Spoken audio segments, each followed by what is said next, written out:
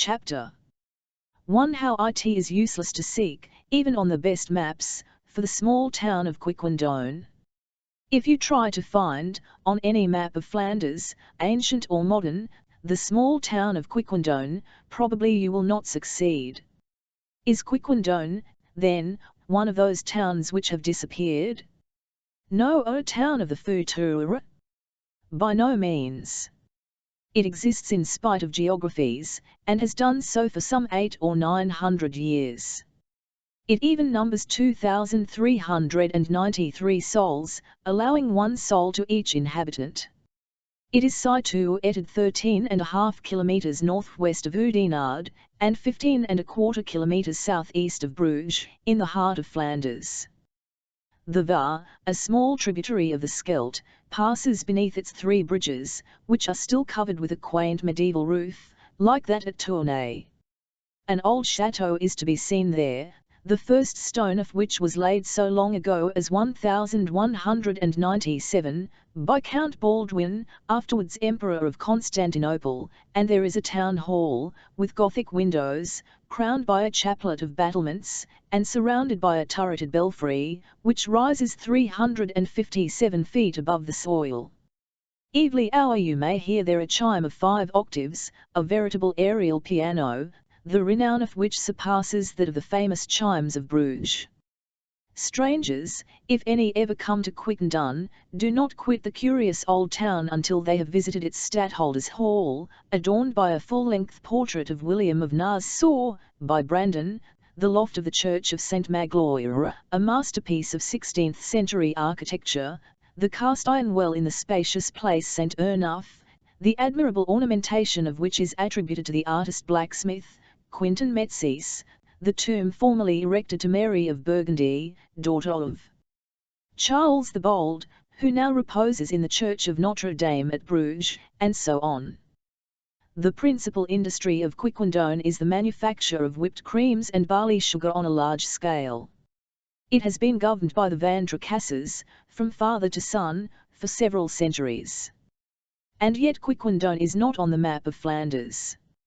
Have the geographers forgotten it, or is it an intentional omission?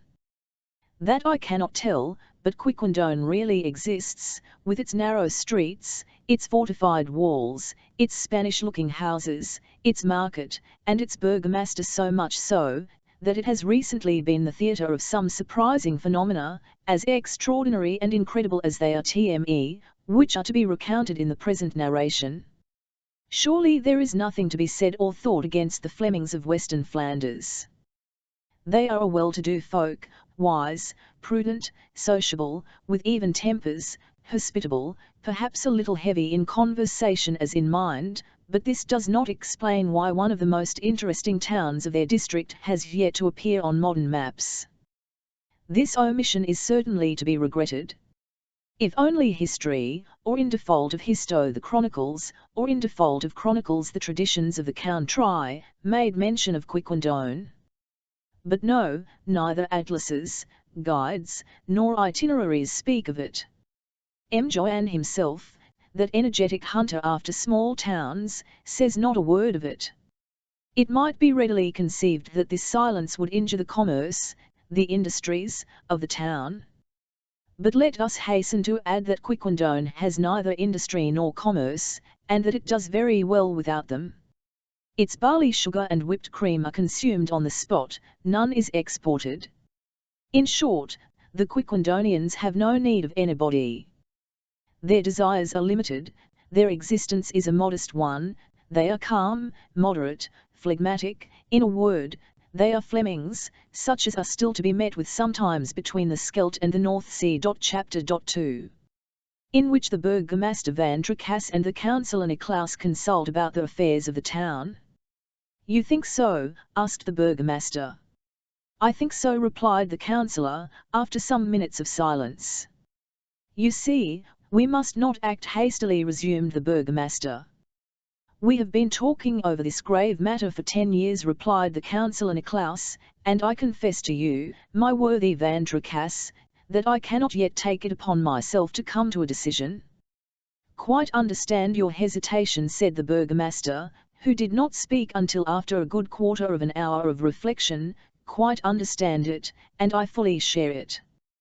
We shall do wisely to decide upon nothing without a more careful examination of the question.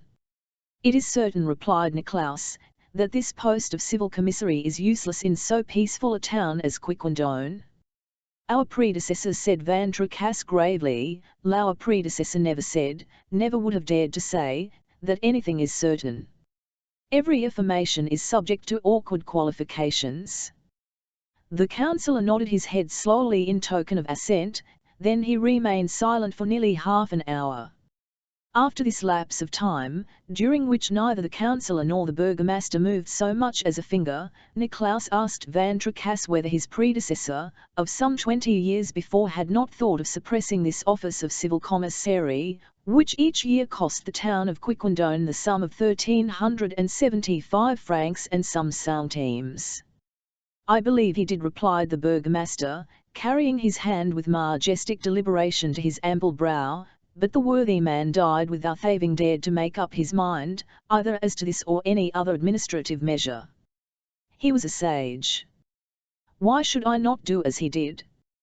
Counsellor Nicolaus was incapable of originating any objection to the burgomaster's opinion. The man who dies, added Van Tricasse solemnly, without ever having decided upon anything during his life, has very nearly attained to perfection. This said, the burgomaster pressed a bell with the end of his little finger, which gave forth a muffled sound, which seemed less a sound than a sigh. Presently some light steps glided softly across the tile floor. A mouse would not have made less noise, running over a thick carpet. The door of the room opened, turning on its well-oiled hinges. A young girl, with long blonde tresses, made her appearance. It was Suzel Van Tricasse, the burgomaster's only daughter. She handed her father a pipe, filled to the brim, and a small copper brazier, spoke not a word, and disappeared at once, making no more noise at her exit than at her entrance. The worthy burgomaster lighted his pipe, and was soon hidden in a cloud of bluish smoke, leaving Counsellor Nicolaus plunged in the most absorbing thought. The room in which these two notable personages, charged with the government of Quiquendone, were talking, was a parlour richly adorned with carvings in dark wood. A lofty fireplace, in which an oak might have been burned or an ox roasted, occupied the whole of one of the sides of the room. Opposite to it was a trellised window, the painted glass of which toned down the brightness of the sunbeams. In an antique frame above the chimney-piece appeared the portrait of some worthy man, attributed to Memling, which no doubt represented an ancestor of the Van Tricasses, whose authentic genealogy dates back to the 14th century, the period when the Flemings and Guy de Dampierre were engaged in wars with the Emperor Rudolph of Habsburg. This parlour was the principal apartment of the burgomaster's house, which was one of the pleasantest in Quiquendone. Built in the Flemish style, with all the abruptness, quaintness, and picturesqueness of pointed architecture, it was considered one of the most curious monuments of the town. A Carthusian convent, or a deaf and dumb asylum, was not more silent than this mansion. Noise had no existence there, people did not walk, but glided about in it, they did not speak, they murmured. There was not, however, any lack of women in the house, which, in addition to the burgomaster Van Tricasse himself, sheltered his wife, Madame Brigitte Van Tricasse, his daughter, Suzel Van Tricasse, and his domestic, Loche Janchu.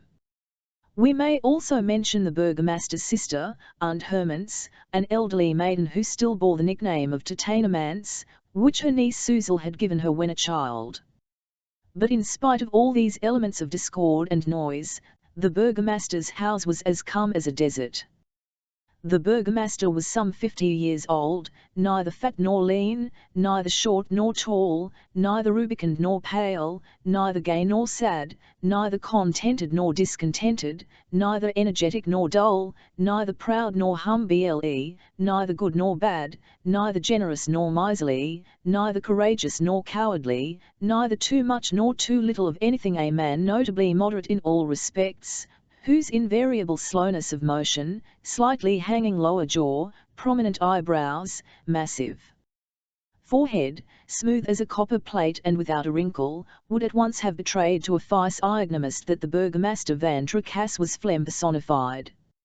Never, either from anger or passion, had any emotion whatever hastened the beating of this man's heart, or flushed his face. Never had his pupils contracted under the influence of any irritation, however ephemeral. He invariably wore good clothes, neither too large nor too small, which he never seemed to wear out. He was shod with large square shoes with triple soles and silver buckles, which lasted so long that his shoemaker was in despair. Upon his head he wore a large hat which dated from the period when Flanders was separated from Holland, so that this venerable masterpiece was at least 40 years old. But what would you have? It is the passions which wear out body as well as soul, the clothes as well as the body, and our worthy burgomaster, apathetic, indolent, indifferent, was passionate in nothing. He wore nothing out, not even himself, and he considered himself the very man to administer the affairs of Quiquendone and its tranquil population. The town, indeed, was not less calm than the Van Tricasse mansion. It was in this peaceful dwelling that the burgomaster reckoned on attaining the utmost limit of human existence, after having, however, seen the good Madame Bridget Van Tricasse, his wife, precede him to the tomb, where, surely, she would not find a more profound repose than that she had enjoyed on earth for 60 years. This demands explanation. The Van Tricasse family might well call itself the Genet family. This is why everyone knows that the knife of this typical personage is as celebrated as its proprietor, and not less incapable of wearing out, thanks to the double operation, incessantly repeated, of replacing the handle when it is worn out, and the blade when it becomes worthless. A precisely similar operation had been going on from time immemorial in the Van Tricasse family, to which nature had lent herself with more than usual complacency. From 1340 it had invariably happened that a Van Tricasse, when left a widower, had remarried a Van Tricasse younger than himself, who, becoming in time a widow, had married again a Van Tricasse younger than herself, and so on, without a break in the continuity, from generation to generation. Each died in his or her turn with mechanical regularity. Thus the worthy Madame Bridget Van Tricasse had now her second husband, and, unless she violated her every duty, would precede her spouse, he being 10 years younger than herself, to the other world, to make room for a new Madame Van Tricasse. Upon this the burgomaster calmly counted, that the family tradition might not be broken. Such was this mansion, peaceful and silent, of which the doors never creaked, the windows never rattled, the floors never groaned, the chimneys never roared, the weathercocks never grated, the furniture never squeaked, the locks never clanked, and the occupants never made more noise than their shadows. The god Harpocrates would certainly have chosen it for the Temple of Silence. Chapter 3, in which the commissary par south enters as noisily as unexpectedly. When the interesting conversation which has been narrated began, it was 3:15 in the afternoon. It was at 4:15 that Van Tricasse lighted his enormous pipe, which could hold a quilt of tobacco, and it was at 5:35 that he finished smoking it. All this time the two comrades did not exchange a single word. About 6 o'clock the councillor, who had a habit of speaking in a very summary manner, resumed in these words: "So we decide to decide nothing," replied the burgomaster. "I think, on the whole, that you are right, Van Tricasse." "I think so, Nicolaus. We will take steps with reference to the civil commissary when we have more light on the subject later on. There is no need for a month yet." "Nor even for a year," replied Nicolaus, unfolding his pocket handkerchief and calmly applying it to his nose. There was another silence of nearly a quarter of an hour. Nothing disturbed this repeated pause in the conversation, not even the amourance of the house dog Lento, who, not less phlegmatic than his master, came to pay his respects in the parlour. Noble dog! A model for his race. Had he been made of pasteboard, with wheels on his paws, he would not have made less noise during his stay. Towards 8 o'clock, after Loche had brought the antique lamp of polished glass, The burgomaster said to the councillor, "We have no other urgent matter to consider." "No, Van Tricasse, none that I know of." "Have I not been told," though asked the burgomaster, "that the tower of the Oudenarde gate is likely to tumble down?" "All," replied the councillor, "really, I should not be astonished if it fell on some passer-by any day." "Oh! Before such a misfortune happens, I hope we shall have come to a decision on the subject of this tower." "I'll hope so, Van Tricasse. There are more pressing matters to decide." "No doubt, the question of the leather market, for instance." "What, is it still burning?" "Still burning, and has been for the last 3 weeks." "Have we not decided in council to let it burn?" "Yes, Van Tricasse, on your motion." "Was not that the surest and simplest way to deal with it?" "Without doubt." "Well, let us wait." "Is that all?" "All," replied the councillor, scratching his head, as if to assure himself that he had not forgotten anything important. Exclaimed the burgomaster, "Haven't you also heard something of an escape of water which threatens to inundate the low quarter of St. Jacques?" "I have." "It is indeed unfortunate that this escape of water did not happen above the leather market. It would naturally have checked the fire, and would thus have saved us a good deal of discussion." "What can you expect, Niklaus? There is nothing so illogical as accidents. They are bound by no Niles, and we cannot profit by one, as we might wish, to remedy another." It took Van Tricasse's companion some time to digest this fine observation. "Well, but," resumed the councillor Niklaus, after the lapse of some moments, "we have not spoken of our great affair." "What great affair?" "Have we, then, a great affair?" asked the burgomaster. "No doubt." "About lighting the town?" "Oh yes. If my memory serves me, you are referring to the lighting plan of Dr. Ox." "Precisely." "It is going on," Niklaus replied the burgomaster. "They are already laying the pipes, and the works are entirely completed." "Perhaps we have hurried a little in this matter," said the councillor, shaking his head. "Perhaps. But our excuse is, that Dr. Ox bears the whole expense of his experiment. It will not cost us a sou. That, true enough, is our excuse. Moreover, we must advance with the age. If experiment succeeds, Quiquendone will be the first town in Flanders to be lighted with the what is the gas called?" "Oxyhydric gas." "Well, oxyhydric gas, then." At this moment the door opened, and Loche came in to tell the burgomaster that his supper was ready. Councillor Niklaus rose to take leave of Van Tricasse, whose appetite had been stimulated by so many affairs discussed and decisions taken, and it was agreed that the Council of Notables should be convened after a reasonably long delay, to determine whether a decision should be provisionally arrived at with reference to the really urgent matter of the Oudenarde gate. The two worthy administrators then directed their steps towards the street door, the one conducting the other. The councillor, having reached the last step, lighted a little lantern to guide him through the obscure streets of Quiquendone, which Dr. Ox had not yet lighted. It was a dark October night, and a light fog overshadowed the town. Niklaus's preparations for departure consumed at least a quarter of an hour, for, after having lighted his lantern, he had to put on his big cowskin socks and his sheepskin gloves.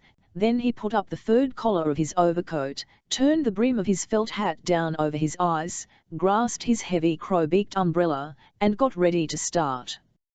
When Loche, however, who was lighting her master, was about to draw the bars of the door, an unexpected noise arose outside. Yes. Strange as the thing seems, a real noise, such as the town had snidely not heard since the taking off Donjon by the Spaniards in 1513. Terrible noise, awoke the long-dormant echoes of the venerable Van Tricasse mansion. Someone knocked heavily upon this door, hitherto virgin to brutal touch. Redoubled knocks were given with some blunt implement, probably a knotty stick, wielded by a vigorous arm. With the strokes were mingled cries and calls. These words were distinctly heard: Monsieur Van Tricasse. Monsieur the Burgomaster. Open, open quickly. The burgomaster and the councillor, absolutely astounded, looked at each other speechless. This passed their comprehension. If old culverin of the chateau, which had not been used since 1385, had been let off in the parlour, the dwellers in the Van Tricasse mansion would not have been more dumbfounded. Meanwhile, the blows and cries were redoubled.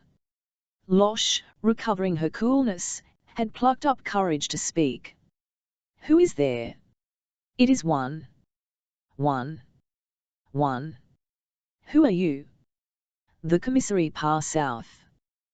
The commissary par south, the very man whose office it had been contemplated to suppress for 10 years. What had happened, then? Could the Burgundians have invaded Quiquendone, as they did in the 14th century? No event of less importance could have so moved commissary par south, who in no degree yielded the palm to the burgomaster himself for calmness and phlegm. On a sign from Van Tricasse, for the worthy man could not have articulated a syllable, the bar was pushed back and the door opened. Commissary par south flung himself into the antechamber. One would have thought there was a hurricane. "What's the matter, Monsieur the Commissary?" asked Loche, a brave woman, who did not lose her head under the most trying circumstances. "What's the matter?" replied par south, whose big round eyes expressed a genuine agitation. "The matter is that I have just come from Dr. Ox's, who has been holding a reception, and that there are 3 there. There I have witnessed such an altercation as Monsieur the Burgomaster, they have been talking politics." "Politics?" repeated Van Tricasse, running his fingers through his wig. "Politics," resumed commissary par south, "which has not been done for perhaps 100 years at Quiquendone." Then the discussion got warm, and the advocate, André Scut, and the doctor, Dominique Custis, became so violent that it may be they will call each other out. "Call each other out," cried the councillor. "A duel. A duel at Quiquendone." "And what did Advocate Scut and Dr. Gustus say?" "Just this, Monsieur Advocate," said the doctor to his adversary, "you go too far, it seems to me, and you do not take sufficient care to control your words." The burgomaster Van Tricasse clasped his hands. The councillor turned pale and let his lantern fall. The commissary shook his head. That a phrase so evidently irritating should be pronounced by 2 of the principal men in the country. "This Dr. Custis," muttered Van Tricasse, "is decidedly a dangerous man, a harebrained fellow. Come, gentlemen." On this, Councillor Nicklaus and the commissary accompanied the burgomaster into the parlour. Chapter 4, in which Dr. Ox reveals himself as a physiologist of the first rank, and as an audacious experimentalist. Who, then, was this personage, known by the singular name of Dr. Ox? An original character for certain, but at the same time a bold savant, a physiologist, whose works were known and highly estimated throughout learned Europe, a happy rival of the Davers, the Daltons, the Bostocks, the Menzies, the Godwins, the Vierorts, of all those noble minds who have placed physiology among the highest of modern sciences. Dr. Ox was a man of medium size and height, aged, but we cannot state his age, any more than his nationality. Besides, it matters little, let it suffice that he was a strange personage, impetuous and hot-blooded, a regular oddity out of one of Hoffmann's volumes, and one who contrasted amusingly enough with the good people of Quiquendone. He had an imperturbable confidence both in himself and in his doctrines. Always smiling, walking with head erect and shoulders thrown back in a free and unconstrained manner, with a steady gaze, large open nostrils, a vast mouth which inhaled the air in liberal draughts, his appearance was far from pleasing.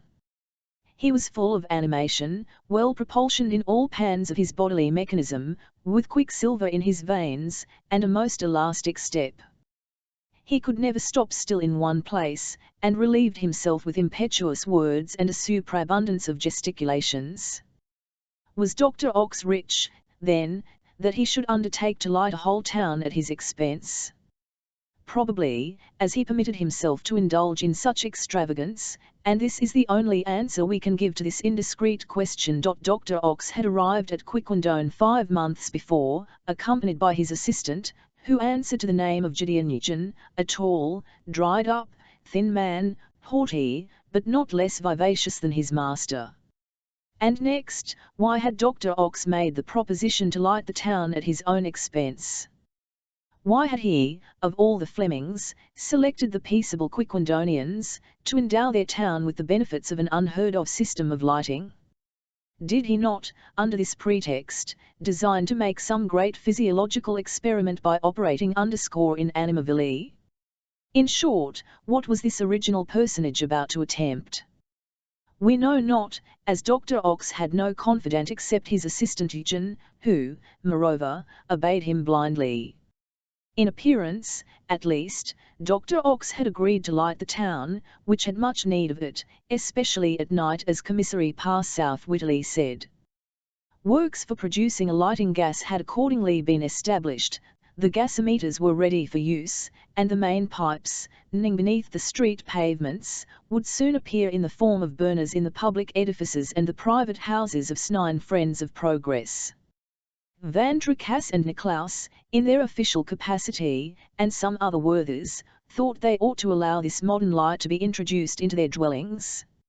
If the reader has not forgotten, it was said, during the long conversation of the councillor and the burgomaster, that the lighting of the town was to be achieved, not by the combustion of common carburetted hydrogen, produced by distilling coal, but by the use of a more modern and 20-fold more brilliant gas, oxyhydric gas, produced by mixing hydrogen and oxygen.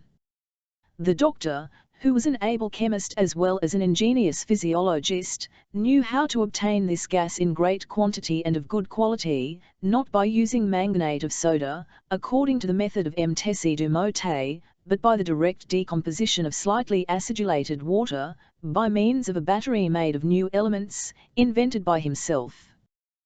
Thus there were no costly materials, no platinum, no retorts, no combustibles, no delicate machinery to produce the two gases separately.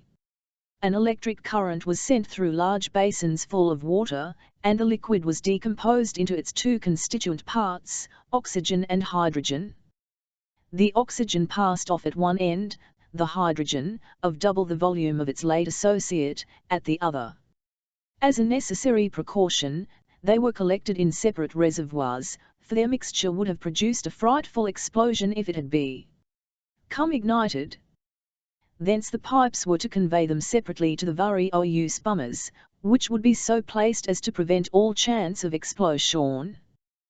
Thus a remarkably brilliant flame would be obtained, whose light would rival the electric light, which, as everybody knows, is, according to Castelman's experiments, equal to that of 1171 wax candles, not one more, nor one less. It was certain that the town of Quiquendone would, by this liberal contrivance, gain a splendid lighting, but Dr. Ox and his assistant took little account of this, as will be seen in the sequel.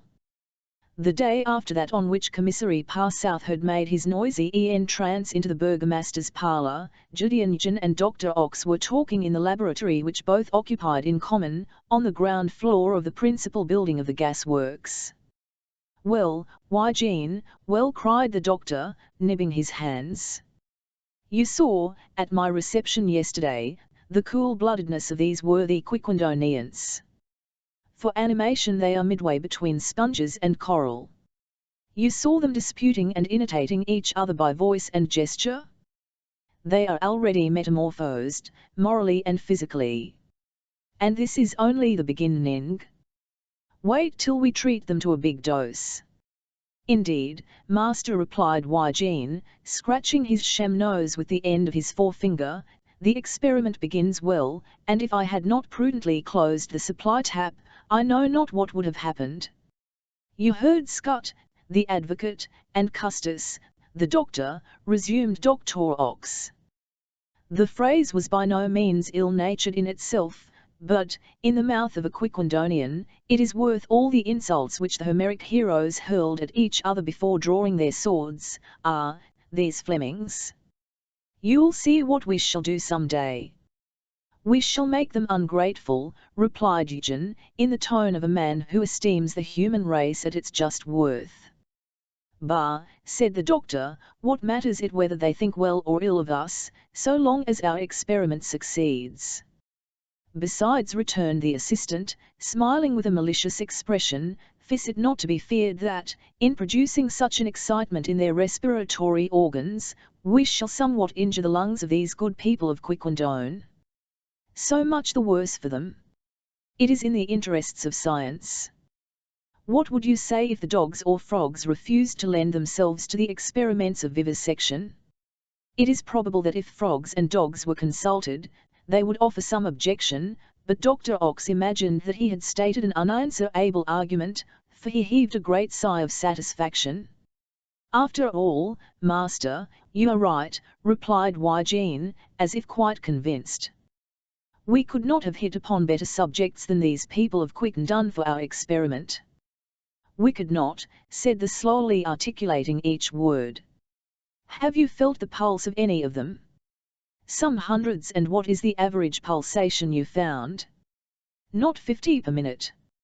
See, this is a town where there has not been the shadow of a discussion for a century, where the carmen don't swear, where the coachmen don't insult each other, where horses don't run away, where the dogs don't bite, where the cats don't scratch, a town where the police court has nothing to do from one year's end to another, a town where people do not grow enthusiastic about anything, either about art or business, a town where the gendarmes are a sort of myth, and in which an indictment has not been drawn up for 100 years, a town, in short, where for 3 centuries nobody has snuck a blow with his fist or so much as exchanged a slap in the face.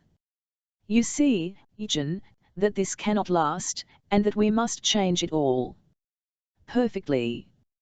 Perfectly, cried the enthusiastic assistant, and have you analysed the air of this town, master? Have not failed to do so.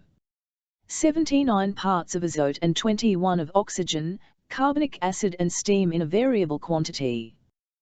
These are the ordinary proportions. Good, doctor, good, replied Eugen. The experiment will be made on a large scale, and will be decisive. And if it is decisive, added Dr. Ox triumphantly, we shall reform the world. Chapter 5, in which the burgomaster and the councillor pay a visit to Dr. Ox, and what follows. The councillor Nicolaus and the burgomaster Van Tricasse at last knew what it was to have an agitated night. The grave event which had taken place at Dr. Ox's house actually kept them awake. What consequences was this affair destined to bring about? They could not imagine. Would it be necessary for them to come to a decision? Would the municipal authority, whom they represented, be compelled to interfere? Would they be obliged to order arrests to be made, that so great a scandal should not be repeated? All these doubts could not but trouble these soft natures, and on that evening, before separating, the two notables had decided to see each other the next day. On the next morning, then, before dinner, the burgomaster Van Tricasse proceeded in person to the councillor Nicolaus's house.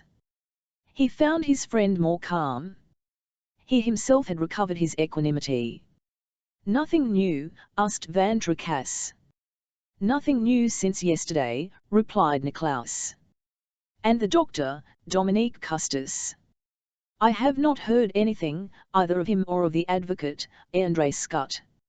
After an hour's conversation, which consisted of 3 remarks which it is needless to repeat, the councillor and the burgomaster had resolved to pay a visit to Dr. Ox, so as to draw from him, without seeming to do so, some details of the affair. Contrary to all their habits, after coming to this decision the two notables set about putting it into execution forthwith. They left the house and directed their steps towards Dr. Ox's laboratory, which was situated outside the town, near the Oudenarde gate, the gate whose tower threatened to fall in ruins. They did not take each other's arms, but walked side by side, with a slow and solemn step, which took them forward but 13 inches per second.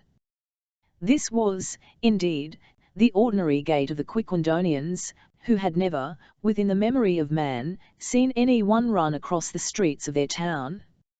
From time to time the two notables would stop at some calm and tranquil crossway, or at the end of a quiet street, to salute the passers-by.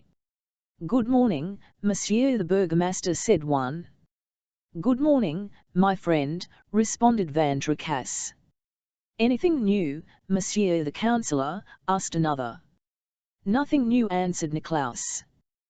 But by certain agitated motions and questioning looks, it was evident that the altercation of the evening before was known throughout the town. Observing the direction taken by Van Tricasse, the most obtuse Quiquendonians guessed that the Burgomaster was on his way to take some important step. The Custos and Scut affair was talked of everywhere, but the people had not yet come to the point of taking the part of one or the other. The advocate Stilt, having never had occasion to plead in a town where attorneys and bailiffs only existed in tradition, had, consequently, never lost a suit. As for the Dr. Custos, he was an honourable practitioner, who, after the example of his fellow doctors, cured all the illnesses of his patients, except those of which they died, a habit unhappily acquired by all the members of all the faculties in whatever country they may practice. On reaching the Oudenarde gate, the councillor and the burgomaster urgently made a short détour, so as not to pass within reach of the tower, in case it should fall. Then they turned and looked at it attentively. "I think that it will fall," said Van Tricasse. "I'll think so too," replied Niklaus. "Unless it is propped up," added Van Tricasse. "But must it be propped up? That is the question." "That is in fact the question." Some moments after, they reached the door of the gas-works. "Can we see Dr. Ox?" they asked. Dr. Ox could always be seen by the first authorities of the town, and they were at once introduced into the celebrated physiologist's study. Perhaps the two notables waited for the doctor at least an hour, at least it is reasonable to suppose so, as the burgomaster, a thing that had never before happened in his life, betrayed a certain amount of impatience, from which his companion was not exempt. Dr. Ox came in at last, and began to excuse himself for having kept them waiting, but he had to approve a plan for the gasometer, rectify some of the machinery, but everything was going on well. The pipes intended for the oxygen were already laid. In a few months the town would be splendidly lighted. The two notables might even now see the orifices of the pipes which were laid on in the laboratory. Then the doctor begged to know to what he was indebted for the honour of this visit. "Only to see you, doctor, to see you," replied Van Tricasse. "It is long since we have had the pleasure. We go abroad but little in our good town of Quiquendone. We count our steps and measure our walks. We are happy when nothing disturbs the uniformity of our habits." Niklaus looked at his friend. His friend had never said so much at once, at least, without taking time, and giving long intervals between his sentences. It seemed to him that Van Tricasse expressed himself with a satine volubility, which was by no means common with him.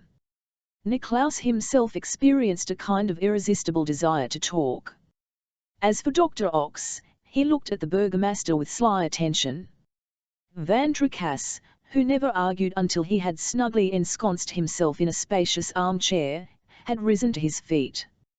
I know not what nervous excitement, quite foreign to his temperament, had taken possession of him. He did not gesticulate as yet, but this could not be far off.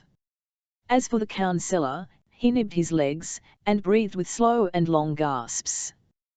His look became animated little by little, and he had decided to support at all hazards, if need be, his trusty friend the burgomaster. Van Tricasse got up and took several steps, then he came back, and stood facing the doctor. "And in how many months," he asked in a somewhat emphatic tone, "do you say that your work will be finished?" "In 3 or 4 months, Monsieur the burgomaster," replied Dr. Ox. 3 or 4 a very long time," said Van Tricasse. "Altogether too long," added Niklaus, who, not being able to keep his seat, rose also. "This lapse of time is necessary to complete our work," returned Dr. Ox. "The workmen, whom we have had to choose in Quiquendone, are not very expeditious." "How not expeditious?" cried the burgomaster, who seemed to take the remark as personally offensive. "No, Monsieur Van Tricasse," replied Dr. Ox obstinately. "A French workman would do in a day what it takes 10 of your workmen to do. You know, they are regular Flemings." "Flemings!" cried the counsellor, whose fingers closed together. "In what sense, sir, do you use that word?" "Why, in the amiable sense in which everybody uses it," replied Dr. Ox, smiling. "All, but doctor," said the burgomaster, pacing up and down the room, "don't like these insinuations. The workmen of Quiquendone are as efficient as those of any other town in the world, you must know, and we shall go neither to Paris nor London for our models. As for your project, I beg you to hasten its execution. Our streets have been unpaved for the putting down of your conduit pipes, and it is a hindrance to traffic. Our trade will begin to suffer, and being the responsible authority, do not propose to incur reproaches which will be but too just." "Worthy burgomaster." He spoke of trade, of traffic, and the wonder was that those words, to which he was quite unaccustomed, did not scorch his lips. What could be passing in his mind? "Besides," added Niklaus, "the town cannot be deprived of light much longer." "But," urged Dr. Ox, "a town which has been lighted for 800 or 900 years, all the more necessary is it," replied the burgomaster, emphasizing his words. "Times alter, manners alter.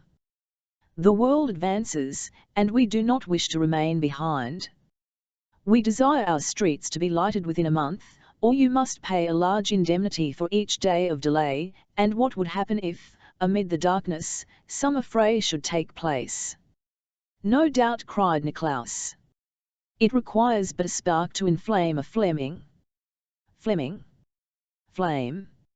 "Apropos of this," said the burgomaster, interrupting his friend, "Commissary Parsouth, our chief of police, reports to us that a discussion took place in your drawing-room last evening, Dr. Ox. Was he wrong in declaring that it was a political discussion?" "By no means, Monsieur the burgomaster," replied Dr. Ox, who with difficulty repressed a sigh of satisfaction. "So an altercation did take place between Dominique Gustus and André Scott?" "Yes, counsellor, but the words which passed were not of grave import." "Not of grave import," cried the burgomaster. "Not of grave import, when one man tells another that he does not measure the effect of his swords. But of what stuff are you made, monsieur? Do you not know that in Quiquendone nothing more is needed to bring about extremely disastrous results?" "But monsieur, if you, or any one else, presume to speak thus to or to me," added Niklaus. As they pronounced these words with a menacing air, the two notables, with folded arms and bristling hair, confronted Dr. Ox, ready to do him some violence, if by a gesture, or even the expression of his eye, he manifested any intention of contradicting them. But the doctor did not budge. "At all events, monsieur," resumed the burgomaster, "propose to hold you responsible for what passes in your house. I am bound to ensure the tranquillity of this town, and I do not wish it to be disturbed.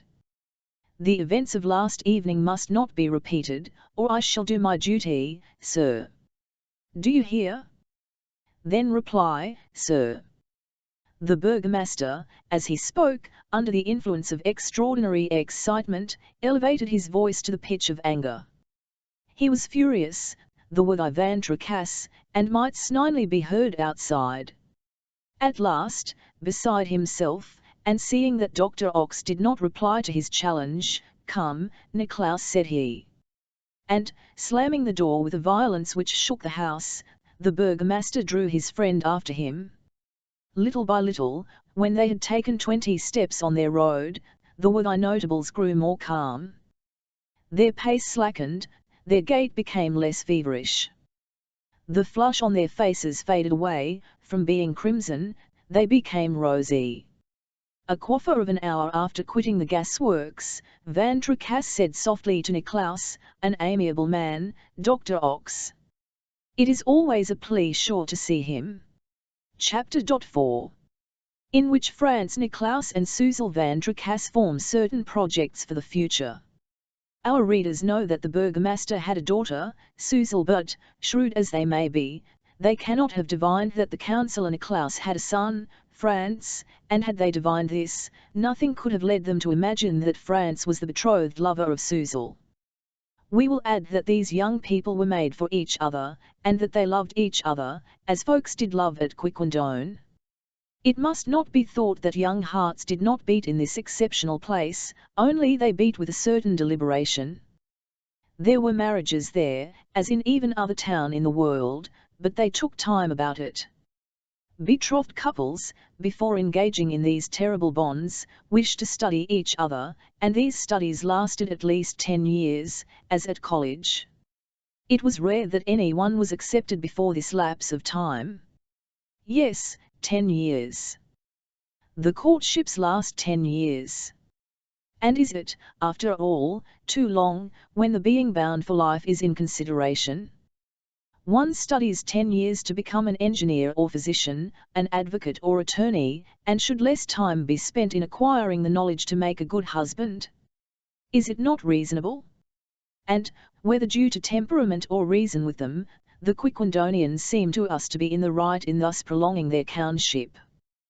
When marriages in other more lively and excitable cities are seen taking place within a few months, we must shrug our shoulders, and hasten to send our boys to the schools and our daughters to the pensions of Quiquendone. For half a century but a single marriage was known to have taken place after the lapse of 2 years only of courtship, and that turned out badly. Franz Nicklaus, then, loved Suzel Van Tricasse, but quietly, as a man would love when he has 10 years before him in which to obtain the beloved object.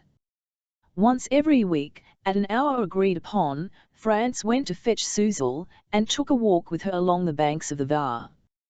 He took good care to carry his fishing tackle, and Suzel never forgot her canvas, on which her pretty hands embroidered the most unlikely flowers.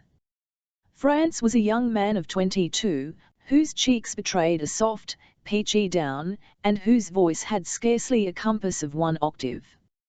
As for Suzel, she was blonde and rosy. She was 17, and did not dislike fishing. A singular occupation this, however, which forces you to struggle craftily with a barbel. But Franz loved it, the pastime was congenial to his temperament. As patient as possible, content to follow with his rather dreamy eye the cork which bobbed on the top of the water, he knew how to wait, and when, after sitting for 6 hours, a modest barbel, taking pity on him, consented at last to be caught, he was happy, but he knew how to control his emotion. On this day the two lovers, one might say, the two betrothed, were seated upon the verdant bank. The limpid Var murmured a few feet below them. Suzel quietly drew her needle across the canvas. Franz automatically carried his line from left to right, then permitted it to descend the current from right to left. The fish made capricious rings in the water, which crossed each other around the cork, while the hook hung useless near the bottom. From time to time Franz would say, without raising his eyes, "I'll think I have a bite, Suzel." "Do you think so, Franz?" replied Suzel, who, abandoning her work for an instant, followed her lover's line with earnest eye. "No," resumed Franz, thought I felt a little twitch, I was mistaken." "You will have a bite, Franz," replied Suzel, in her pure, soft voice. "But do not forget to strike at the right moment. You are always a few seconds too late, and the barbel takes advantage to escape. Would you like to take my line, Suzel?" "Willingly, Franz." "Then give me your canvas. We shall see whether I am more adroit with the needle than with the hook." And the young girl took the line with trembling hand, while her swain plied the needle across the stitches of the embroidery. For hours together they thus exchanged soft words, and their hearts palpitated when the cork bobbed on the water. "Ah, Could they ever forget those charming hours, during which, seated side by side, they listened to the murmurs of the river? The sun was fast approaching the western horizon, and despite the combined skill of Suzel and France, there had not been a bite. The barbels had not shown themselves complacent, and seemed to scoff at the two young people, who were too just to bear them malice. "We shall be more lucky another time," France said Suzel, as the young angler put up his still virgin hook. "Let us hope so," replied France. Then walking side by side, they turned their steps towards the house, without exchanging a word, as mute as their shadows which stretched out before them. Suzel became very tall under the oblique rays of the setting sun. France appeared very thin, like the long rod which he held in his hand. They reached the burgomaster's house. Green tufts of grass bordered the shining pavement, and no one would have thought of tearing them away, for they deadened the noise made by the passers-by. As they were about to open the door, France thought it his duty to say to Suzel, "You know, Suzel, the great day is approaching." "It is indeed, France," replied the young girl, with downcast eyes. "Yes," said France, "in 5 or 6 years, goodbye," France said Suzel. "Goodbye," Suzel replied France. And, after the door had been closed, the young man resumed the way to his father's house with a calm and equal pace. Chapter 7. In which the andants become allegros, and the allegros vivaces. The agitation caused by the Scut and Custis affair had subsided. The affair led to no serious consequences. It appeared likely that Quiquendone would return to its habitual apathy, which that unexpected event had for a moment disturbed. Meanwhile, the laying of the pipes destined to conduct the oxyhydric gas into the principal edifices of the town was proceeding rapidly. The main pipes and branches gradually crept beneath the pavements. But the burners were still wanting, for, as it required delicate skill to make them, it was necessary that they should be fabricated abroad. Dr. Ox was here, there, and everywhere. Neither he nor Eugen, his assistant, lost a moment, but they urged on the workmen, completed the delicate mechanism of the gasometer, fed day and night the immense piles which decomposed the water under the influence of a powerful electric current. Yes, the doctor was already making his gas, though the pipe laying was not yet done, a fact which, between ourselves, might have seemed a little singular. But before long, at least there was reason to hope so, before long Dr. Ox would inaugurate the splendours of his invention in the theatre of the town. For Quiquendone possessed a theatre, a really fine edifice, in TNLTH, the interior and exterior arrangement of which combined every style of architecture. It was at once Byzantine, Roman, Gothic, Renaissance, with semicircular doors, pointed windows, flamboyant rose windows, fantastic bell turrets, in a word, a specimen of all sorts, half a Parthenon, half a Parisian Grand Café. Nor was this surprising, the theatre having been commenced under the burgomaster Ludwig van Tricasse, in 1175, and only finished in 1837, under the burgomaster Natalis van Tricasse. It had required 700 years to build it, and it had been successively adapted to the architectural style in vogue in each period. But for all that it was an imposing structure, the Roman pillars and Byzantine arches of which would appear to advantage lit up by the oxyhydric gas. Pretty well everything was acted at the theatre of Quiquendone, but the opera and the opera comique were especially patronized. It must, however, be added that the composers would never have recognized their own works, so entirely changed were the movements of the music. In short, as nothing was done in a hurry at Quiquendone, the dramatic pieces had to be performed in harmony with the peculiar temperament of the Quiquendonians.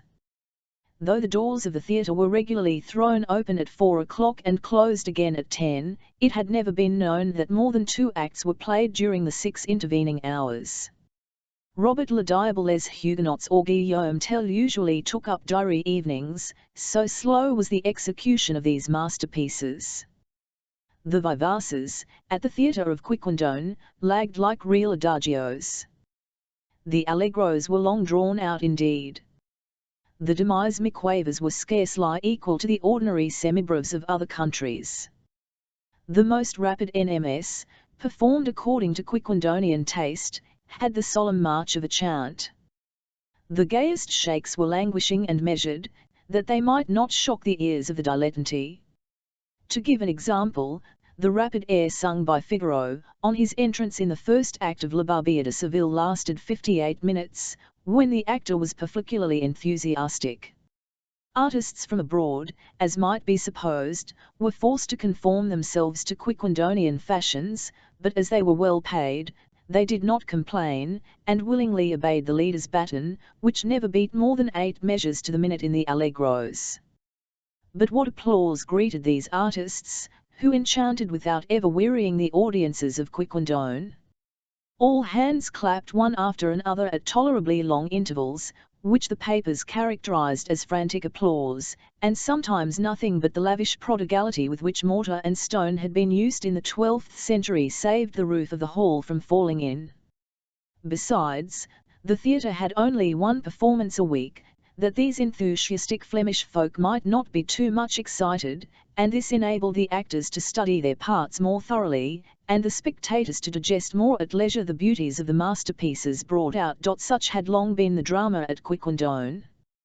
Foreign artists were in the habit of making engagements with the director of the town, when they wanted to rest after their exertions in other scenes, and it seemed as if nothing could ever change these inveterate customs, when, a fortnight after the Stilt-Custis affair, an unlooked-for incident occurred to throw the population into fresh agitation. It was on a Saturday, an opera day. It was not yet intended, as may well be supposed, to inaugurate the new illumination. No, the pipes had reached the hall, but, for reasons indicated above, the burners had not yet been placed, and the wax candles still shed their soft light upon the numerous spectators who filled the theatre. The doors had been opened to the public at 1 o'clock, and by 3 the hall was half full. A queue had at one time been formed, which extended as far as the end of the Place Saint-Ernuph, in front of the shop of Jos Lietrinck the apothecary. This eagerness was significant of an unusually attractive performance. "Are you going to the theatre this evening?" inquired the councillor the same morning of the burgomaster.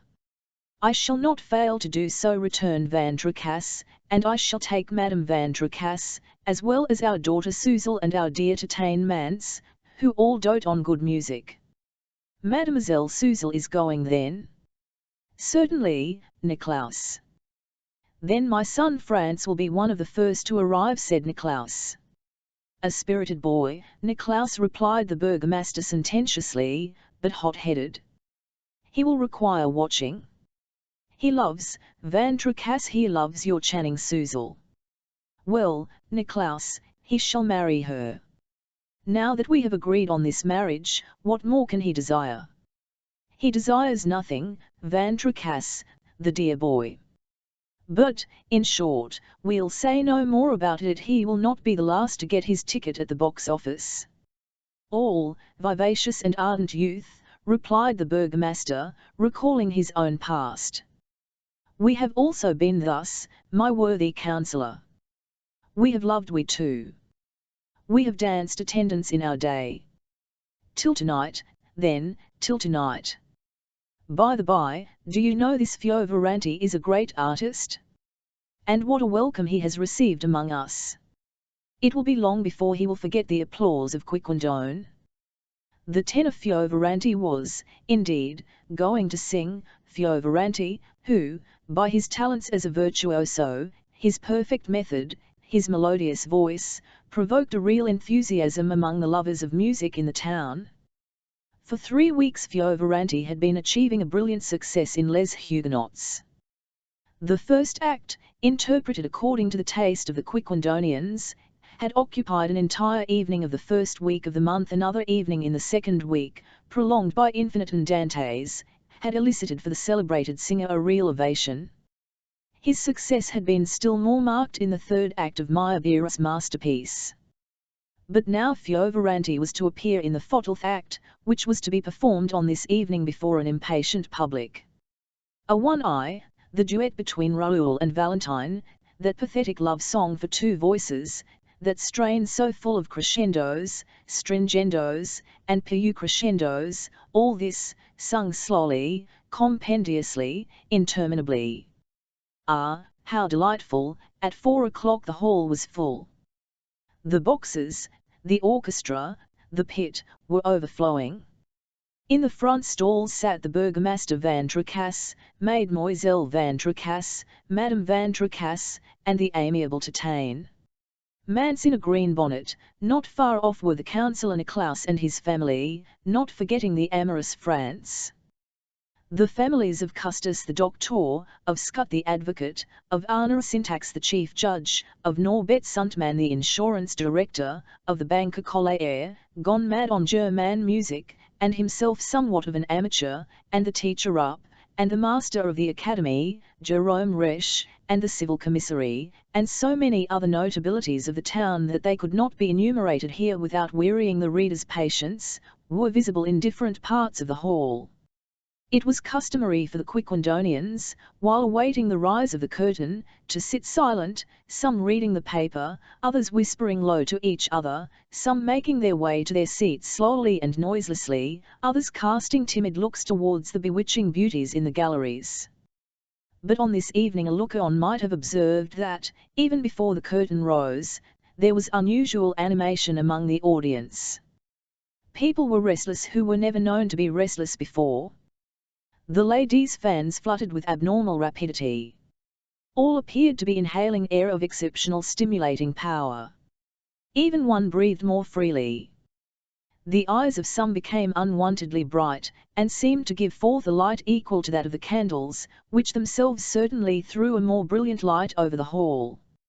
It was evident that people saw more clearly, though the number of candles had not been increased. Ah, if Dr. Ox's experiment were being tried! But it was not being tried, as yet. The musicians of the orchestra at last took their places. The first violin had gone to the stand to give a modest la to his colleagues. The stringed instruments, the wind instruments, the drums and cymbals, were in accord. The conductor only waited the sound of the bell to beat the first bar. The bell sounds. The fourth act begins. The allegro appassionato of the interact is played as usual, with a majestic deliberation which would have made Meyerbeer frantic, and all the majesty of which was appreciated by the Quiquendonian dilettante. But soon the leader perceived that he was no longer master of his musicians. He found it difficult to restrain them, though usually so obedient and calm. The wind instruments betrayed a tendency to hasten the movements, and it was necessary to hold them back with a firm hand, for they would otherwise outstrip the stringed instruments, which, from a musical point of view, would have been disastrous. The bassoon himself, the son of Josiah Trink the apothecary, a well-bred young man, seemed to lose his self-control. Meanwhile Valentine has begun her recitative, Sixam alone etc., but she huffies it. The leader and all his musicians, perhaps unconsciously, follow her in her cantabile, which should be taken deliberately, like a 12/8 as it is. When Raoul appears at the door at the bottom of the stage, between the moment when Valentine goes to him and that when she conceals herself in the chamber at the side, a quarter of an hour does not elapse, while formerly, according to the traditions of the Quiquendone theatre, this recitative of 37 bars was wont to last just 37 minutes. St. Brice, Nevis, Cavance, and the Catholic nobles have appeared, somewhat prematurely, perhaps, upon the scene. The composer has marked allegro pomposo on the score. The orchestra and the lords proceed allegro indeed, but not at all pomposo, and at the cans, in the famous scene of the benediction of the poniards they no longer keep to the enjoined allegro. Singers and musicians broke away impetuously. The leader does not even attempt to restrain them. Nor do the public protest, on the contrary, the people find themselves carried away, and see that they are involved in the movement, and that the movement responds to the impulses of their souls. Will you, with me, deliver the land, from troubles increasing, an impious band. They promise, they swear.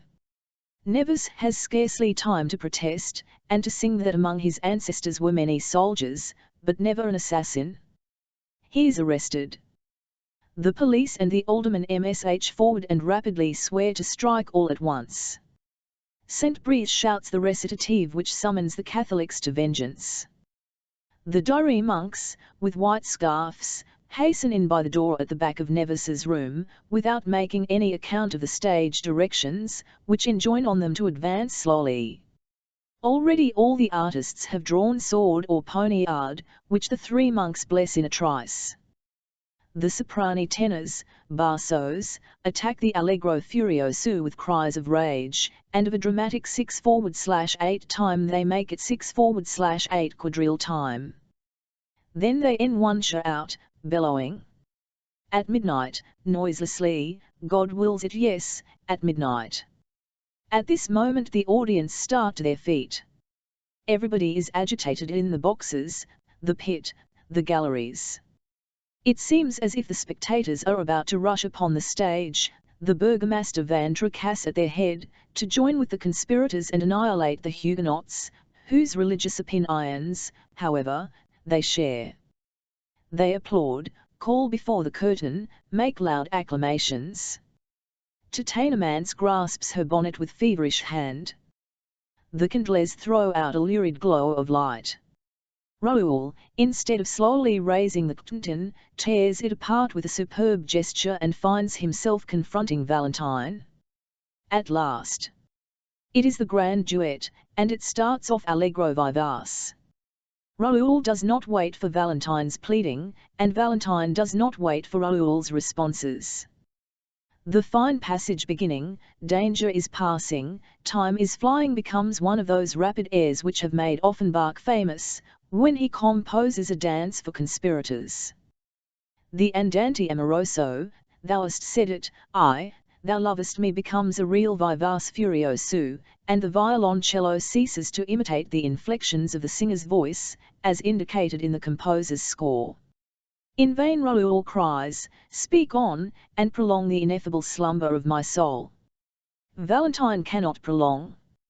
It is evident that an unaccustomed fire devours her. Her BS and her CS above the stave were dreadfully shrill. He struggles, he gesticulates, he is all in a glow. The alarum is heard, the bell resounds, but what a panting bell! The bell ringer has evidently lost his self-control. It is a frightful tocsin, which violently struggles against the fury of the orchestra. Finally the air which ends this magnificent act, beginning, no more love, no more intoxication, oh the remorse that oppresses me, which the composer marks allegro con moto, becomes a wild prestissimo. You would say an express train was whirling by. The alarum resounds again. Valentine falls fainting. Raoul precipitates himself from the window. It was high time. The orchestra, really intoxicated, could not have gone on. The leader's baton is no longer anything but a broken stick on the prompter's box. The violin strings are broken, and their necks twisted. In his fury the drummer has burst his drum. The counterbassist has perched on the top of his musical monster. The first clarionet has swallowed the reed of his instrument, and the second hautboy is chewing his reed keys. The groove of the trombone is strained, and finally the unhappy commist cannot withdraw his hand from the bell of his horn, into which he had thrust it too far. And the audience? The audience, panting, all in a heat, gesticulates and howls. All the faces are as red as if a fire were bumming within their bodies. They crowd each other, hustle each other to get out the men without hats, the women without mantles. They elbow each other in the corridors, crush between the doors, quarrel, fight. There are no longer any officials, any burgomaster. All are equal amid this infernal frenzy. Some moments after, when all have reached the street, each one resumes his habitual tranquillity, and peaceably enters his house, with a confused remembrance of what he has just experienced. The 14th act of the Huguenots, which formerly lasted 6 hours, began on this evening at 4:30 and ended at 12 minutes before 5. It had only lasted 18 minutes, chapter 8, in which the ancient and solemn German waltz becomes a whirlwind. But if the spectators, on leaving the theatre, resumed their customary calm, if they quietly regained their homes, preserving only a sort of passing stupefaction, they had none the less undergone a remarkable exaltation, and overcome and weary as if they had committed some excess of dissipation, they fell heavily upon their beds. The next day each Quiquendonian had a kind of recollection of what had occurred the evening before. One missed his hat, lost in the hubbub, another her coat flap, torn in the brawl, one her delicately fashioned shoe, another her best mantle. Memory returned to these worthy people, and with it a certain shame for their unjustifiable agitation. It seemed to them an orgy in which they were the unconscious heroes and heroines. They did not speak of it, they did not wish to think of it. But the most astounded personage in the town was Van Tricasse the burgomaster. The next morning, on waking, he could not find his wig. Loche looked everywhere for it, but in vain. The wig had remained on the field of battle. As for having it publicly claimed by Jean Mistrol, the town crier, no, it would not do. It were better to lose the wig than to add Venus himself thus, as he had the honour to be the first magistrate of Quiquendone. The worthy Van Tricasse was reflecting upon this, extended beneath his sheets, with analysed body, heavy head, furred tongue, and bumming breast. He felt no desire to get up, on the contrary, and his brain worked more during this morning than it had probably worked before for 40 years. The worthy magistrate recalled to his mind all the incidents of the incomprehensible performance. He connected them with the events which had taken place shortly before at Dr. Ox's reception. He tried to discover the causes of the singular excitability which, on 2 occasions, had betrayed itself in the best citizens of the town. What can be going on, he asked himself. What giddy spirit has taken possession of my peaceable town of Quiquendone? Are we about to go mad, and must we make the town one vast asylum? For yesterday we were all there, notables, councillors, judges, advocates, physicians, schoolmasters, and ale, if my memory serves me, all of us were assailed by this excess of furious folly. But what was there in that infernal music? It is inexplicable. Yet I certainly ate or drank nothing which could put me into such a state. No, yesterday I had for dinner a slice of overdone veal, several spoonfuls of spinach with sugar, eggs, and a little beer and water that couldn't get into my head. No. There is something that I cannot explain, and as, after all, I am responsible for the conduct of the citizens, I will have an investigation. But the investigation, though decided upon by the municipal council, produced no result. If facts were clear, the causes escaped the sagacity of the magistrates. Besides, tranquillity had been restored in the public mind, and with tranquillity, forgetfulness of the strange scenes of the theatre. The newspapers avoided speaking of them, and the account of the performance which appeared in the Quiquendone Memorial made no allusion to this intoxication of the entire audience. Meanwhile, though the town resumed its habitual phlegm, and became apparently Flemish as before, it was observable that, at bottom, the character and temperament of the people changed little by little. One might have TNLLY said, with Dominique Custis, the doctor, that their nerves were affected. Let us explain. This undoubted change only took place under certain conditions. When the Quiquendonians passed through the streets of the town, walked in the squares or along the Var, they were always the cold and methodical people of former days. So, too, when they remained at home, some working with their hands and others with their heads, these doing nothing, those thinking private life was silent, inert, vegetating as before. No quarrels, no household squabbles, no acceleration in the beating of the heart, no excitement of the brain. The mean of their pulsations remained as it was of old, from 50 to 52 per minute. but, strange and inexplicable phenomenon though it was, which would have defied the sagacity of the most ingenious physiologists of the day, if inhabitants of Quiquendone did not change in their home life, they were visibly changed in their civil life and in their relations between man and man, to which it leads. If they met together in some public edifice, it did not work well as Commissary Parsouth expressed it. On 'Change, at the Town Hall, in the amphitheatre of the Academy, at the sessions of the Council, as well as at the reunions of the savants, a strange excitement seized the assembled citizens. Their relations with each other became embarrassing before they had been together an hour. In 2 hours the discussion degenerated into an angry dispute. Heads became heated, and personalities were used. Even at church, during the sermon, the faithful could not listen to Van Stabel, the minister, in patience, and he threw himself about in the pulpit and lectured his flock with far more than his usual severity. At last this state of things brought about altercations more grave, alas, than that between Gustus and Scott, and if they did not require the interference of the authorities, it was because the antagonists, after returning home, found there, with its calm, forgetfulness of the offences offered and received. This peculiarity could not be observed by these minds, which were absolutely incapable of recognizing what was passing in them.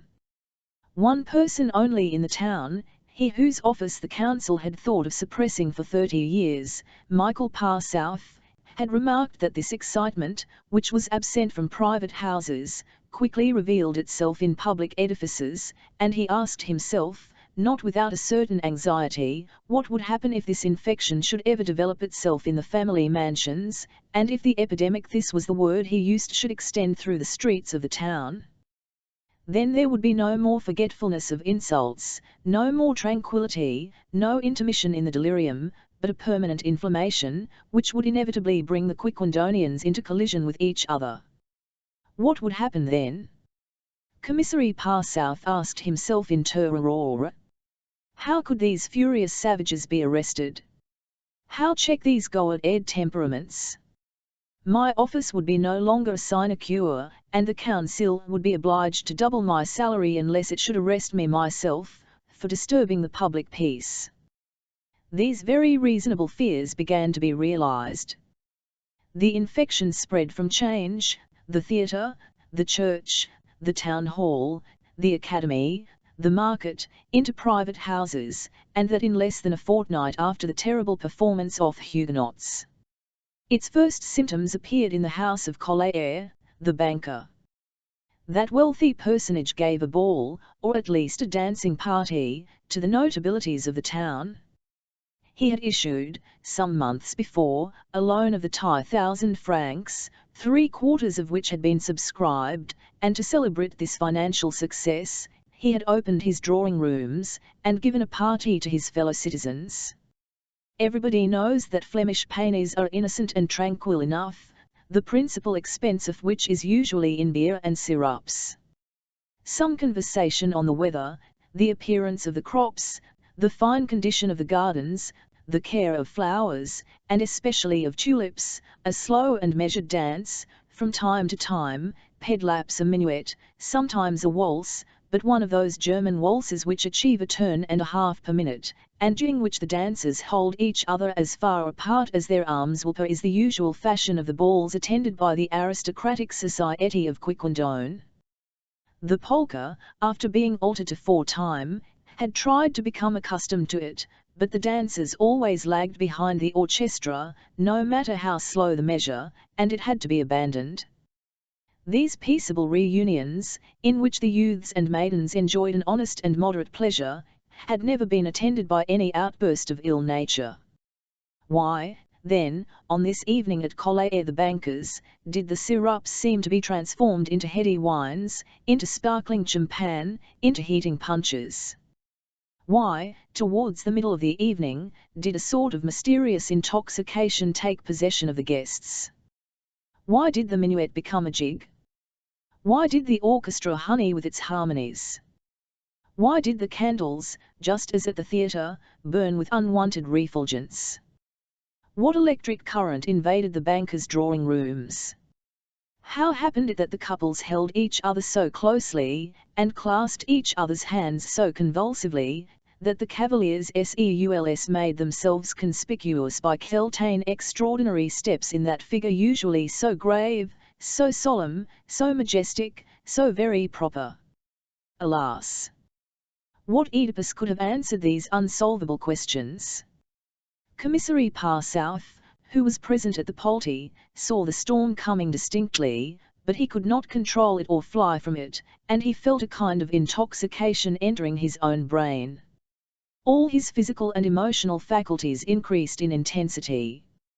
He was seen, several times, to throw himself upon the confectionery and devour the dishes, as if he had just broken a long fast. The animation of the ball was increasing all this while. A long murmur, like a dull buzzing, escaped from all breasts. They danced, really danced. The feet were agitated by increasing frenzy.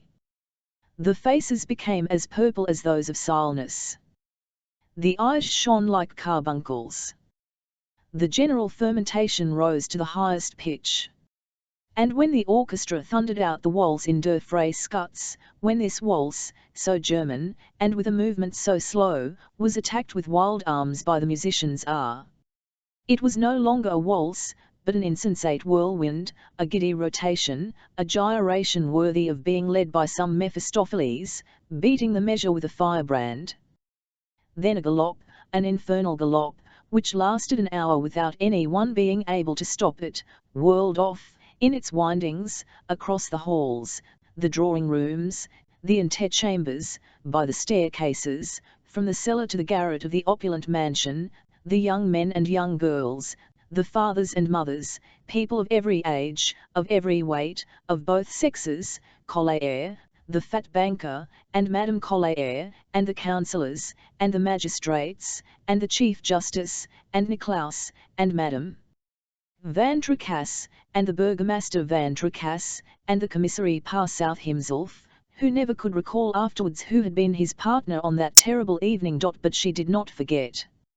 And ever since that day she has seen in her dreams the fiery commissary, enfolding her in an impassioned embrace. And she was the amiable Titanomance, chapter 9. In which Dr. Ox and Eugen, his assistant, say a few words. Well, Eugen? Well, master, all is ready. The laying of the pipes is finished. At last. Now, then, we are going to operate on a large scale, on the masses. Chapter 10, in which it will be seen that the epidemic invades the entire town, and what effect it produces.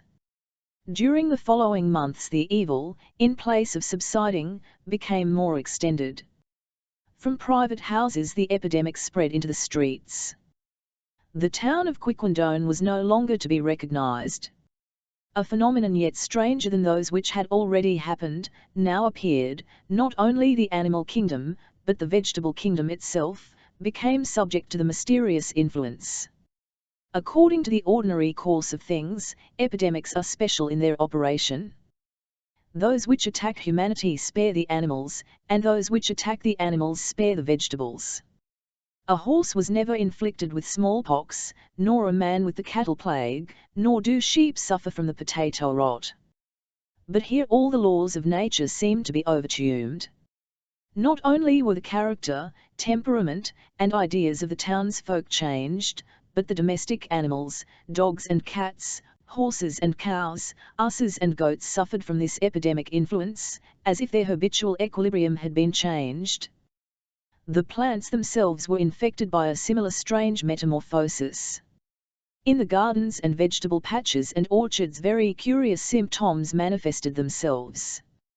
Climbing plants climbed more audaciously. Tufted plants became more tufted than ever. SHNLBS became trees.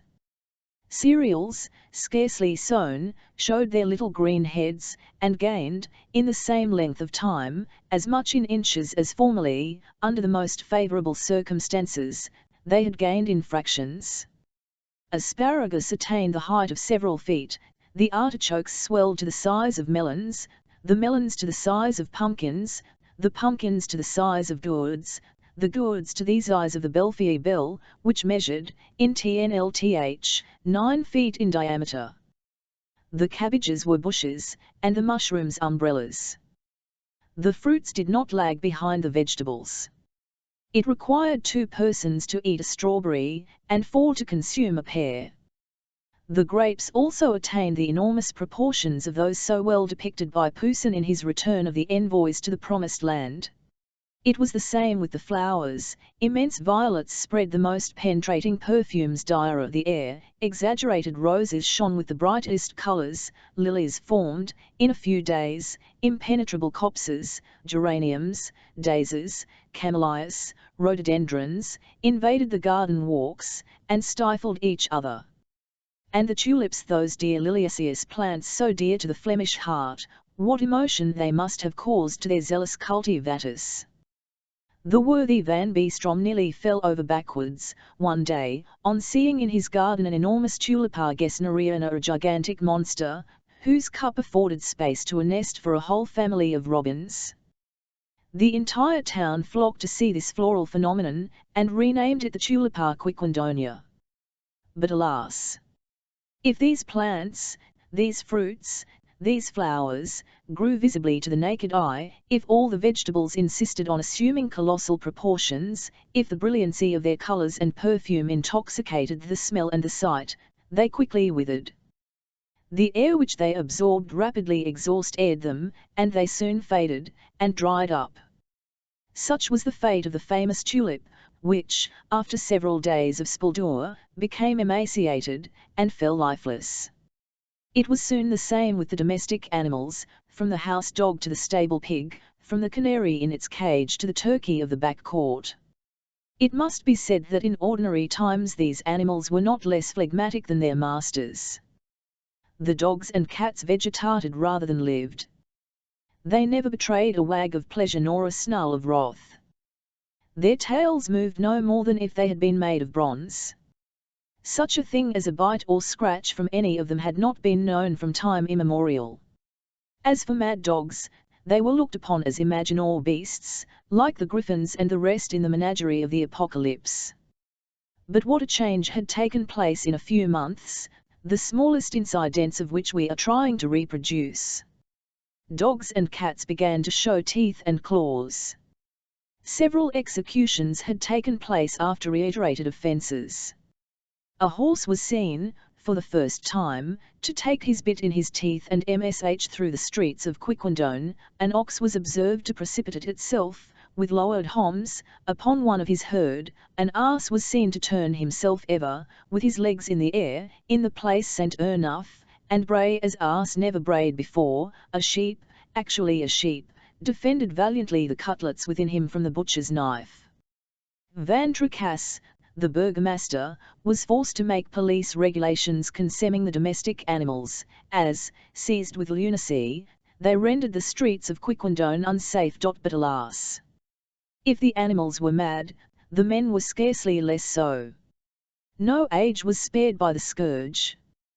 Babies soon became quite insupportable, though till now so easy to bring up, and for the first time Arna Syntax, the judge, was obliged to apply the rod to his youthful offspring. There was a kind of insurrection at the high school, and the dictionaries became formidable missiles in the classes. The scholars would not submit to be shut in, and, besides, the infection took the teachers themselves, who overwhelmed the boys and girls with extravagant tasks and punishments. Another strange phenomenon occurred. All these Quiquendonians, so sober before, whose chief food had been whipped creams, committed wild excesses in their eating and drinking. Their usual regimen no longer sufficed. Each stomach was transformed into a gulf, and it became necessary to fill this gulf by the most energetic means. The consumption of the town was trebled. Instead of 2 repasts they had 6. Many cases of indigestion were reported. The councillor Nicolaus could not satisfy his hunger. Van Tricasse found it impossible to assuage his thirst, and remained in a state of rabid semi-intoxication. In short, the most alarming symptoms manifested themselves and increased from day to day. Drunken people staggered in the streets, and these were often citizens of high position. Dominique Custis, the physician, had plenty to do with the heartburns, inflammations, and nervous affections, which proved to what a strange degree the nerves of the people had been irritated. There were daily quarrels and altercations in the once deserted but now crowded streets of Quiquendone, for nobody could any longer stay at home. It was necessary to establish a new police force to control the disturbers of the public peace. A prison cage was established in the town hall, and speedily became full, night and day, of refractory offenders. Commissar 1Y Parsouth was in despair.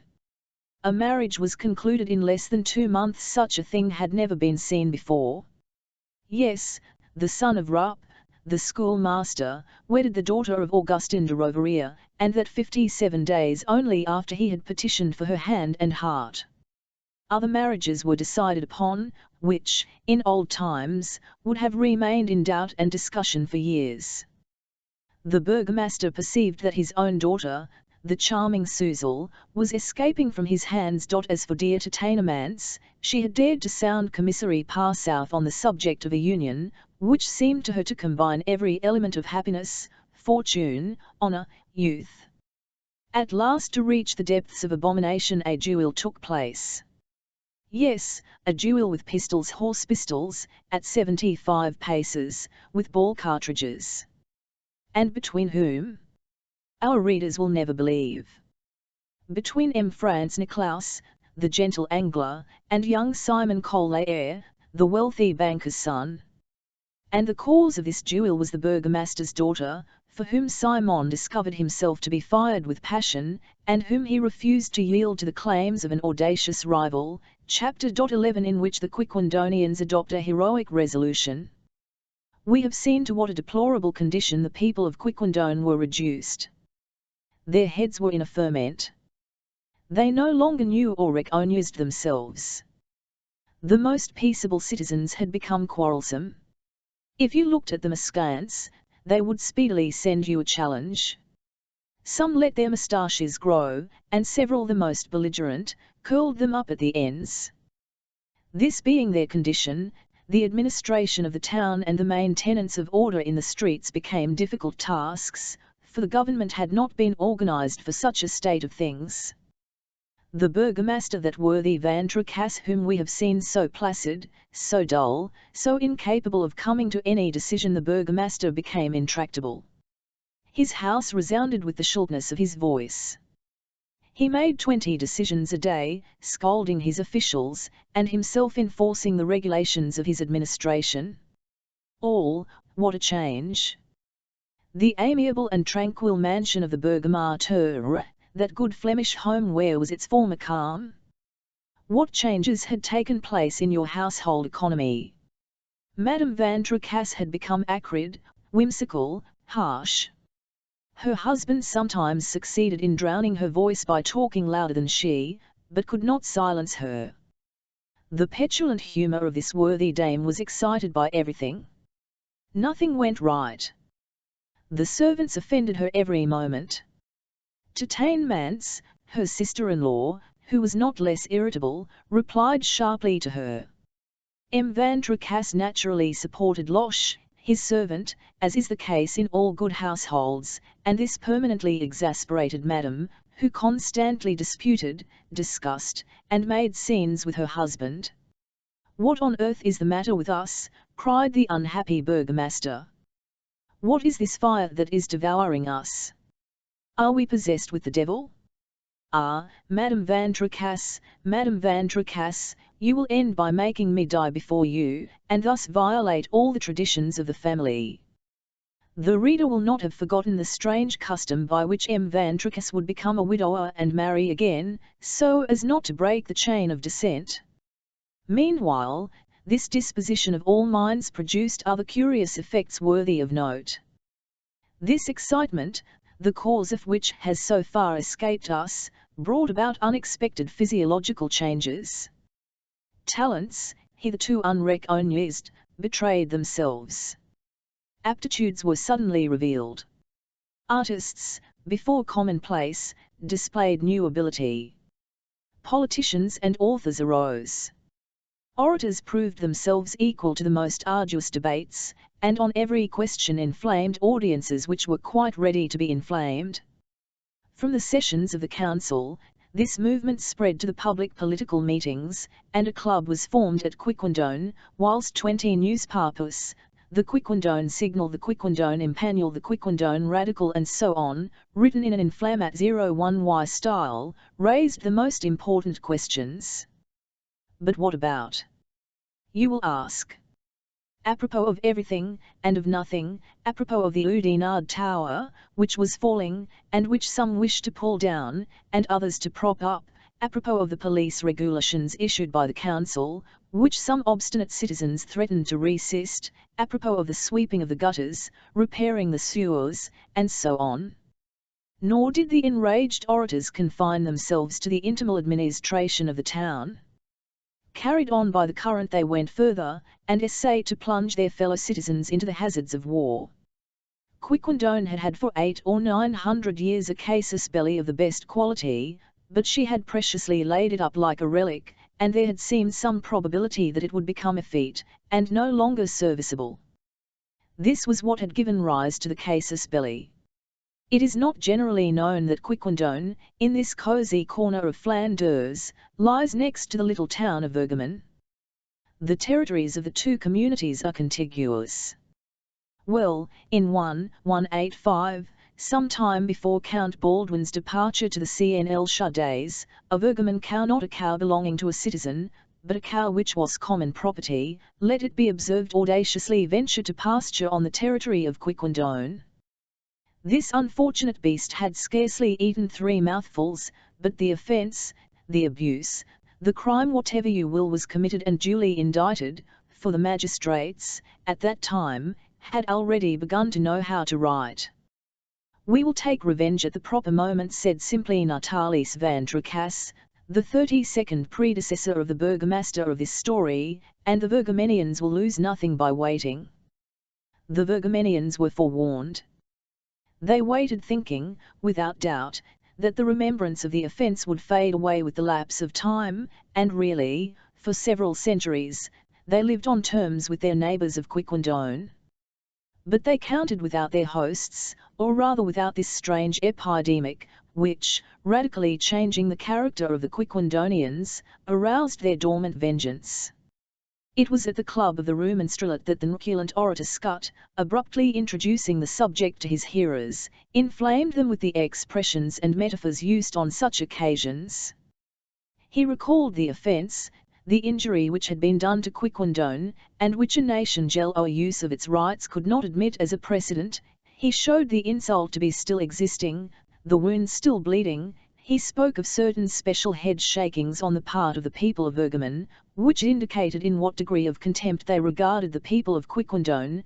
He appealed to his fellow citizens, who, unconsciously perhaps, had supported this mortal insult for long centuries. He adjured the children of the ancient town to have no other purpose than to obtain a substantial reparation.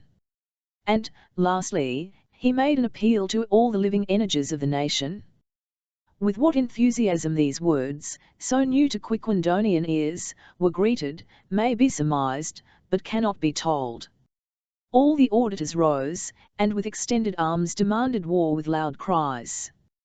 Never had the advocate Scott achieved such a success, and it must be avowed that his triumphs were not few. The burgomaster, the councillor, all the notabilities present at this memorable meeting, would have vainly attempted to resist the popular outburst. Besides, they had no desire to do so, and cried as loud, if not louder, than the rest, "Dash to the frontier! To the frontier!" As the frontier was but 3 kilometres from the walls of Quiquendone, it is certain that the Vergamenians ran a real danger, for they might easily be invaded without having had time to look about them. Meanwhile, Josely Frink, the worthy chemist, who alone had preserved his senses on this grave occasion, tried to make his fellow citizens comprehend that guns, cannon, and generals were equally wanting to their design. They replied to him, not without many impatient gestures, that these generals, cannons, and guns would be improvised, that the right and love of country sufficed, and rendered a people irresistible. Hereupon the burgomaster himself came forward, and in a sublime harangue made short work of those pusillanimous people who disguise their fear under a veil of prudence, which veil he tore off with a patriotic hand. At this sally it seemed as if the hall would fall in under the applause. The vote was eagerly demanded, and was taken amid acclamations. The cries of Tvurgaman, Tvurgaman, redoubled. The burgomaster then took it upon himself to put the armies in motion, and in the name of the town he promised the honours of a triumph, such as was given in the times of Romans to that one of its generals who should return victorious. Meanwhile, Josely Frink, who was an obstinate fellow, and did not regard himself as beaten, though he really had been, insisted on making another observation. He wished to remark that the triumph was only a secord at Rome to those victorious generals who had killed 5,000 of the enemy. Well, well, cried the meeting deliriously. And as the population of the town of Virgamen consists of but 3,575 inhabitants, it would be difficult, unless the same person was killed several times, but they did not let the luckless logician finish, and he was turned out, hustled and bruised. Citizens, said Pulmacher the grocer, who usually sold groceries by retail, whatever this cowardly apothecary may have said, I engage by myself to kill 5,000 Virgamenians, if you will accept my services. 5,500, cried a yet more resolute patriot. 6,600, retorted the grocer. 7,000, cried Jean Orbedec, the confectioner of the Rue Hemling, who was on the road to a fortune by making whipped creams. Adjudged, exclaimed the burgomaster Van Tricasse, on finding that no one else rose on the bid. And this was how Jean Orbedec the confectioner became general-in-chief of the forces of Quiquendone. Chapter 12. In which Eugen, the assistant, gives a reasonable piece of advice, which is eagerly rejected by Dr. Ox. Well, master, said Jean next day, as he poured the pails of sulphuric acid into the troughs of the great battery. Well, resumed Dr. Ox, was I not right? See to what not only the physical developments of a whole nation, but its morality, its dignity, its talents, its political sense, have come. It is only a question of molecules. No doubt, but Butte, do you not think that matters have gone far enough, and that these poor devils should not be excited beyond measure? No, no, cried the doctor, no. I will go on to the end. As you will, master. The experiment, however, seems to me conclusive, and I think it time to close the valve. You'd better, cried Dr. Ox. If you attempt it, I'll throttle you. Chapter 13. In which it is once more proved that by taking high ground all human littlenesses may be overlooked. You say, asked the burgomaster Van Tricasse of the councillor Nicklaus. I say that this war is necessary, replied Nicklaus, firmly, and that the time has come to avenge this insult. Well, I repeat to you, replied the burgomaster, tartly, that if the people of Quiquendone do not profit by this occasion to vindicate their rights, they will be unworthy of their name. And as for me, I maintain that we ought, without delay, to collect our forces and lead them to the front. Really, monsieur, really, replied Van Tricasse. And do you speak thus to me? One to yourself, monsieur the burgomaster, and you shall hear the truth, un welcome as it may be. And you shall hear it yourself, councillor, returned Van Tricasse in a passion, for it will come better from my mouth than from yours. Yes, monsieur, yes, any delay would be dishonourable. The town of Quiquendone has waited 900 years for the moment to take its revenge, and whatever you may say, whether it pleases you or not, we shall march upon the enemy. All, you take it thus, replied Nicklaus harshly. Well, monsieur, we will march without you, if it does not please you to go. A burgomaster's place is in the front rank, monsieur. And that of a councillor also, monsieur. You insult me by thwarting all my wishes, cried the burgomaster, whose fists seemed likely to hit out before long. "And you insult me equally by doubting my patriotism," cried Niklaus, who was equally ready for a tussle. "Tell you, monsieur, that the army of Quiquendone shall be put in motion within 2 days. And I repeat to you, monsieur, that 48 hours shall not pass before we shall have marched upon the enemy." It is easy to see, from this fragment of conversation, that the two speakers supported exactly the same idea. Both wished for hostilities, but as their excitement disposed them to altercation, Niklaus would not listen to Van Tricasse, nor Van Tricasse to Niklaus. Had they been of contrary opinions on this grave question, had the burgomaster favoured war and the councillor insisted on peace, the quarrel would not have been more violent. These two old friends gazed fiercely at each other. By the quickened beating of their hilts, their red faces, their contracted pupils, the trembling of their muscles, their harsh voices, it might be conjectured that they were ready to come to blows. But the striking of a large clock happily checked the adversaries at the moment when they seemed on the point of assaulting each other. "At last the hour has come," cried the burgomaster. "What hour?" asked the councillor. "The hour to go to the Belfier Tower. It is TNLE, and whether it pleases you or not, I shall go, monsieur." "And I too." "Let us go. Let us go." It might have been supposed from these last words that a collision had occurred, and that the adversaries were proceeding to a duel, but it was not so. It had been agreed that the burgomaster and the councillor, as the two principal dignitaries of the town, should repair to the town hall, and there show themselves on the high tower which overlooked Quiquendone, that they should examine the surrounding country, so as to make the best strategic plan for the advance of their troops. Though they were in accord on this subject, they did not cease to quarrel bitterly as they went. Their loud voices were heard resounding in the streets, but all the passers-by were now accustomed to this. The exasperation of the dignitaries seemed quite natural, and no one took notice of it. Under the circumstances, a calm man would have been regarded as a monster. The burgomaster and the councillor, having reached the porch of the belfry, were in a paroxysm of fury. They were no longer red, but pale. This terrible discussion, though they had the same idea, had produced internal spasms, and every one knows that paleness shows that anger has reached its last limits. At the foot of the narrow tower staircase there was a real explosion. Who should go up first? Who should first creep up the winding steps? Truth compels us to say that there was a tussle, and that the councillor Niklaus, forgetful of all that he owed to his superior, to the supreme magistrate of the town, pushed Van Tricasse violently back, and dashed up the staircase first. Both ascended, denouncing and raging at each other at even step. It was to be feared that a terrible climax would occur on the summit of the tower, which rose 357 feet above the pavement.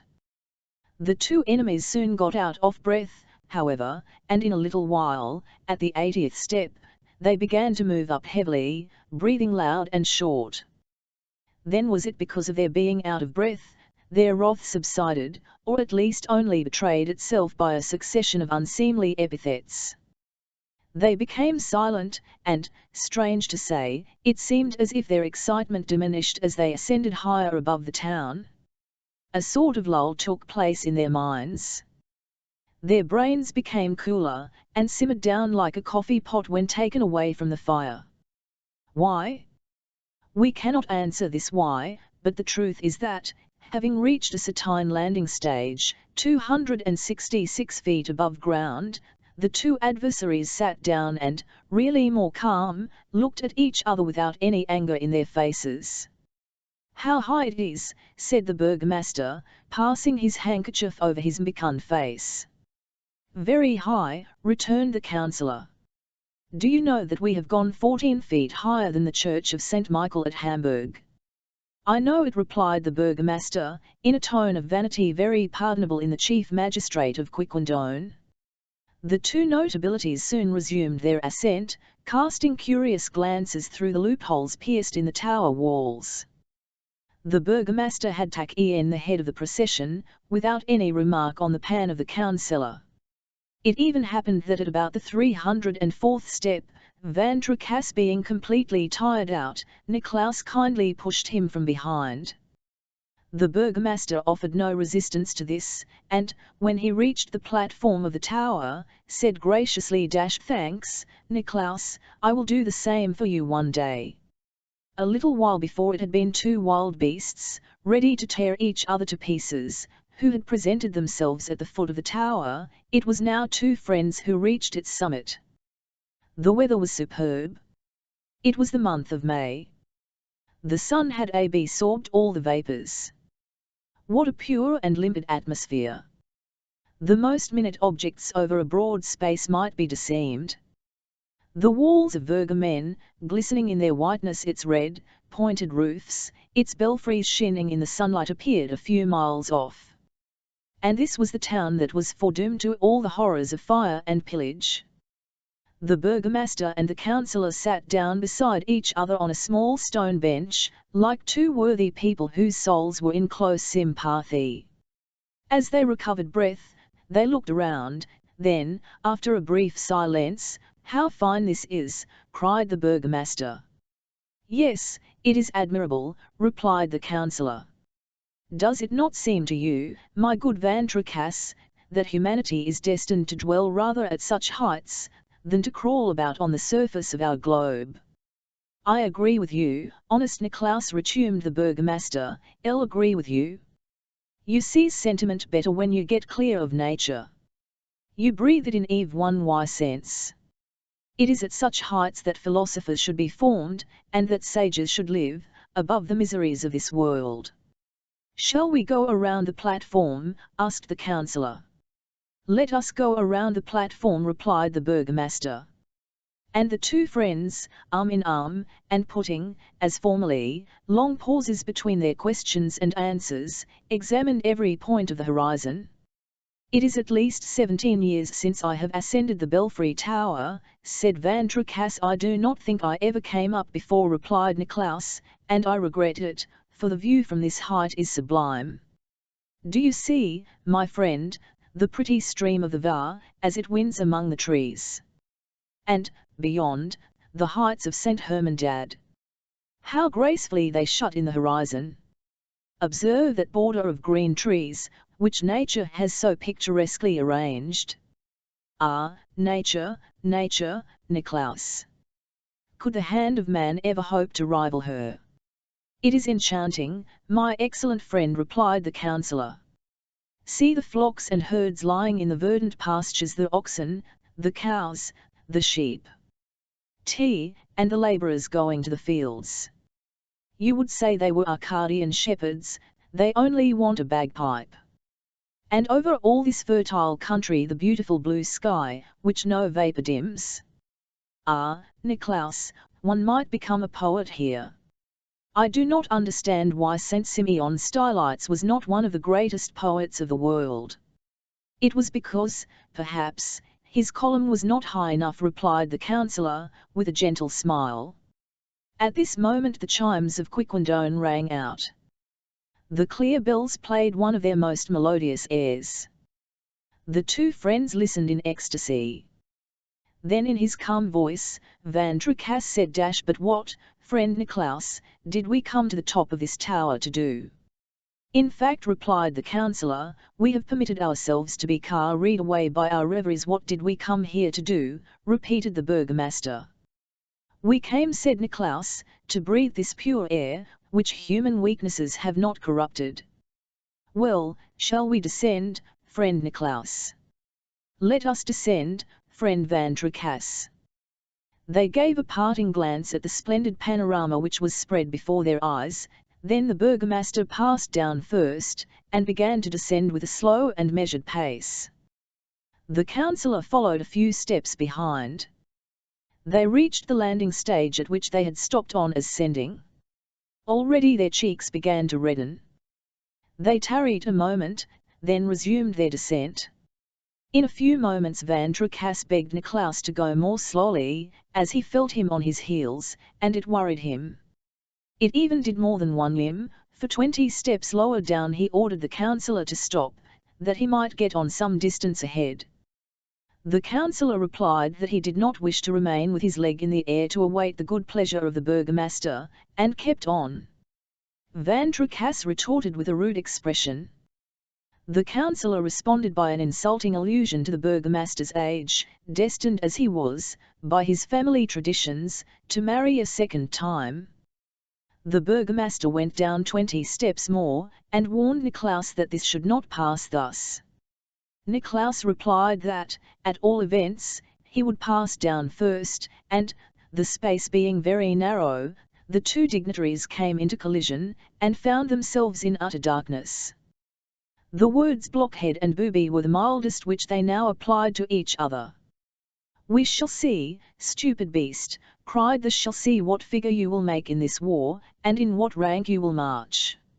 "In the rank that precedes yours, you silly old fool," replied Nicolaus. Then there were other cries, and it seemed as if bodies were rolling over each other. What was going on?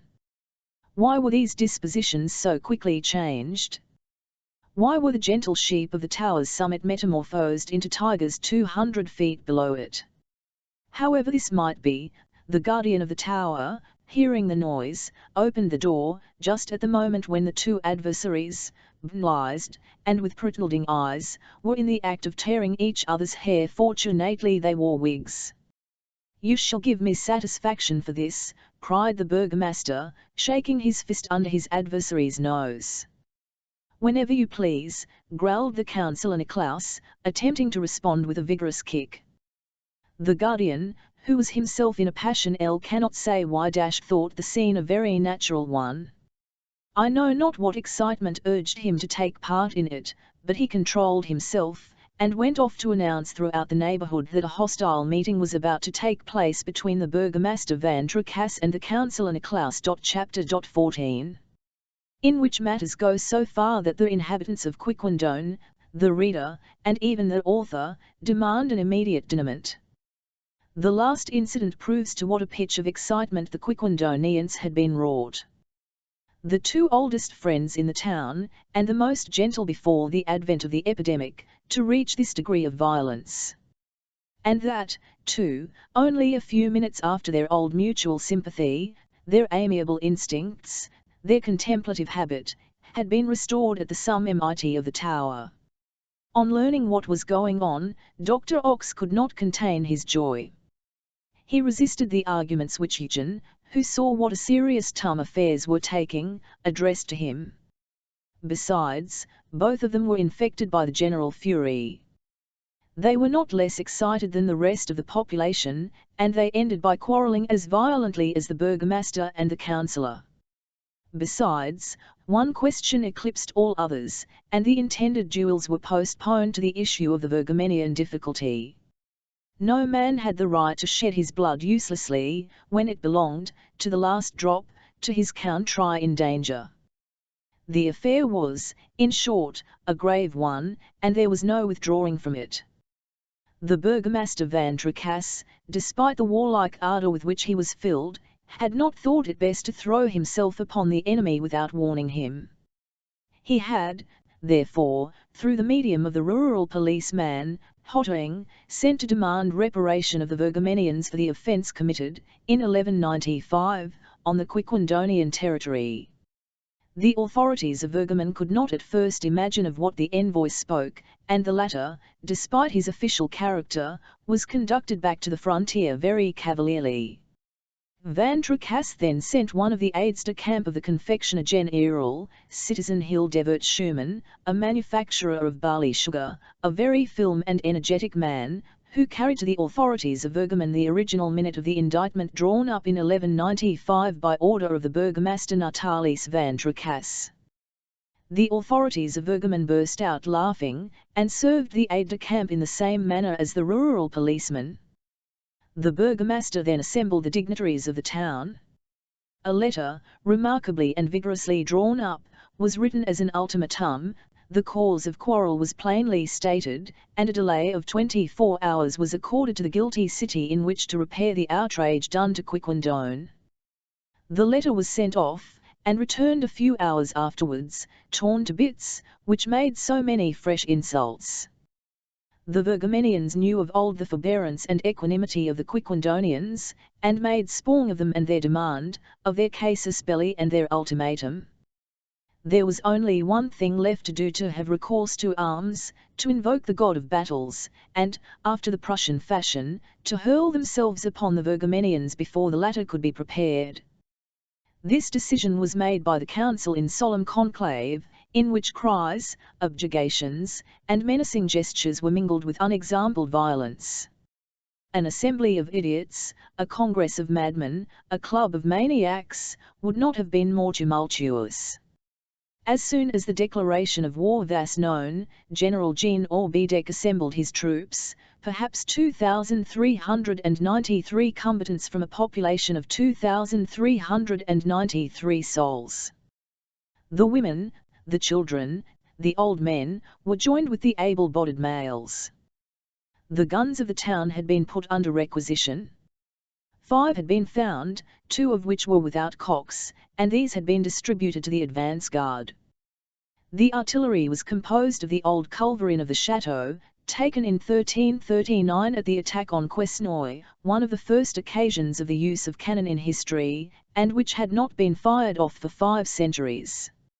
Happily for those who were appointed to take it in charge, there were no projectiles with which to load it, but such as it was, this engine might well impose on the enemy. As for side arms, they had been taken from the museum of hatchets, helmets, Frankish battle-axes, javelins, halberds, rapiers, and so on, and also in those domestic arsenals commonly known as cupboards and kitchens. But courage, the right, hatred of the foreigner, the yearning for vengeance, were to take the place of more perfect engines, and to replace, at least it was hoped so, the modern mitrailleuses and breech-loaders. The troops were passed in review. Not a citizen failed at the roll call. General Orbedec, whose seat on horseback was far from firm, and whose steed was a vicious beast, was thrown 2 times in front of the army, but he got up again without injury, and this was regarded as a favourable omen. The burgomaster, the councillor, the civil commissary, the chief justice, the school teacher, the banker, the rector, in short, all the notabilities of the town marched at the head. There were no tears shed, either by mothers, sisters, or daughters. They urged on their husbands, fathers, brothers, to the combat, and even followed them and formed the rear guard, under the orders of the courageous Madame Van Tricasse. The crier, Jean Mistrol, blew his trumpet, the army moved off, and directed itself, with ferocious cries, towards the Oudenarde gate. At the moment when the head of the column was about to pass the walls of the town, a man threw himself before it. "Stop! Stop! Fools that you are," he cried. "Suspend your blows. Let me shut the valve. You are not changed in nature. You are good citizens, quiet and peaceable. If you are so excited, it is my master, Dr. Ox's, fault. It is an experiment. Under the pretext of lighting your streets with oxyhydric gas, he has saturated." The assistant was beside himself, but he could not finish. At the instant that the doctor's secret was about to escape his lips, Dr. Ox himself pounced upon the unhappy Jean in an indescribable rage, and shut his mouth by blows with his fist. It was a battle.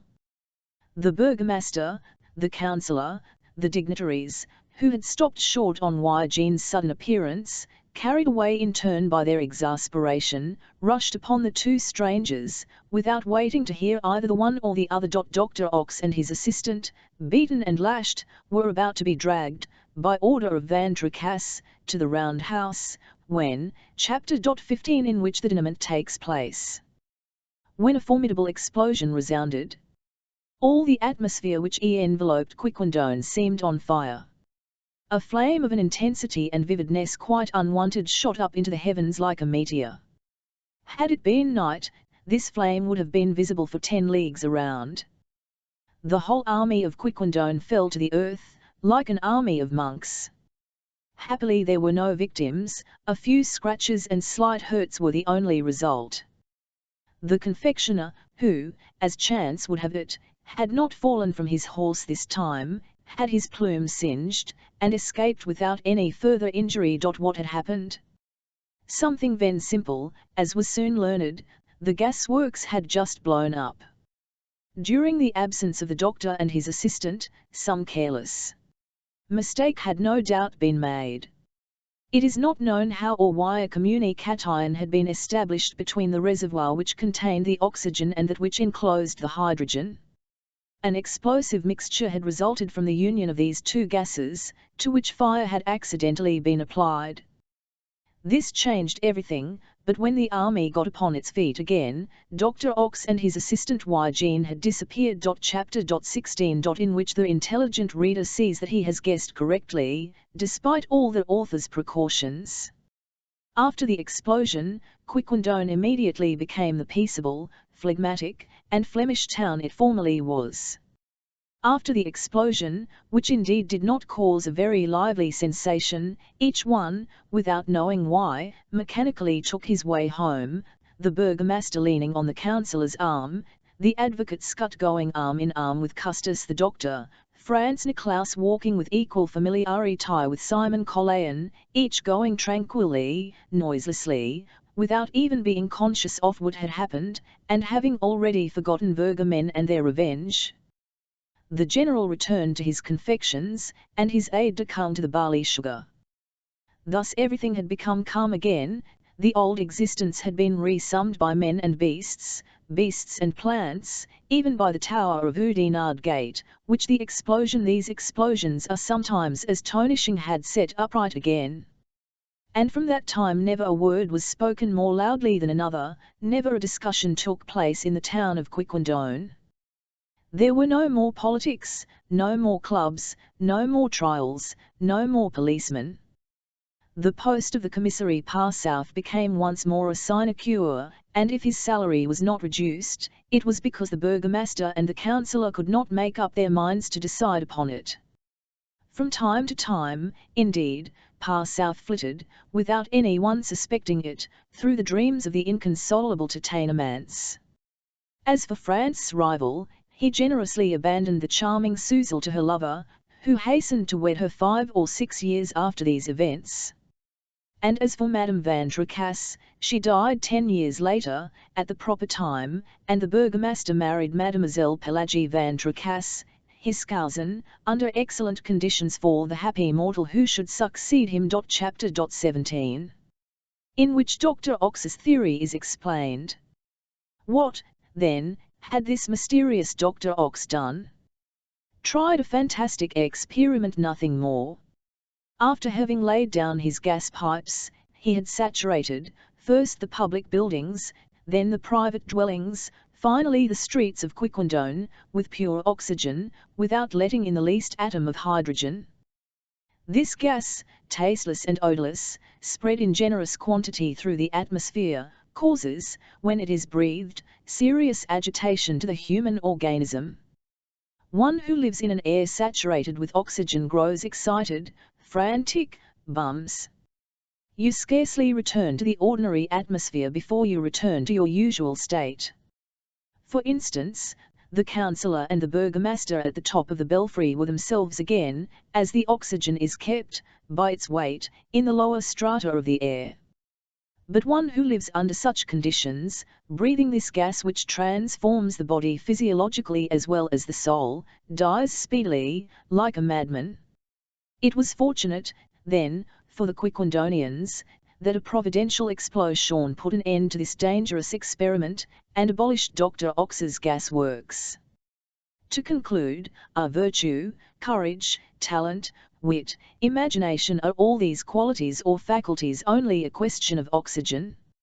Such is Dr. Ox's theory, but we are not bound to accept it, and for ourselves we utterly reject it, in spite of the curious experiment of which the worthy old town of Quiquendone was the theatre. Chapter 1. A Winter Night. The city of Geneva lies at the west end of the lake of same name. The Rhône, which passes through the town at the outlet of the lake, divides it into two sections, and is itself divided in the centre of the city by an island placed in midstream. A topographical feature like this is often found in the great depots of commerce and industry. No doubt the first inhabitants were influenced by the easy means of transport which the swift currents of the rivers offered them, those roads which walk along of their own accord, as Pascal puts it. In the case of Rhône, it would be the road that ran along. Before new and regular buildings were constructed on this island, which was enclosed like a Dutch galley in the middle of the river, the curious mass of houses, piled one on the other, presented a delightfully confused coup d'œil. The small area of the island had compelled some of the buildings to be perched, as it were, on the piles, which were entangled in the rough currents of the river.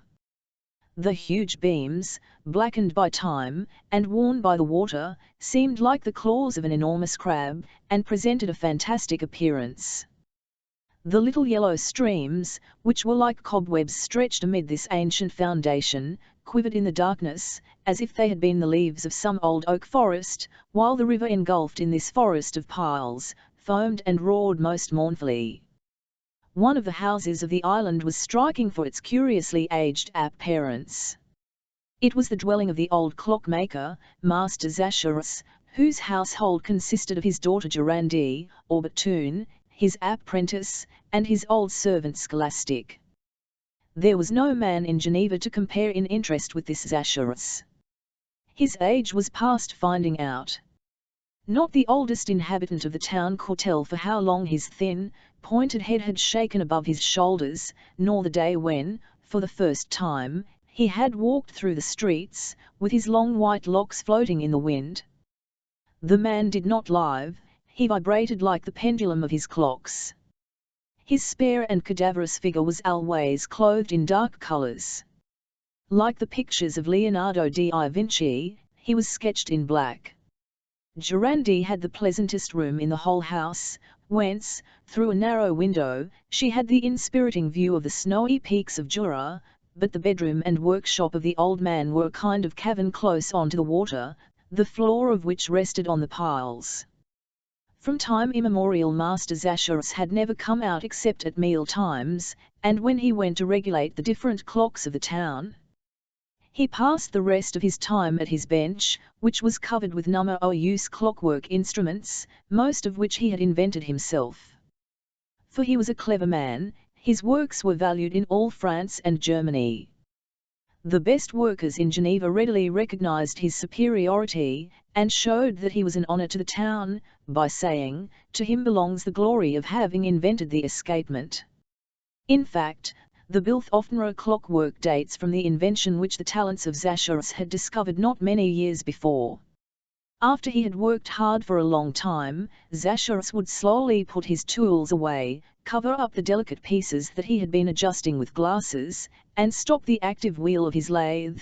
Then he would raise a trap-door concealed in the floor of his workshop, and, stooping down, used to inhale for hours together the thick vapours of the Rhône, as it dashed along under his eyes. One winter's night the old servant Scholastic served the supper, which, according to old custom, she and the young mechanic shared with their master. Master Zacharias did not eat, though the food carefully prepared for him was offered him in a handsome blue and white dish. He scarcely answered the sweet words of Durande, who evidently noticed her father's silence, and even the clatter of Scholastic herself no more stnlck his ear than the roar of the river, to which he paid no attention. After the silent meal, the old clockmaker left the table without embracing his daughter, or saying his usual good night to all. He left by the narrow door leading to his den, and the staircase groaned under his heavy footsteps as he went down. Durande, Aubin, and Scholastic sat for some minutes without speaking. On this evening the weather was dull, the clouds dragged heavily on the Alps, and threatened rain. The severe climate of Switzerland made one feel sad, while the south wind swept round the house, and whistled ominously. "My dear young lady," said Scholastic, at last, "do you know that our master has been out of sorts for several days?" "Holy Virgin! I know he has had no appetite, because his words stick in his inside, and it would take a very clever devil to drag even one out of him.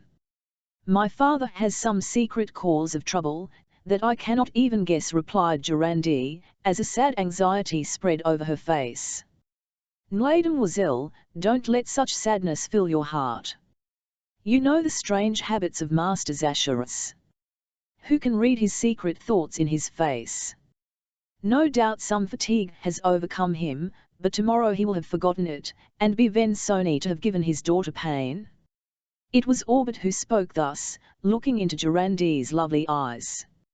Orbit was the first apprentice whom Master Zacharas had ever admitted to the intimacy of his labours, for he appreciated his intelligence, discretion, and goodness of heart, and this young man had attached himself to Durande with the earnest devotion natural to a noble nature.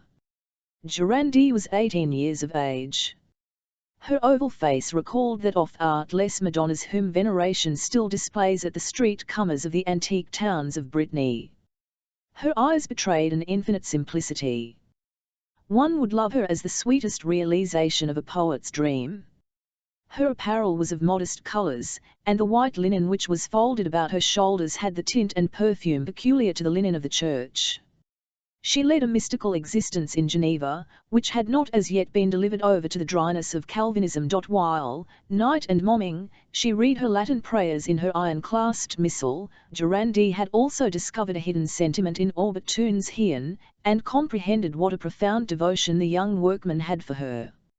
Indeed, the whole world in his eyes was condensed into this old clockmaker's house, and he passed all his time near the young girl, when he left her father's workshop, after his work was over. Old Scholastic saw all this, but said nothing. Her loquacity exhausted itself in preference on the evils of the times, and the little worries of the household. Nobody tried to stop its course. It was with her as with the musical snuff-boxes which they made at Geneva, once wound up, you must break them before you will prevent their playing all their airs through. Finding Durande absorbed in a melancholy silence, Scholastic left her old wooden chair, fixed a taper on the end of a candlestick, lit it, and placed it near a small waxen Virgin, sheltered in her niche of stone. It was the family custom to kneel before this protecting Madonna of the domestic hearth, and to beg her kindly watchfulness during the coming night, but on this evening Durande remained silent in her seat. Well, well, dear demoiselle, said the astonished Scholastic, supper is over, and it is time to go to bed. Why do you tire your eyes by sitting up late? Ah, Holy Virgin! It's much better to sleep, and to get a little comfort from happy dreams. In these detestable times in which we live, who can promise herself a fortune day? Ought we not to send for a doctor for my father? Asked Durande. A doctor? Cried the old domestic. Has Master Zacharas ever listened to their fancies and pompous sayings? He might accept medicines for the watches, but not for the body. What shall we do? Murmured Durande. Has he gone to work, or to rest? Durande answered Orbit softly, some mental trouble annoys your father, that is all. Do you know what it is, Orbit? Perhaps, Durande, tell us, then cried Scholastic eagerly, economically extinguishing her taper. For several days, Durande, said the young apprentice, something absolutely incomprehensible has been going on. All the watches which your father has made and sold for some years have suddenly stopped. Very many of them have been brought back to him. He has carefully taken them to pieces, the springs were in good condition, and the wheels well set. He has put them together yet more carefully, but, despite his skill, they will not go. The devil's in it, cried Scholastic. Why say you so? Asked Durande. It seems very natural to me. Nothing lasts forever in this world. The infinite cannot be fashioned by the hands of men. It is none the less TME, returned Orbit, that there is in this something very mysterious and extraordinary. I have myself been helping Master Zacharas to search for the cause of this derangement of his watches, but I have not been able to find it, and more than once I have let my tools fall from my hands in despair. "But why undertake so vain a task?" resumed Scholastic. "Is it natural that a little copper instrument should go of itself, and mark the hours? We ought to have kept to the sundial." "You will not talk thus, Scholastic," said Orbit, "when you learn that the sundial was invented by Cain. Good heavens! What are you telling me?" "Do you think," asked Durandi simply, "that we might pray to God to give life to my father's watches?" "Without doubt," replied Orbit. "Good. They will be useless prayers," muttered the old servant, "but heaven will pardon them for their good intent." The taper was relighted. Scholastic, Durandi, and Orbit knelt down together upon the tiles of the room. The young girl prayed for her mother's soul, for a blessing for the night, for travellers and prisoners, for the good and the wicked, and more earnestly than all for the unknown misfortunes of her father. Then the three devout souls rose with some confidence in their hearts, because they had laid their sorrow on the bosom of God. Orbit repaired to his own room. Durandi sat pensively by the window, whilst the last lights were disappearing from the city streets, and Scholastic, having poured a little water on the flickering embers, and shut the two enormous bolts on the door, threw herself upon her bed, where she was soon dreaming that she was dying of fright. Meanwhile the terrors of this winter's night had increased. Sometimes, with the whirlpools of the river, the wind engulfed itself among the piles, and the whole house shivered and shook, but the young girl, absorbed in her sadness, thought only of her father. After hearing what Orbit told her, the malady of Master Zacharis took fantastic proportions in her mind, and it seemed to her as if his existence, so dear to her, having become purely mechanical, no longer moved on its worn-out pivots without effort. Suddenly the penthouse shutter, shaken by the squall, struck against the window of the room. Durandi shuddered and started up without understanding the cause of the noise which thus disturbed her reverie. When she became a little calmer she opened the sash. The clouds had burst, and a torrent like rain pattered on the surrounding roofs. The young girl leaned out of the window to draw to the shutter shaken by the wind, but she feared to do so. It seemed to her that the rain and the river, confounding their tumultuous waters, were submerging the frail house, the planks of which creaked in every direction. She would have flown from her chamber, but she saw below the flickering of a light which appeared to come from Master Zacharis's retreat, and in one of those momentary calms during which the elements keep a sudden silence, her ear caught plaintive sounds. She tried to shut her window, but could not. The wind violently repelled her, like a thief who was breaking into a dwelling. Durandi thought she would go mad with terror. What was her father doing? She opened the door, and it escaped from her hands, and slammed loudly with the force of the tempest. Durandi then found herself in the dark supper-room, succeeded in gaining, on tiptoe, the staircase which led to her father's shop, and pale and fainting, glided down. The old watchmaker was upright in the middle of the room, which resounded with the roaring of the river. His bristling hair gave him a sinister aspect. He was talking and gesticulating, without seeing or hearing anything. Durandi stood still on the threshold. "It is death," said Master Zacharis, in a hollow voice, "it is death. Why should I live longer, now that I have dispersed my existence over the earth, for I, Master Zacharis, am really the creator of all the watches that I have fashioned. It is a pan of my very soul that I have shut up in each of these cases of iron, silver, or gold. Every time that one of these accursed watches stops, I feel my heart cease beating, for I have regulated them with its pulsations." As he spoke in this strange way, the old man cast his eyes on his bench. There lay all the pieces of a watch that he had carefully taken apart. He took up a sort of hollow cylinder, called a barrel, in which the spring is enclosed, and removed the steel spiral, but instead of relaxing itself, according to the laws of its elasticity, it remained coiled on itself like a sleeping viper. It seemed knotted, like impotent old men whose blood has long been congealed. Master Zacharis vainly essayed to uncoil it with his thin fingers, the outlines of which were exaggerated on the wall, But he tried in vain, and soon, with a terrible cry of anguish and rage, he threw it through the trapdoor into the boiling Rhone. Durande, her feet riveted to the floor, stood breathless and motionless. She wished to approach her father, but could not. Giddy hallucinations took possession of her. Suddenly she heard, in the shade, a voice murmur in her ears, Durande, dear Durande. Grief still keeps you awake. Go in again, I beg of you, the night is cold. Orbit, whispered the young girl. You? Ought I not to be troubled by what troubles you? These soft words sent the blood back into the young girl's heart. She leaned on Orbit's arm, and said to him, My father is very ill, Orbit.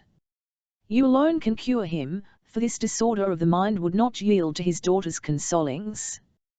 His mind is attacked by a very natural delusion, and in working with him, repairing the watches, you will bring him back to reason. Orbit, she continued, fit is not TNLE, is it, that his life is mixed up with that of his watches? Orbit did not reply. But is my father's a trade condemned by God? Asked Durande, trembling. I know not, returned the apprentice, warming the cold hands of the girl with his own. But go back to your room, my poor Durande, and with sleep recover hope. Durande slowly returned to her chamber, and remained there till daylight, without sleep, closing her eyelids. Meanwhile, Master Zacharas, always mute and motionless, gazed at the river as it rolled turbulently at his feet. Chapter 2. The Pride of Science. The severity of Geneva merchant in business matters has become proverbial. He is rigidly honourable, and excessively just.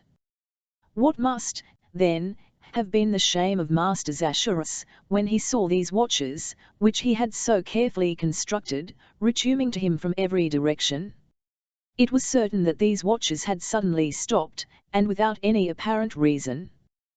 The wheels were in a good condition and finely fixed, but the springs had lost all elasticity.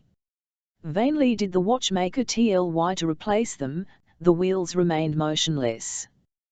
These unaccountable derangements were greatly to the old man's discredit. His noble inventions had many times brought upon him suspicions of sorcery, which now seemed confirmed. These rumours reached Durande, and she often trembled for her father, when she saw malicious glances directed towards him. Yet on the morning after this night of anguish, Master Zacharas seemed to resume work with some confidence. The morning sun inspired him with some courage. Orbit hastened to join him in the shop, and received an affable good day. Better, said the old man. Don't know what strange pains in the head attacked me yesterday, but the sun has quite chased them away, with the clouds of the night. In faith, master, returned Orbit, I don't like the night for either of, and thou and right, Orbit. If you ever become a great man, you will understand that day is as necessary to you as food. A great savant should be always ready to receive the homage of his fellow men. Master, it seems to me that the pride of science has possessed you. Pride, Orbit. Destroy my past, annihilate my present, dissipate my future, and then it will be permitted to me to live in obscurity. Poor boy, who comprehends not the sublime things to which my art is wholly devoted. Art thou not but a tool in my hands? Yet, Master Zacharas, resumed Orbit, have more than once merited your praise for the manner in which I adjusted the most delicate parts of your watches and clocks. No doubt, Orbit, thou art a good workman, such as I love, but when thou workest, thou thinkest thou hast in thy hands but copper, silver, gold. Thou dost not perceive these metals, which my genius animates, palpitating like living flesh. So that thou wilt not die, with the death of thy works. Master Zacharas remained silent after these words, but Orbit essayed to keep up the conversation. Indeed, master, said he, love to see you work so unceasingly. You will be ready for the festival of our commemoration, for I see that the work on this crystal watch is going forward famously. No doubt, Orbit, cried the old watchmaker, and it will be no slight honour for me to have been able to cut and shape the crystal to the durability of a diamond. A one-eye, Louis Berguin did well to perfect the art of diamond cutting, which has enabled me to polish and pierce the hardest stones. Master Zacharos was holding several small watch pieces of cut crystal, and of exquisite workmanship. The wheels, pivots, and case of the watch were of the same material, and he had employed remarkable skill in this very difficult task. "Would it not be fine," said he, his face flushing, "to see this watch palpitating beneath its transparent envelope, and to be able to count the beatings of its heart?" "I will wager, sir," replied the young apprentice, "that it will not vary a second in a year." "And you would wager on a certainty?" "Have I not imparted to it all that is purest of myself?" "And does my heart vary?" "My heart, I say." Orbit did not dare to lift his eyes to his master's face. "Tell me frankly," said the old man sadly. "Have you never taken me for a madman? Do you not think me sometimes subject to dangerous folly?" "Yes, is it not so? In my daughter's eyes and yours, I have often read my condemnation." "Oh," he cried, as if in pain, "to be misunderstood by those whom one most loves in the world! But I will prove victoriously to thee, Orbit, that I am right. Do not shake thy head, for thou wilt be astounded. The day on which thou understandest how to listen to and comprehend me, thou wilt see that I have discovered the secrets of existence, the secrets of the mysterious union of the soul with the body." As he spoke thus, Master Zacharos appeared superb in his vanity. His eyes glittered with a supernatural fire, and his pride illumined Eve one y and TNLLY, if ever vanity was excusable, it was that of Master Zacharos. The watchmaking age, indeed, down to his time, had remained almost in its infancy. From the day when Plato, 4 centuries before the Christian era, invented the night watch, a sort of clepsydra which indicated the hours of the night by the sound and playing of a flute, the science had continued nearly stationary. The masters paid more attention to the arts than to mechanics, and it was the period of beautiful watches of iron, copper, wood, silver, which were richly engraved, like one of Cellini's yours. They made a masterpiece of chasing, which measured time imperfectly, but was still a masterpiece. When the artist's imagination was not directed to the perfection of modelling, it set to work to create clocks with moving figures and melodious sounds, whose appearance all attention. Besides, who troubled himself, in those days, with regulating the advance of time? The delays of the law were not as yet invented, the physical and astronomical sciences had not as yet established their calculations on scrupulously exact measurements, there were neither establishments which were shut at a given hour, nor trains which departed at a precise moment. In the evening the curfew bell sounded, and at night the hours were cried amid the universal silence. Certainly people did not live so long, if existence is measured by the amount of business done, but they lived better. The mind was enriched with the noble sentiments born of the contemplation of chefs d'oeuvre. They built a church in 2 centuries, a painter painted but few pictures in the course of his life, a poet only composed one great work, but these were so many masterpieces for after ages to appreciate. When the exact sciences began at last to make some progress, watch and clock making followed in their path, though it was always arrested by an insurmountable regular and continuous measurement of time. It was in the midst of this stagnation that Master Zacharos invented the escapement, which enabled him to obtain a mathematical regularity by submitting the movement of the pendulum to a sustained force. This invention had turned the old man's head. Pride, swelling in his hilt, like mercury in the thermometer, had attained the height of transcendent folly. By analogy he had allowed himself to be drawn to materialistic conclusions, and as he consulted his watches, he fancied that he had discovered the secrets of the union of the soul with the body. Thus, on this day, perceiving that Oban listened to him attentively, he said to him in a tone of simple conviction, "Dost thou know what life is, my child?" Hast thou comprehended the action of those springs which produce existence? Hast thou examined thyself? No. And yet, with the eyes of science, thou mightest have seen the intimate relation which exists between God's work and my own, for it is from his creature that I have copied the combinations of the wheels of my clocks. Master, replied Orbit eagerly, can you compare a copper or steel machine with that breath of God which is called the soul, which animates our bodies as the breeze stirs the flowers? What mechanism could be so adjusted as to inspire us with thought? That is not the question, responded Master Zacharias gently, but with all the obstinacy of a blind man walking towards an abyss. In order to you understand me, thou must recall the purpose of the escapement which I have invented. When I saw the irregular working of clocks, I understood that the movements shut up in them did not suffice, and that it was necessary to submit them to the regularity of some independent force. I then thought that the balance wheel might accomplish this, and I succeeded in regulating the movement. Now, was it not a sublime idea that came to me, to return to it its lost force by the action of the clock itself, which it was charged with regulating? Orbit made a sign of assent. Now, Orbit, continued the old man, growing animated, cast thine eyes upon thyself. Dost thou not understand that there are two distinct forces in us, that of the soul and that of the body, that is, a movement and a regulator? The soul is the principle of life, that is, then, the movement. Whether it is produced by a weight, by a spring, or by an immaterial influence, it is none the less in the heart. But without the body this movement would be unequal, irregular, impossible.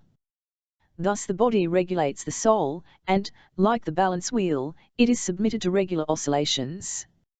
And this is so TNLE, that one falls ill when one's drink, food, sleep, in a word, the functions of the body are not properly regulated, just as in my watches the soul renders to the body the force lost by its oscillations. Well, what produces this intimate union between soul and body, if not a marvellous escapement, by which the wheels of the one work into the wheels of the other? This is what I have discovered and applied, and there are no longer any secrets for me in this life, which is, after all, only an ingenious mechanism. Master Zacharias looked sublime in this hallucination, which carried him to the ultimate mysteries of the infinite. But his daughter Durande, standing on the threshold of the door, had heard all. She lushed into her father's arms, and he pressed her convulsively to his breast. "What is the matter with thee, my daughter?" he asked.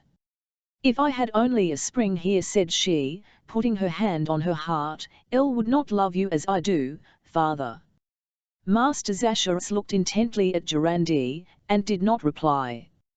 Suddenly he uttered a cry, carried his hand eagerly to his heart, and fell fainting on his old Leatham chair. "Father, what is the matter?" "Help!" cried Orbit. "Scholastic."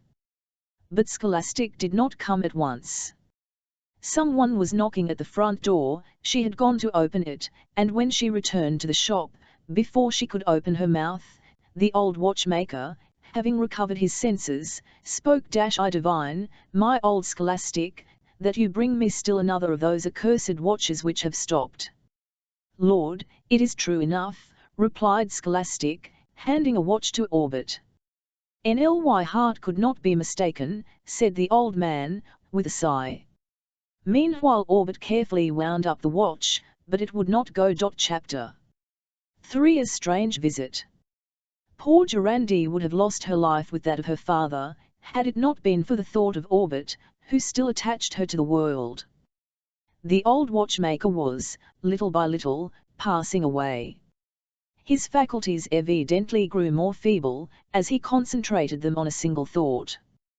By a sad association of ideas, he referred everything to his monomania, and a human existence seemed to have departed from him, to give place to the extranatural existence of the intermediate powers. Moreover, certain malicious rivals revived the sinister news which had spread concerning his labours. The news of the strange derangements which his watches betrayed had a prodigious effect upon the master clockmakers of Geneva. What signified this sudden paralysis of their wheels, and why these strange relations which they seemed to have with the old man's life? These were the kind of mysteries which people never contemplate without a secret terror.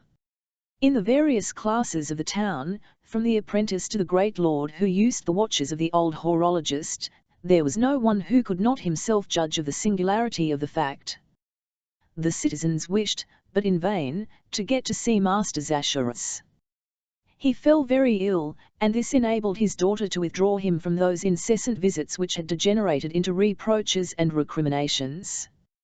Medicines and physicians were powerless in presence of this organic wasting away, the cause of which could not be discovered. It sometimes seemed as if the old man's heart had ceased to beat, then the pulsations were resumed with an alarming irregularity. A custom existed in those days of publicly exhibiting the works of the masters.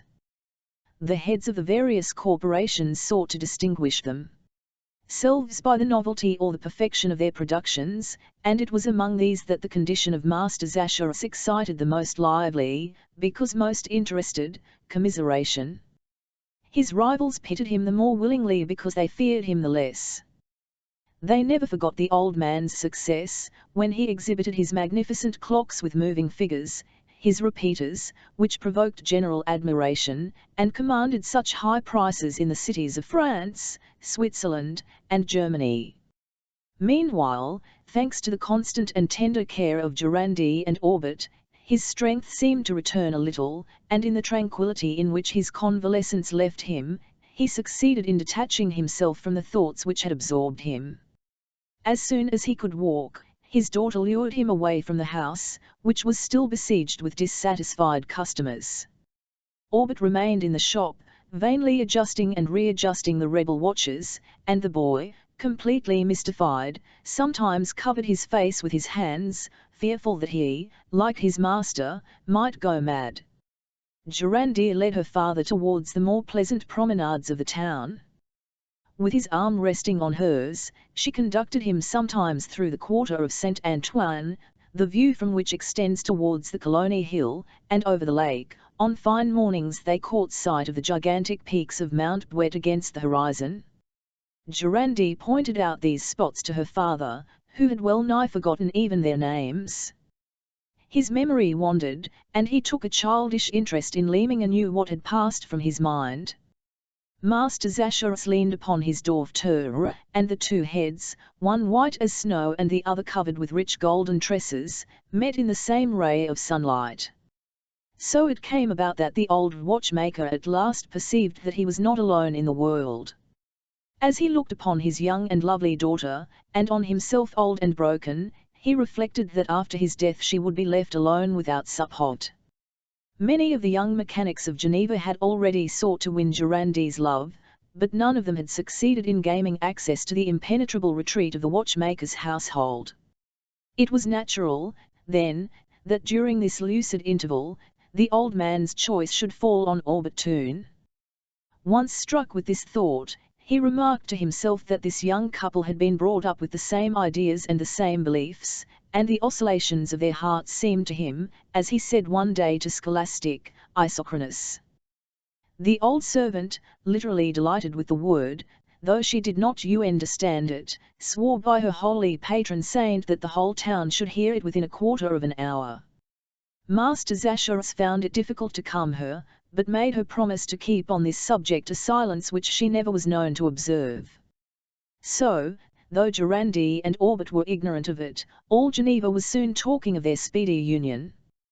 But it happened also that, while the worthy folk were gossiping, a strange chuckle was often heard, and a voice saying, "Durande will not wed Orbit." If the talkers turned round, they found themselves facing a little old man who was quite a stranger to them. How old was this singular being? No one could have told. People conjectured that he must have existed for several centuries, and that was all. His big flat head rested upon shoulders the width of which was equal to the height of his body. This was not above 3 feet. This personage would have made a good figure to support a pendulum, for the dial would have naturally been placed on his face, and the balance wheel would have oscillated at its ease in his chest. His nose might readily have been taken for the style of a sundial, for it was narrow and sharp.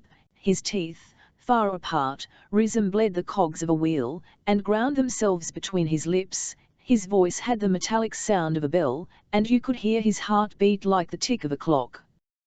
This little man, whose arms moved like the hands on a dial, walked with jerks, without ever turning round. If any one followed him, it was found that he walked a league an hour, and that his course was nearly circular. This strange being had not long been seen wandering, or rather circulating, around the town, but it had already been observed that, every day, at the moment when the sun passed the meridian, he stopped before the Cathedral of St. Pierre, and resumed his course after the 12 strokes of noon had sounded. Excepting at this precise moment, he seemed to become a part of all the conversations in which the old watchmaker was talked of, and people asked each other, in terror, what relation could exist between him and Master Zacharias. It was remarked, too, that he never lost sight of the old man and his daughter while they were taking their promenades. One day Durande perceived this monster looking at her with a hideous smile. She clung to her father with a frightened motion. "What is the matter, my Durande?" asked Master Zacharias. "I do not know," replied the young girl. "But thou art changed, my child. Art thou going to fall ill in thy tongue?" "A one-eye, well," he with a sad smile, "then I must take care of thee, and I will do it tenderly, father, it will be nothing. I am cold, and I imagine that it is what, Durande?" "The presence of that man, who always follows us," she replied in a low tone. Master Zacharias turned towards the little old man. "Faith, he goes well," said he, with a satisfied air, "tor it is just 4 o'clock. Fear nothing, my child, it is not a man, it is a clock." Durande looked at her father in terror. How could Master Zacharias read the hour on this strange creature's visage? "By the by," continued the old watchmaker, paying no further attention to the matter, "I have not seen Orbit for several days." "He has not left us, however, father," said Durande, whose thoughts turned into a gentler channel. "What is he doing then?" "He is working." "All," cried the old man. "He is at work repairing my watches, is he not? But he will never succeed, for it is not repair they need, but a resurrection." Durande remained silent. "Il must know," added the old man, "if they have brought back any more of those accursed watches upon which the devil has sent this epidemic." After these words Master Zacharias fell into complete silence, till he knocked at the door of his house, and for the first time since his convalescence descended to his shop, while Durande sadly repaired to her chamber. Just as Master Zacharias crossed the threshold of his shop, one of the many clocks suspended on the wall struck 5 o'clock. Usually the bells of these clocks admirably regulated as they were struck simultaneously, and this rejoiced the old man's health, but on this day the bells struck one after another, so that for a quarter of an hour the ear was deafened by the successive noises. Master Zacharias suffered acutely. He could not remain still, but went from one clock to the other, and beat the time to them, like a conductor who no longer has control over his musicians. When the last had ceased striking, the door of the shop opened, and Master Zacharias shuddered from head to foot to see before him the little old man, who looked fixedly at him and said, "Master, may I not speak with you a few moments?" "Who are you?" asked the watchmaker abruptly. "I a colleague. It is my business to regulate the sun." "All, you regulate the sun," replied Master Zacharias eagerly, without wincing. "I can scarcely compliment you upon it. Your sun goes badly, and in order to make ourselves agree with it, we have to keep putting our clocks forward so much or back so much." "And by the cloven foot," cried this weird personage, "you are right, my master. My sun does not always mark noon at the same moment as your clocks, but some day it will be known that this is because of the inequality of the Earth's transfer, and a mean noon will be invented which will regulate this irregularity." "Shall I live till then?" asked the old man, with glistening eyes. "Without doubt," replied the little old man, laughing. Can you believe that you will ever die? Alas! I am very ill now. All, let us talk of that. By Beelzebub. That will lead to just what I wish to speak to you about. Saying this, the strange being leaped upon the old leather chair, and carried his legs one under the other, after the fashion of the bones which the painters of funeral hangings cross beneath death's heads.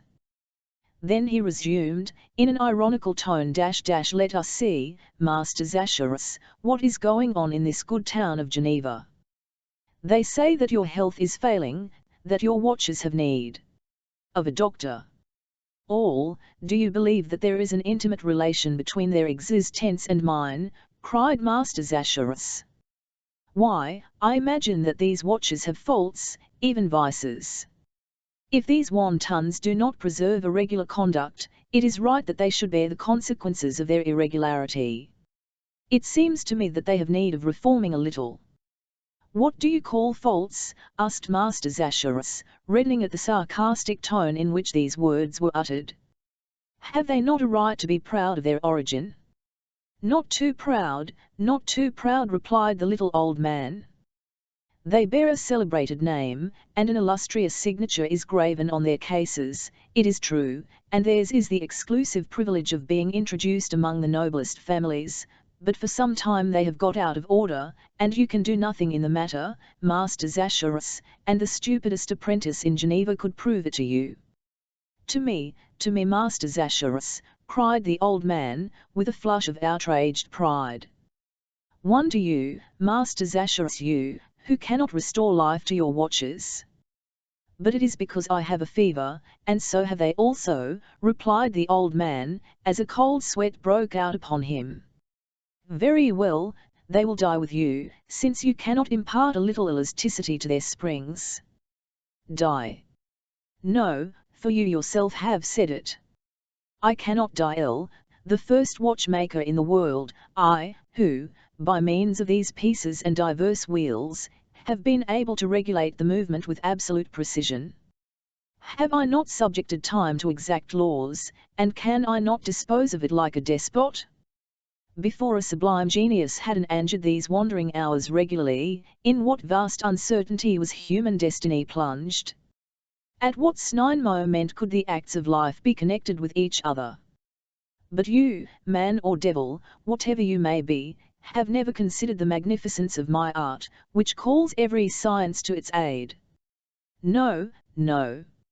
I, Master Zacharias, cannot die, for, as I have regulated time, time would end with me. It would return to the infinite, whence my genius has rescued it, and it would lose itself irreparably in the abyss of nothingness. No, I can no more die than the creator of this universe, that submitted to his laws. I have become his equal, and I have partaken of his power. If God has created eternity, Master Zacharias has created time. The old watchmaker now resembled the fallen angel, defiant in the presence of the Creator. The little old man gazed at him, and even seemed to breathe into him this impious transport. Well said, Master, he replied. Beelzebub had less right than you to compare himself with God. Your glow must not perish. So your servant here desires to give you the method of controlling these rebellious watches. What is it? What is it? Cried Master Zacharias. You shall know on the day after that on which you have given me your daughter's hand. Durande. Herself my daughter's health is not free, replied Master Zacharias, who seemed neither astonished nor shocked at the strange demand. Bah! She is not the least beautiful of watches, but she will end by stopping also, my daughter, my Durande. No, well, return to your watches, Master Zacharias. Adjust and readjust them. Get ready the marriage of your daughter and your apprentice. Temper your springs with your best steel. Bless Orbit and the pretty Durande. But remember, your watches will never go, and Durande will not wed Orbit. Thereupon the little old man disappeared, but not so quickly that Master Zacharias could not hear 6 o'clock strike in his breast. Chapter 4. The Church of Saint Pierre. Meanwhile Master Zacharias became more feeble in mind and body every day. An unusual excitement, indeed, impelled him to continue his work more eagerly than ever, nor could his daughter entice him from it. His pride was still more aroused after the crisis to which his strange visitor had hurried him so treacherously, and he resolved to overcome, by the force of genius, the malign influence which weighed upon his work and himself. He first repaired to the various clocks of the town which were confided to his care. He made sure, by a scrupulous examination, that the wheels were in good condition, the pivots firm, the weights exactly balanced. Every part, even to the bells, was examined with the minute attention of a physician studying the breast of a patient. Nothing indicated that these clocks were on the point of being affected by inactivity. Durand and Orbit often accompanied the old man on these visits. He would no doubt have been pleased to see them eager to go with him, and certainly he would not have been so much absorbed in his approaching end, had he thought that his existence was to be prolonged by that of these cherished ones, and had he understood that something of the life of a father always remains in his children. The old watchmaker, on returning home, resumed his labours with feverish zeal. Though persuaded that he would not succeed, it yet seemed to him impossible that this could be so, and he unceasingly took to pieces the watches which were brought to his shop, and put them together again. Orbit tortured his mind in vain to discover the causes of the evil. "Master," said he, "this can only come from the wear of the pivots and gearing." "Do you want, then, to kill me, little by little?" replied Master Zacharias passionately. "Are these watches child's work? Was it lest I should hurt my fingers that I worked the surface of these copper pieces in the lathe? Have I not forged these pieces of copper myself, so as to obtain a greater strength? Are not these springs tempered to a rare perfection? Could anybody have used finer oils than mine? You must yourself agree that it is impossible, and you avow, in shon, that the devil is in it." From morning till night discontented purchasers besieged the house, and they got access to the old watchmaker himself, who knew not which of them to listen to. "This watch loses, and I cannot succeed in regulating it," said one. "This," said another, "is absolutely obstinate, and stands still, as did Joshua's son." "If it is true," said most of them, "that your health has an influence on that of your watches, Master Zacharias, get well as soon as possible." The old man gazed at these people with haggard eyes, and only replied by shaking his head, or by a few sad words. "Wait till the first fine weather, my friends. The season is coming which revives existence in wearied bodies. We want the sun to warm us all." "A fine thing, if my watches are to be ill through the winter," said one of the most angry. "Do you know, Master Zacharias, that your name is inscribed in full on their faces? By the Virgin, you do little honour to your signature." It happened at last that the old man, abashed by these reproaches, took some pieces of gold from his old trunk, and began to buy back the damaged watches. At news of this, the customers came in a crowd, and the poor watchmaker's money fast melted away, but his honesty remained intact. Durand warmly praised his delicacy, which was leading him straight towards England, and Orbit soon offered his own savings to his master. "What will become of my daughter?" said Master Zacharias, clinging now and then in the shipwreck to his paternal love. Orbit dared not answer that he was full of hope for the future, and of deep devotion to Durand. Master Zacharias would have that day called him his son-in-law, and thus refuted the sad prophecy, which still buzzed in his ears: "Durand will not wed Orbit." By this plan the watchmaker at last succeeded in entirely despoiling himself. His antique vases passed into the hands of strangers, he deprived himself of the richly carved panels which adorned the walls of his house. Some primitive pictures of the early Flemish painters soon ceased to please his daughter's eyes, and everything, even the precious tools that his genius had invented, was sold to indemnify the clamorous customers. Scholastic alone refused to listen to reason on the subject, but her efforts failed to prevent the unwelcome visitors from reaching her master, and from soon departing with some valuable object.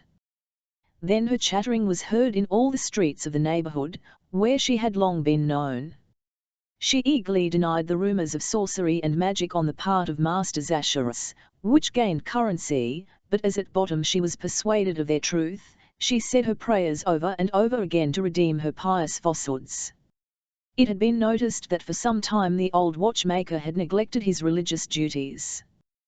Time was, when he had accompanied Durande to church, and had seemed to find in prayer the intellectual charm which it imparts to thoughtful minds, since it is the most sublime exercise of the imagination. This voluntary neglect of holy practices, added to the secret habits of his life, had in some son confirmed the accusations levelled against his labours. So, with the double purpose of drawing her father back to God, and to the world, Durande resolved to call religion to her aid. She thought that it might give some vitality to his dying soul, but the dogmas of faith and humility had to combat, in the soul of Master Zacharias, an insurmountable pride, and came into collision with that vanity of science which connects everything with itself, without rising to the infinite source whence first principles flow. It was under these circumstances that the young girl undertook her faithless conversion, and her influence was so effective that the old watchmaker promised to attend High Mass at the cathedral on the following Sunday. Durande was in an ecstasy, as if heaven had opened to her view. Old Scholastic could not contain her joy, and at last found irrefutable arguments against the gossiping tongues which accused her master of impiety. She spoke of it to her neighbours, her friends, her enemies, to those whom she knew not as well as to those whom she knew. "In faith, we scarcely believe what you tell us, Dame Scholastic," they replied. "Master Zacharias has always acted in concert with the devil." "You haven't counted," then replied the old servant, "the fine bells which strike for my master's clocks. How many times they have struck the hours of prayer and the Mass." "No doubt," they would reply. "But has he not invented machines which go all by themselves, and which actually do the work of a real man?" "Could a child of the devil," exclaimed Dame Scholastic wrathfully, "have executed the fine iron clock of the Chateau of Andermatt, which the town of Geneva was not rich enough to buy? A pious motto appeared at each hour, and a Christian who obeyed them, would have gone straight to paradise. Is that the work of the devil?" This masterpiece, made 20 years before, had carried Master Zacharias's fame to its acme, but even then there had been accusations of sorcery against him.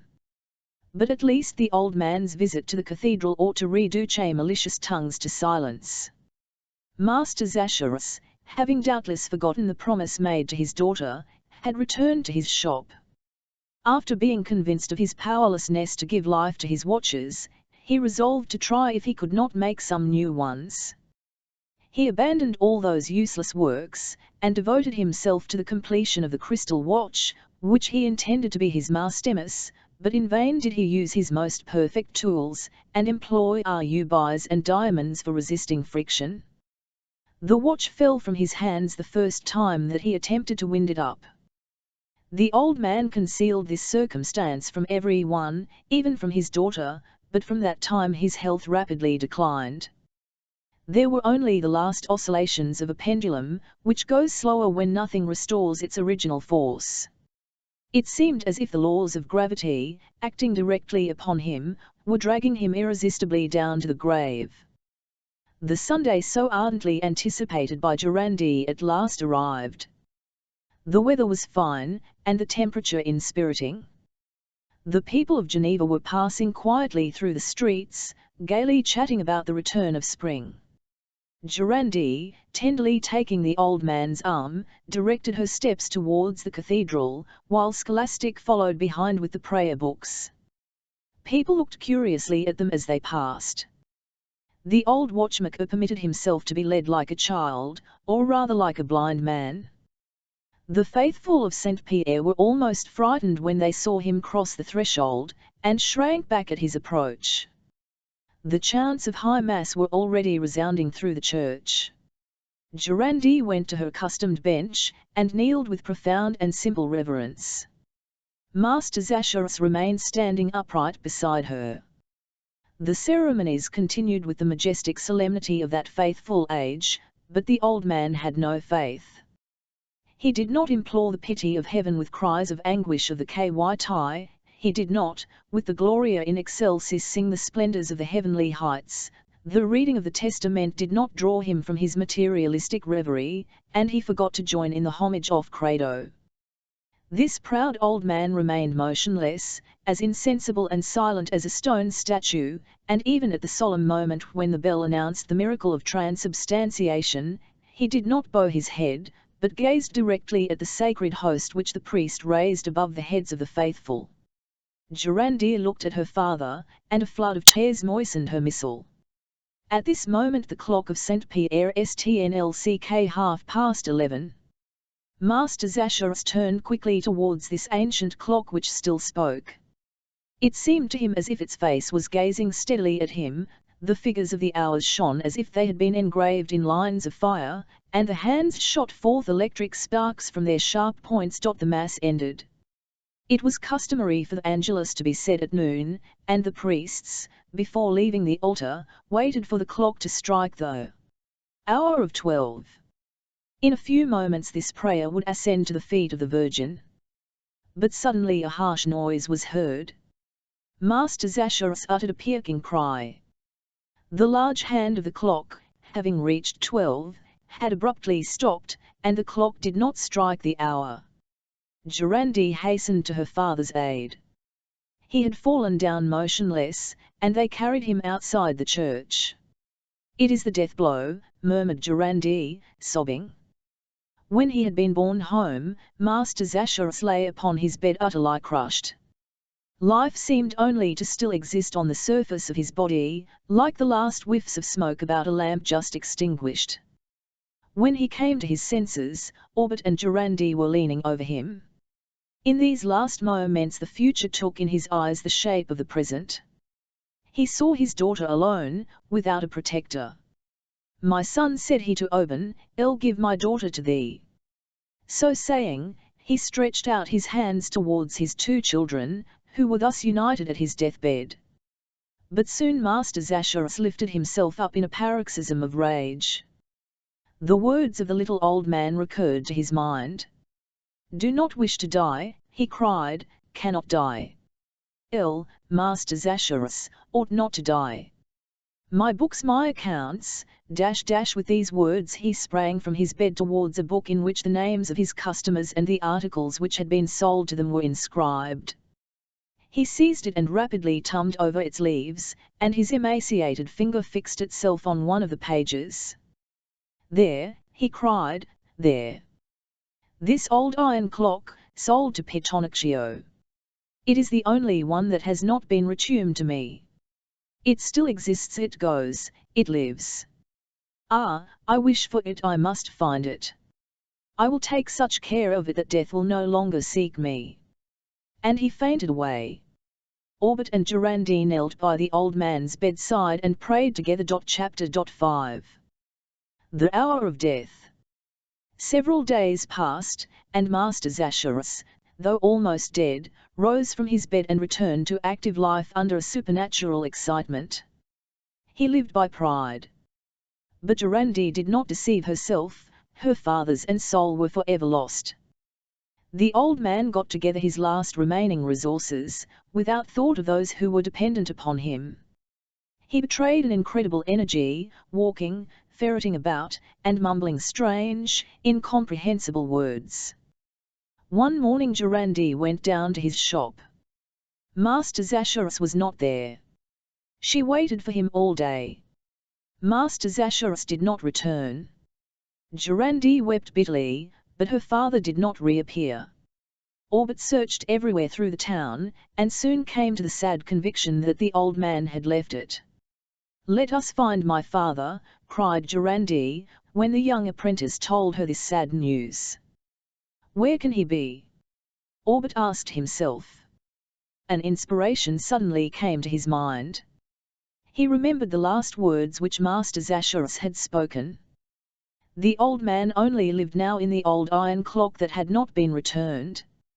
Master Zacharias must have gone in search of it. Orbit spoke of this to Durande. "Let us look at my father's book," she replied. They descended to the shop. The book was open on the bench.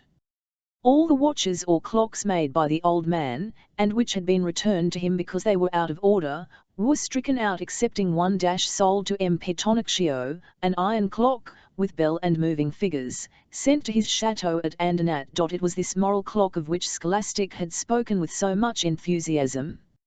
"My father is there," cried Durandi. "Let us hasten thither," replied Orbit. "We may still save him." "Not for this life," murmured Durandi, "but at least for the other." "By the mercy of God, Durandi." The chateau of Andernat stands in the gorge of the Dents du Midi 20 hours from Geneva.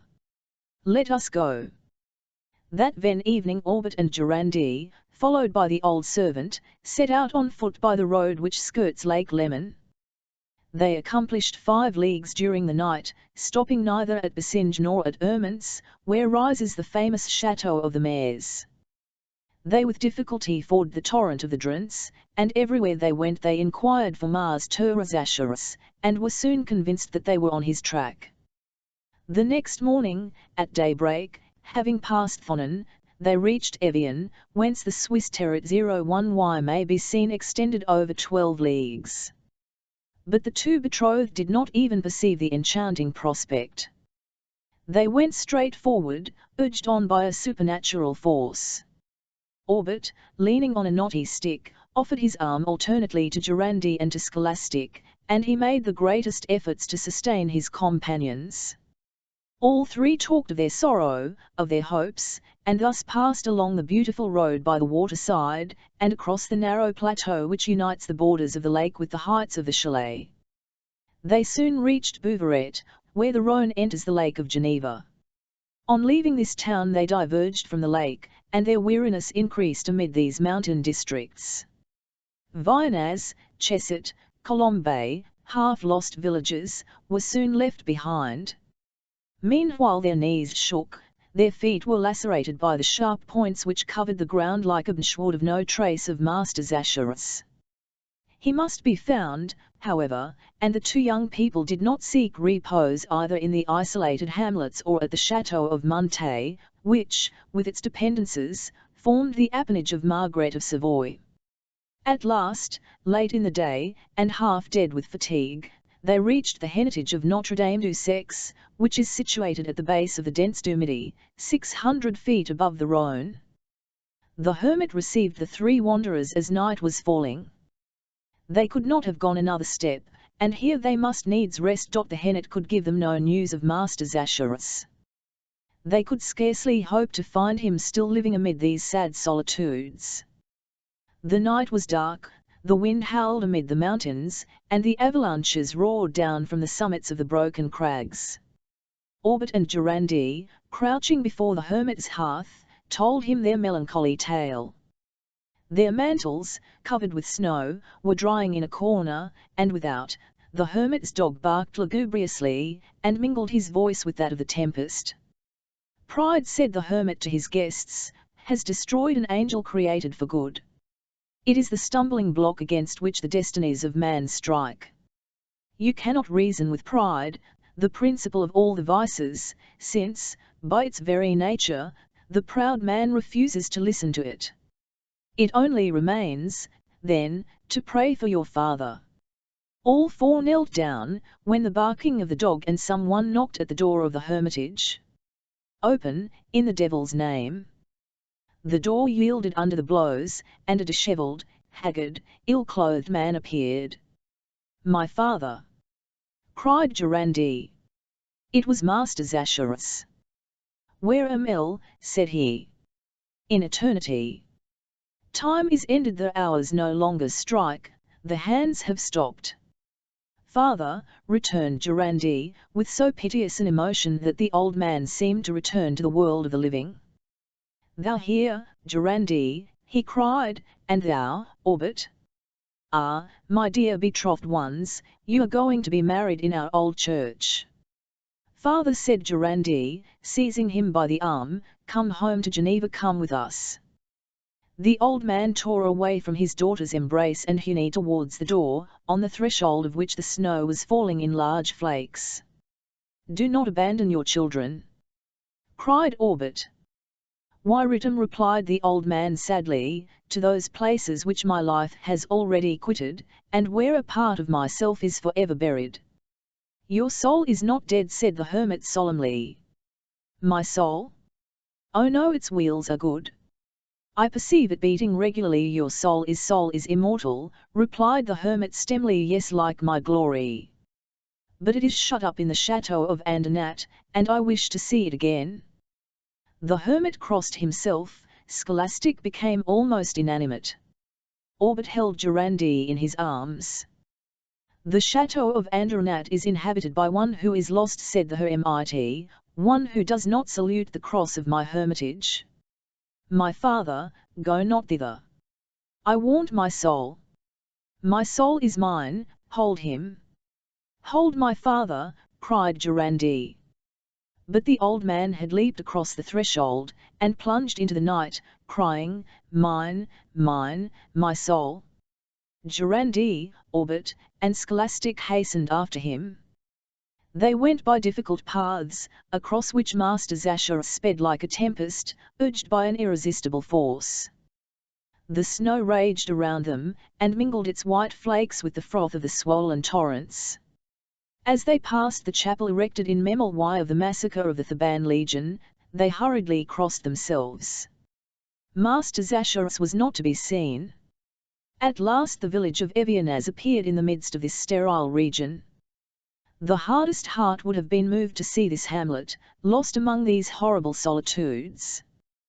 The old man sped on, and plunged into the deepest gorge of the dense Dumidi, which pierced the sky with their sharp peaks. Soon inland, old and gloomy as the rocks at its base, rose before him. It is there, he cried, hastening his pace still more frantically. The chateau of Andernat was inland even then. A thick, crumbling tower rose above it, and seemed to menace with its downfall the old gables which reared themselves below. The vast piles of jagged stones were gloomy to look on. Several dark halls appeared amid the debris, with caved-in ceilings, now become the abode of vipers. A low and narrow postern, opening upon a ditch choked with rubbish, gave access to the chateau. Who had dwelt there none knew. No doubt some margrave, half-lord, half-brigand, had subsumed in it. To the margrave had succeeded bandits or counterfeit coiners, who had been hanged on the scene of their crime. The legend went that, on winter nights, Satan came to lead his diabolical dances on the slope of the deep gorges in which the shadow of these nlins was engulfed. But Master Zasher was not dismayed by their sinister aspect. He reached the postern. No one forbade him to pass. A spacious and gloomy court presented itself to his eyes, no one forbade him to cross it. He passed along the kind of inclined plane which conducted to one of the long corridors, whose arches seemed to banish daylight from beneath their heavy springings. His advance was unresisted. Durande, Orbit, and Scholastic closely followed him. Master Zasher, as if guided by an irresistible hand, seemed sure of his way, and strode along with rapid step. He reached an old worm-eaten door, which fell before his blows, whilst the bats described oblique circles around his head. An immense hall, better preserved than the rest, was soon reached. High sculptured panels, on which serpents, ghouls, and other strange figures seemed to disport themselves confusedly, covered its walls. Several long and narrow windows, like loopholes, shivered beneath the bursts of the tempest. Master Zasher, on reaching the middle of this hall, uttered a cry of joy. On an iron support, fastened to the wall, stood the clock in which now resided his entire life. This unequalled masterpiece represented an ancient Roman church, with buttresses of wrought iron, with its heavy bell tower, where there was a complete chime for the anthem of the day, the Angelus, the Mass, Vespers, Compline, and the Benediction. Above the church door, which opened at the hour of the services, was placed a rose in the centre of which 2 hands moved, and the archivolt of which reproduced the 12 hours of the face sculptured in relief. Between the door and the rose, just as Scholastic had said, a maxim, relative to the employment of Eve 1 moment of the day, appeared on a copper plate.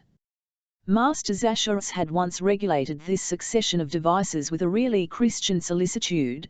The hours of prayer, of work, of repast, of recreation, and of repose, followed each other according to the religious discipline, and were to infallibly ensure salvation to him who scrupulously observed their commands.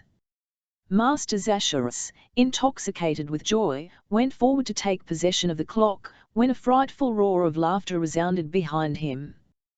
He turned, and by the light of a smoky lamp recognized the little old man of Geneva. "You hear?" cried he. Durande was afraid. She drew closer to Orbit. "Good day, Master Zacharias," said the monster. "Who are you?" "Signor Petronaccio, at your service." "You have come to give me your daughter." "You have remembered my words, Durande will not wed Oban." The young apprentice NLSHED upon Petronaccio, who escaped from him like a shadow. "Stop, Orbit," cried Master Zacharias. "Good night," said Petronaccio, and he disappeared. "My father, let us fly from this hateful place," cried Durande. "My father." Master Zacharias was no longer there. He was pursuing the phantom of Petronaccio across the rickety corridors. Scholastic, Durande, and Orbit remained, speechless and fainting, in the large gloomy hall. The young girl had fallen upon a stone seat, the old servant knelt beside her, and prayed. Orbit remained erect, watching his betrothed. Pale lights wandered in the darkness, and the silence was only broken by the movements of the little animals which live in old wood, and the noise of which marks the hours of death watch. When daylight came, they ventured upon the endless staircase which wound beneath these ruined masses. For 2 hours they wandered thus without meeting a living soul, and hearing only a far-off echo responding to their cries. Sometimes they found themselves buried 100 feet below the ground, and sometimes they reached places whence they could overlook the wild mountains. Chance brought them at last back again to the vast hall, which had sheltered them during this night of anguish. It was no longer empty.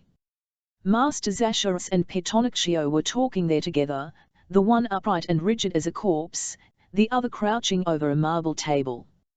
Master Zacharias, when he perceived Durande, went forward and took her by the hand, and led her towards Petronaccio, saying, "VB01D, your lord and master, my daughter." "Durande, behold your husband." Durande shuddered from head to foot. "Never," cried Oban, "for she is my betrothed." "Never," responded Durande, like a plaintive echo. Petronaccio began to laugh. "You wish me to die, then?" exclaimed the old man.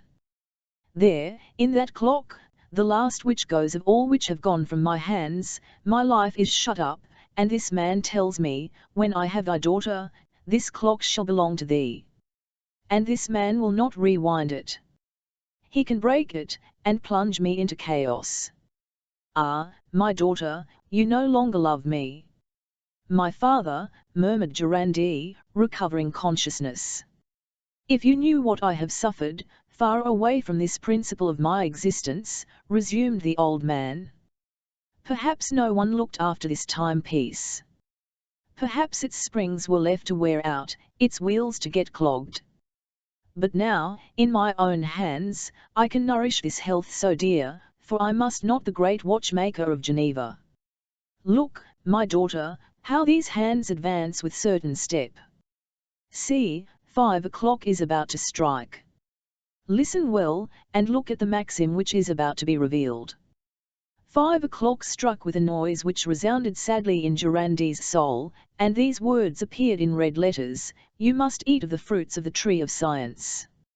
Orbit and Durande looked at each other stupefied. These were no longer the pious sayings of the Catholic watchmaker. The breath of Satan must have passed over it. But Zacharias paid no attention to this, and resummed, "Dost thou hear, my Durande? I live, I still live. Listen to my breathing, see the blood circulating in my veins. No, thou wouldst not kill thy father, and thou wilt accept this man for thy husband, so that I may become immortal, and at last attain the power of God." At these blasphemous words old Scholastic crossed herself, and Pitonaccio laughed aloud with joy. "And then, Durande, thou wilt be happy with him? See this man, he is time. Thy existence will be regulated with absolute precision. Durande, since I gave thee life, give life to thy father." "Durande," murmured Orbit, "I am thy betrothed." "He is my father," replied Durande, fainting. "She is thine," said Master Zacharis. "Pitonaccio, then wilt keep thy promise." "Here is the key of the clock," replied the horrible man. Master Zacharis seized the long key, which resembled an uncoiled snake, and ran to the clock, which he hastened to wind up with fantastic rapidity. The creaking of the spring jarred upon the nerves. The old watchmaker wound and wound the key, without stopping a moment, and it seemed as if the movement were beyond his control. He wound more and more quickly, with strange contortions, until he fell from sheer weariness. "There, it is wound up for a century," he cried. Orbit rushed from the hall as if he were mad. After long wandering, he found the outlet of the hateful chateau, and hastened into the open air. He returned to the hermitage of Notre Dame du Sex, and talked so despairingly to the holy recluse, that the latter consented to return with him to the chateau of Andernat. If, during these hours of anguish, Durande had not wept, it was because her tears were exhausted. Master Zacharis had not left the hall. He ran every moment to listen to the regular beating of the old clock. Meanwhile the clock had stnlck, and to Scholastic's great terror, these words had appeared on the silver: "ought to become the equal of God." The old man had not only not been shocked by these impious maxims, but read them deliriously, and flattered himself with thoughts of pride, whilst Pitonaccio kept close by him. The marriage contract was to be signed at midnight. Durande, almost unconscious, saw or heard nothing. The silence was only broken by the old man's words, and the chuckling of Pitonaccio. 11 o'clock stnlck. Master Zacharis shuddered, and read in a loud voice: "Man should be the slave of science, and sacrifice to it relatives and family." "Yes," he cried, "there is nothing but science in this world." The hands slipped over the face of the clock with the hiss of a serpent, and the pendulum beat with accelerated strokes. Master Zacharis no longer spoke. He had fallen to the floor, his throat rattled, and from his oppressed bosom came only these half-broken words: "Life science." The scene had now two new witnesses, the hermit and Orbit. Master Zacharis lay upon the floor, Durande was praying beside him, more dead than alive.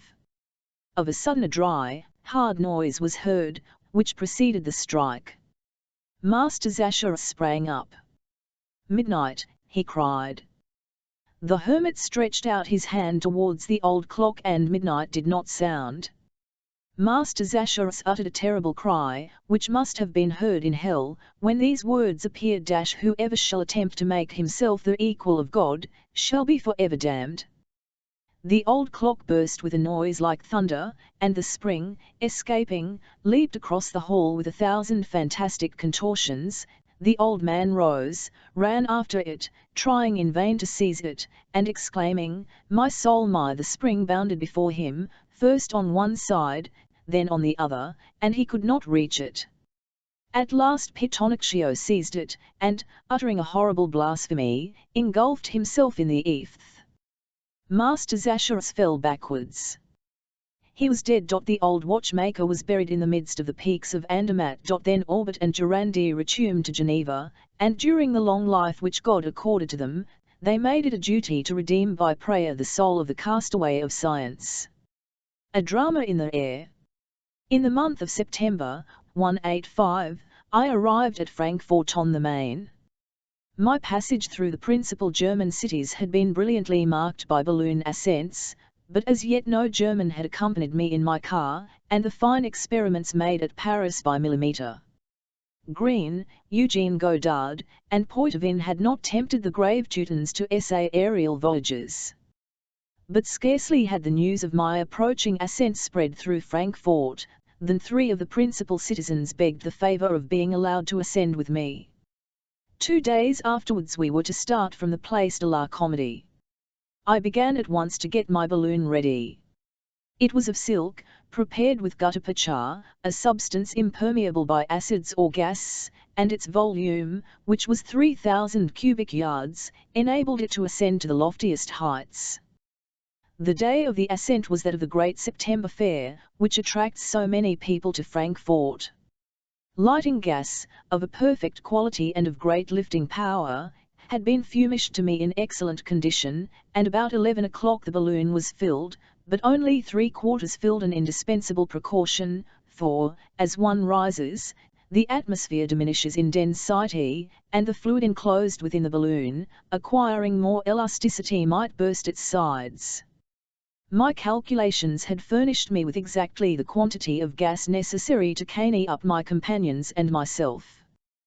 We were to start at noon. The impatient crowd which pressed around the enclosed space, filling the enclosed square, overflowing into the contiguous streets, and covering the houses from the ground floor to the slated gables, presented a striking scene. The high winds of the preceding days had subsided. An oppressive heat fell from the cloudless sky. Scarcely a breath animated the atmosphere. In such weather, one might descend again upon the very spot whence he had risen.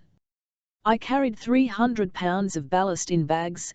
The car, quite round, 4 feet in diameter, was comfortably arranged. The hempen cords which supported it stretched symmetrically over the upper hemisphere of the balloon. The compass was in place, the barometer suspended in the circle which united the supporting cords, and the anchor carefully put in order. All was now ready for the ascent. Among those who pressed around the enclosure, I remarked a young man with a pale face and agitated features. The sight of him impressed me. He was an eager spectator of my ascents, whom I had already met in several German cities. With an uneasy air, he closely watched the curious machine, as it lay motionless a few feet above the ground, and he remained silent among those about him. 12 o'clock came. The moment had arrived, but my travelling companions did not appear. I sent to their houses, and learnt that one had left for Hamburg, another for Vienna, and the third for London. Their courage had failed them at the moment of undertaking one of those excursions which, thanks to the ability of living aeronauts, are free from all danger. As they formed, in some sort, a part of the programme of the day, the fear had seized them that they might be forced to execute it faithfully, and they had fled far from the scene at the instant when the balloon was being filled. Their courage was evidently the inverse ratio of their speed in decamping. The multitude, half deceived, showed not a little ill humour. I did not hesitate to ascend alone.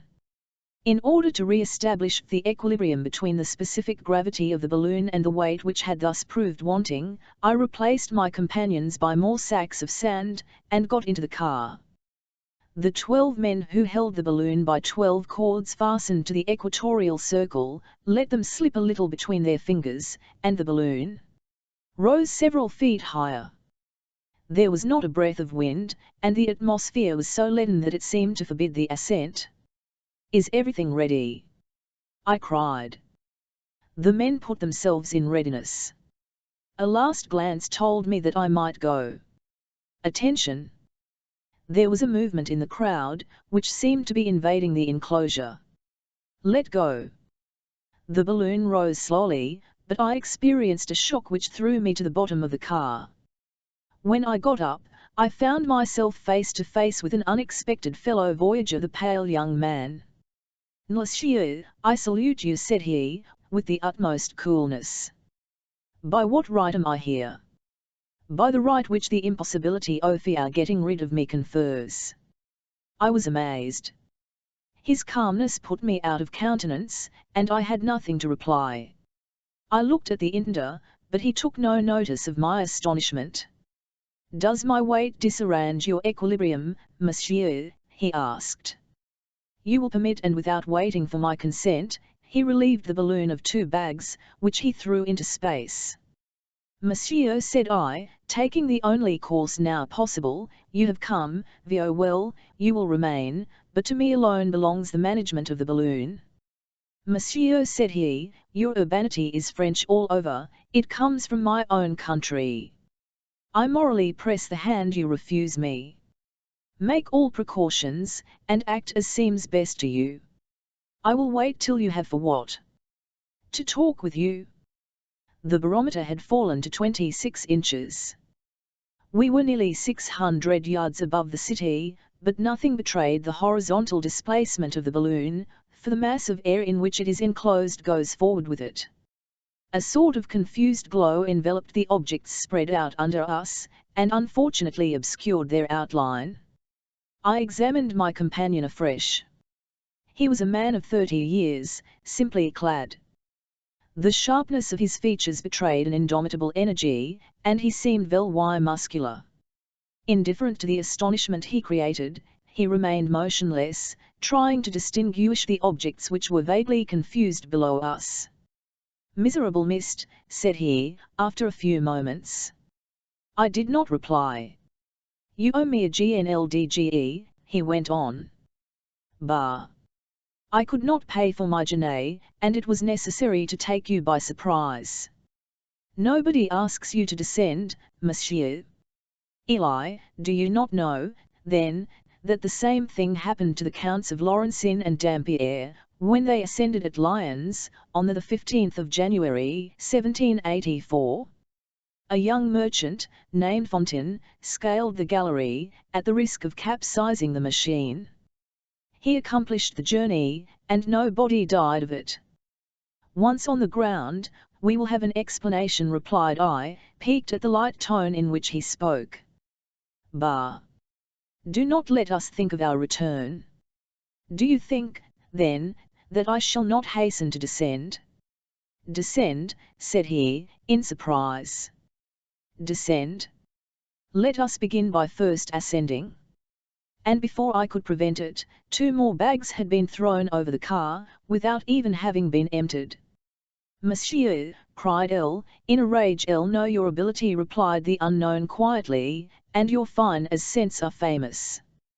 But if experience is the sister of practice, she is also a cousin of theory, and I have studied the aerial art long. It has got into my head, he added sadly, falling into a silent reverie.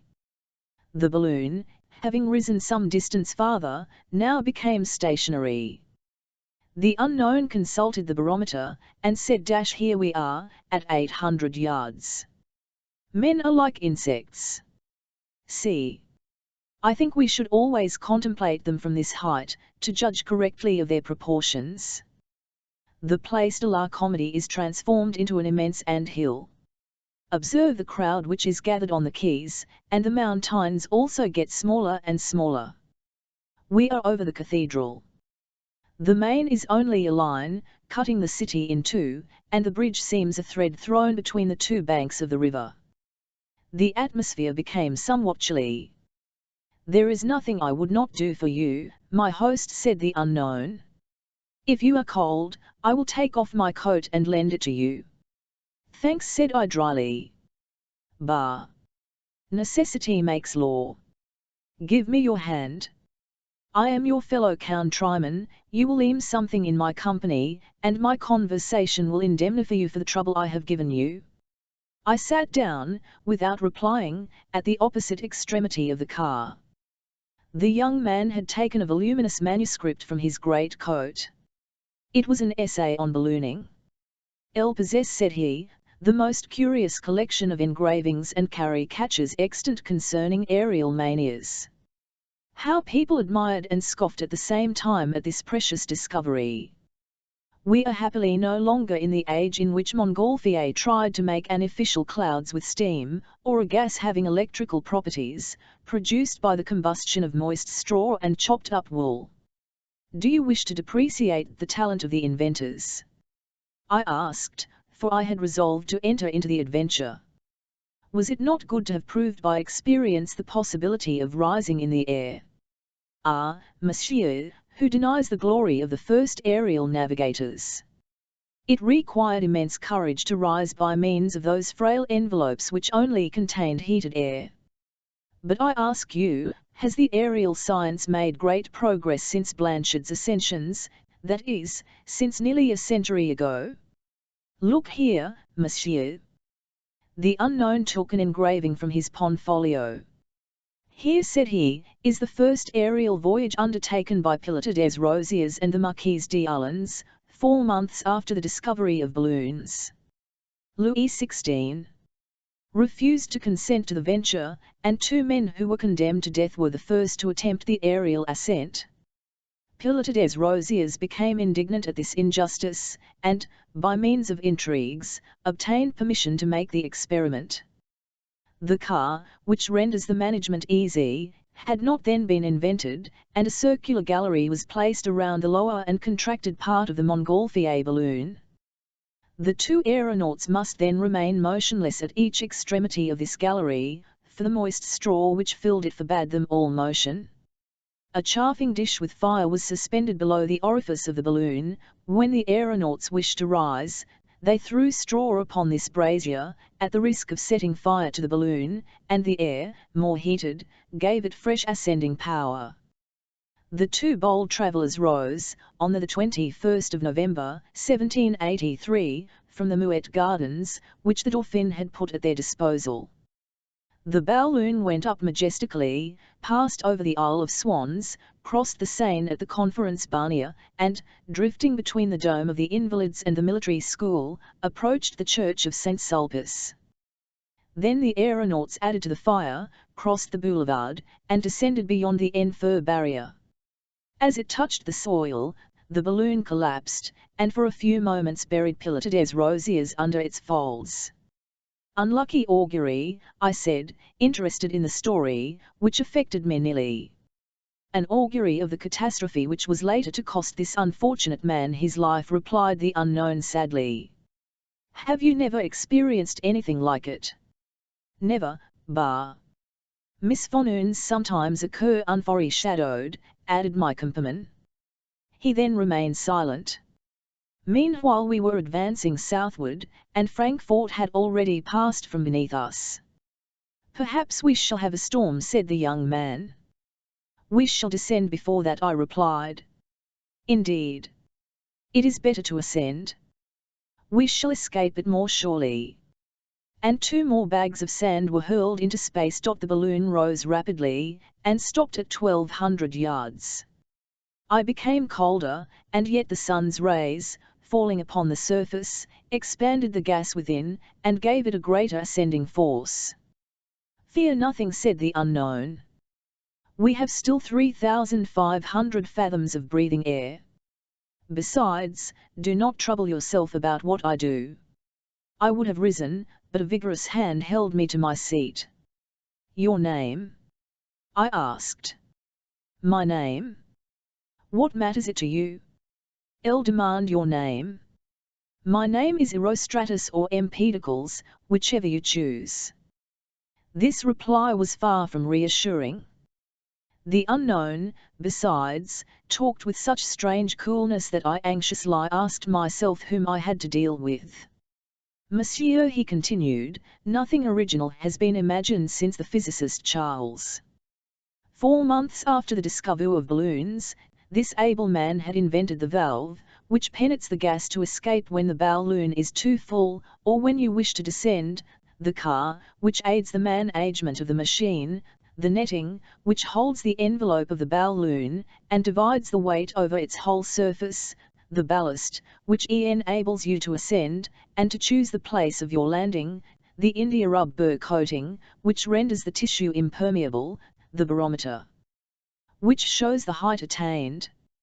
Lastly, Charles used hydrogen, which, 14 times lighter than air, permits you to penetrate to the highest atmospheric regions, and does not expose you to the dangers of a combustion in the air. On the 1st of December, 1783, 300,000 spectators were crowded around the Tuileries. Charles rose, and the soldiers presented arms to him. He travelled 9 leagues in the air, conducting his balloon with an ability not surpassed by modern aeronauts. The king awarded him a pension of 2,000 livres, for then they encouraged new inventions. The unknown now seemed to be under the influence of considerable agitation. Monsieur, he resumed, I have studied this, and I am convinced that the first aeronauts guided their balloons. Without speaking of Blanchard, whose assertions may be received with doubt, Guyton Morpheo, by the aid of oars and Nulda, made his machine answer to the helm, and take the direction he determined on. More recently, M. Julien, a watchmaker, made some convincing experiments at the Hippodrome, in Paris, for, by a special mechanism, his aerial apparatus, oblong in form, went visibly against the wind.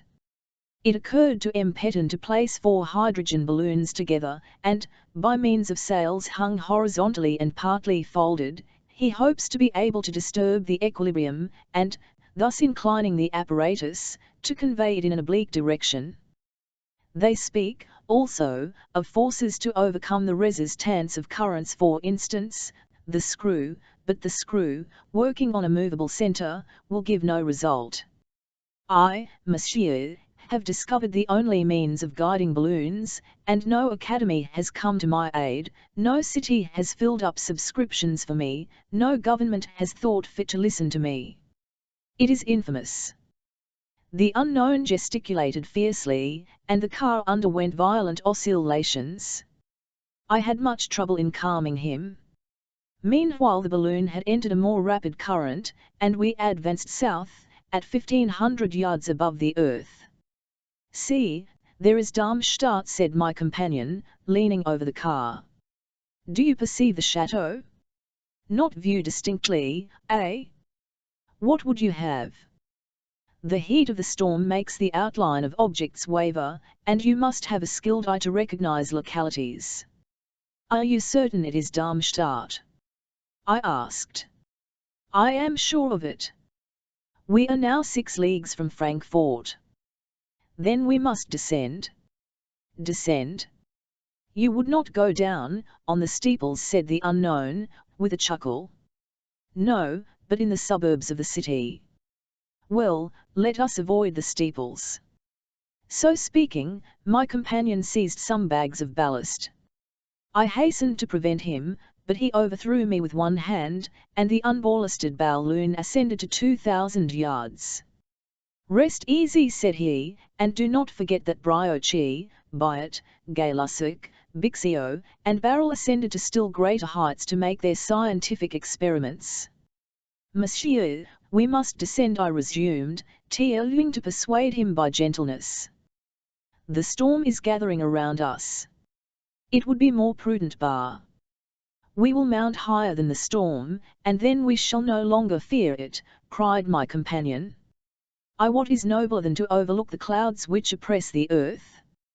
Is it not an honour thus to navigate on aerial billows? The greatest men have travelled as we are doing. The Marchioness and Countess de Montalembert, the Countess of Podenas, Mademoiselle Lagarde, the Marquise de Montalembert, rose from the Faubourg Saint-Antoine for these unknown regions, and the Duc de Chartres exhibited much skill and presence of mind in his ascent on the 15th of July, 1784. At Lyons, the Counts of Laurencin and Dampierre, at Nantes, M. de Luynes, at Bordeaux, d'Arbely des Granges, in Italy, the Chevalier Andriani, in our own time, the Duke of all left the traces of their glow in the air. To equal these great personages, we must penetrate still higher than they into the celestial depths. To approach the infinite is to comprehend it. The rarefaction of the air was fast expanding the hydrogen in the balloon, and I saw its lower part, pulposely left empty, swell out, so that it was absolutely necessary to open the valve, but my companion did not seem to intend that I should manage the balloon as I wished. I then resolved to pull the valve cord secretly, as he was excitedly talking, for I feared to guess with whom I had to deal. It would have been too horrible. It was nearly 1:15. We had been gone 40 minutes from Frankfort, heavy clouds were coming against the wind from the south, and seemed about to burst upon us. Have you lost all hope of succeeding in your project? I asked with anxious interest. All hope, exclaimed the unknown in a low voice. Wounded by slights and caricatures, these asses' kicks have finished me. It is the eternal punishment reserved for innovators. Look at these caricatures of all periods, of which my portfolio is full. While my companion was fumbling with his papers, I had seized the valve cord without his perceiving it. I feared, however, that he might hear the hissing noise, like a watercourse, which the gas makes in escaping. How many jokes were made about the Abbé Miola, said he. He was to go up with Janinette and Bredin. During the filling their balloon caught fire, and the ignorant populace tore it in pieces. Then this caricature of Ceurious animals appeared, giving each of them a pun nickname. I pulled the valve cord, and the barometer began to ascend. It was time. Some far-off rumblings were heard in the south. Here is another engraving, resumed the unknown, not suspecting what I was doing. It is an immense balloon carrying a ship, strong castles, houses, and so on. The caricaturists did not suspect that their follies would one day become truths. It is complete, this large vessel. On the left is its helm, with the pilot's box, at the prow are pleasure houses, an immense organ, and a cannon to call the attention of the inhabitants of the earth or the moon. Above the poop there are the observatory and the balloon longboat, in the equatorial circle, the army barrack, on the left, the funnel, then the upper galleries for promenading, sails, pinions, below, the cafes and general storehouse. Observe this pompous announcement, invented for the happiness of the human race. This globe will depart at once for the ports of the Levant, and on its return the program of its voyages to the two poles and the extreme west will be announced. No one need furnish himself with anything, everything is foreseen, and all will prosper. There will be a uniform price for all places of destination, but it will be the same for the most distant countries of our hemisphere, that is to say, 1,000 louis for one of any of the said journeys. And it must be confessed that this sum is very moderate, when the speed, comfort, and arrangements which will be enjoyed on the balloon are considered arrangements which are not to be found on land, while on the balloon each passenger may consult his own habits and tastes. This is so true that in the same place some will be dancing, others standing, some will be enjoying delicacies, others fasting. Whoever desires the society of wits may satisfy himself, whoever is stupid may find stupid people to keep him company. Thus pleasure will be the soul of the aerial company. All this provoked laughter, but before long, if I am not cut off, they will see it all realized. We were visibly descending. He did not perceive it. This kind of game at balloons, he resumed, spreading out before me some of the engravings of his valuable collection, this game contains the entire Hist 01Y of the aerostatic art. It is used by elevated minds, and is played with dice and counters, with whatever stakes you like, to be paid or received according to where the player arrives. Why, said I, you seem to have studied the science of aerostation profoundly. Yes, monsieur, yes. From Phaethon, Icarus, Archytas, I have searched for, examined, learned everything. I could render immense services to the world in this, and, if God granted me life. But that will not be. Why? Because my name is Empedocles, or Erostratus. Meanwhile, the balloon was happily approaching the earth, but when one is falling, the danger is as great at 100 feet as at 5,000. Do you recall the Battle of Fleurus, resumed my companion, whose face became more and more animated? It was at that battle that Contello, by order of the government, organized a company of balloonists. At the siege of Manbenge General Jourdan derived so much service from this new method of observation that Contello ascended twice a day with the general himself. The communications between the aeronaut and his agents who held the balloon were made by means of small white, red, and yellow flags. Often the gun and cannon shot were directed upon the balloon when he ascended, but without result. When General Jourdan was preparing to invest Charleroi, Contelot went into the vicinity, ascended from the plain of Jumet, and continued his observations for 7 or 8 hours with Gina Al-Morlet, and this no doubt aided in giving us the victoire of Fleurus. General Jourdan publicly acknowledged the help which the aeronautical observations had afforded him.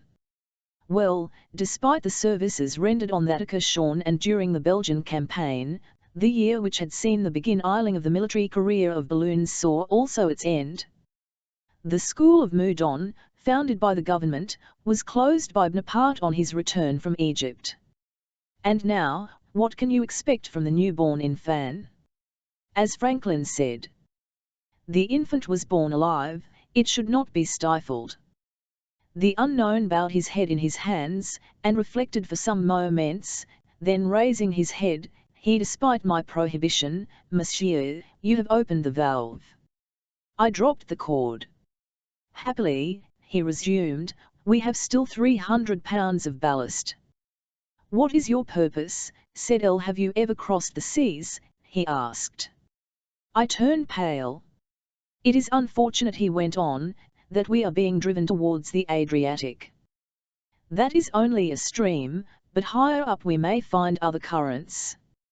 And, without taking any notice of me, he threw over several bags of sand, then, in a menacing voice, he said, let you open the valve because the expansion of the gas threatened to burst the balloon, but do not do it again. Then he went on as follows, you remember the voyage of Blanchard and Jeffreys from Dover to Calais? It was magnificent. On the 7th of January, 1785, there being a northwest wind, their balloon was inflated with gas on the Dover coast. A mistake of equilibrium, just as they were ascending, forced them to throw out their ballast so that they might not go down again, and they only kept 30 pounds. It was too little, for, as the wind did not freshen, they only advanced very slowly towards the French coast. Besides, the permeability of the tissue served to reduce the inflation little by little, and in an hour and a half the aeronauts perceived that they were descending. What shall we do, said Jeffreys. We are only 1/4 of the way over, replied Blanchard, and very low down. On rising, we shall perhaps meet more favourable winds. Let us throw out the rest of the sand. The balloon acquired some ascending force, but it soon began to descend again. Towards the middle of the transit the aeronauts threw over their books and tools. A quarter of an hour after, Blanchard said to Jeffreys, the barometer. It is going up.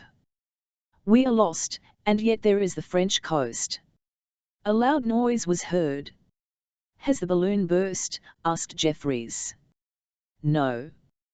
The loss of the gas has reduced the inflation of the lower part of the balloon. But we are still descending. We are lost. Out with everything useless. Provisions, oars, and knitted were thrown into the sea. The aeronauts were only 100 yards high. We are going up again, said the No. It is the spurt caused by the diminution of the weight, and not a ship in sight, not a bark on the horizon. To the sea with our clothing. The unfortunates stripped themselves, but the balloon continued to descend. Blanchard, said Jeffreys, you should have made this voyage alone, you consented to take me, I will sacrifice myself. I am going to throw myself into the water, and the balloon, relieved of my weight, will mount again. No, no. It is frightful.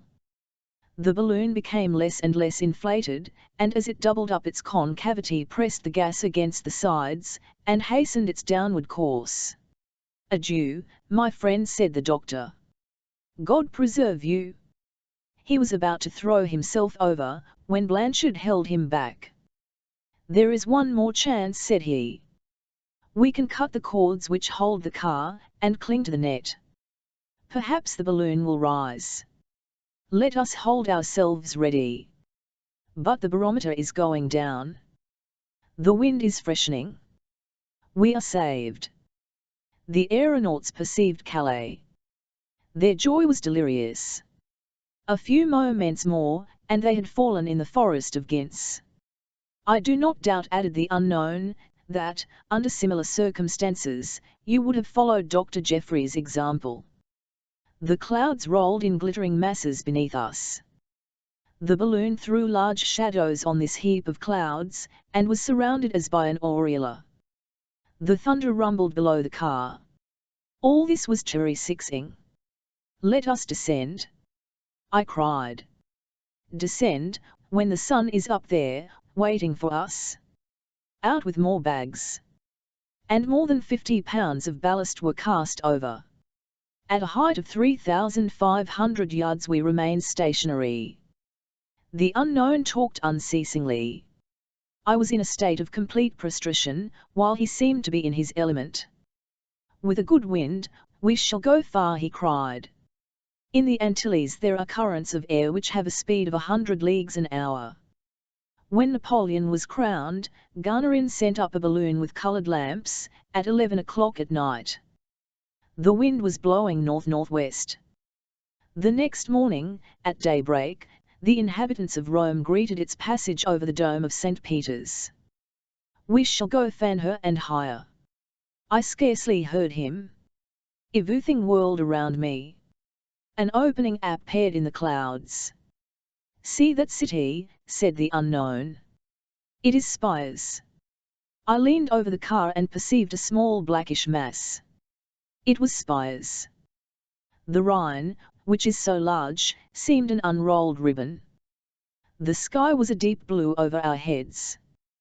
The birds had long abandoned us, for in that rarefied air they could not have flown.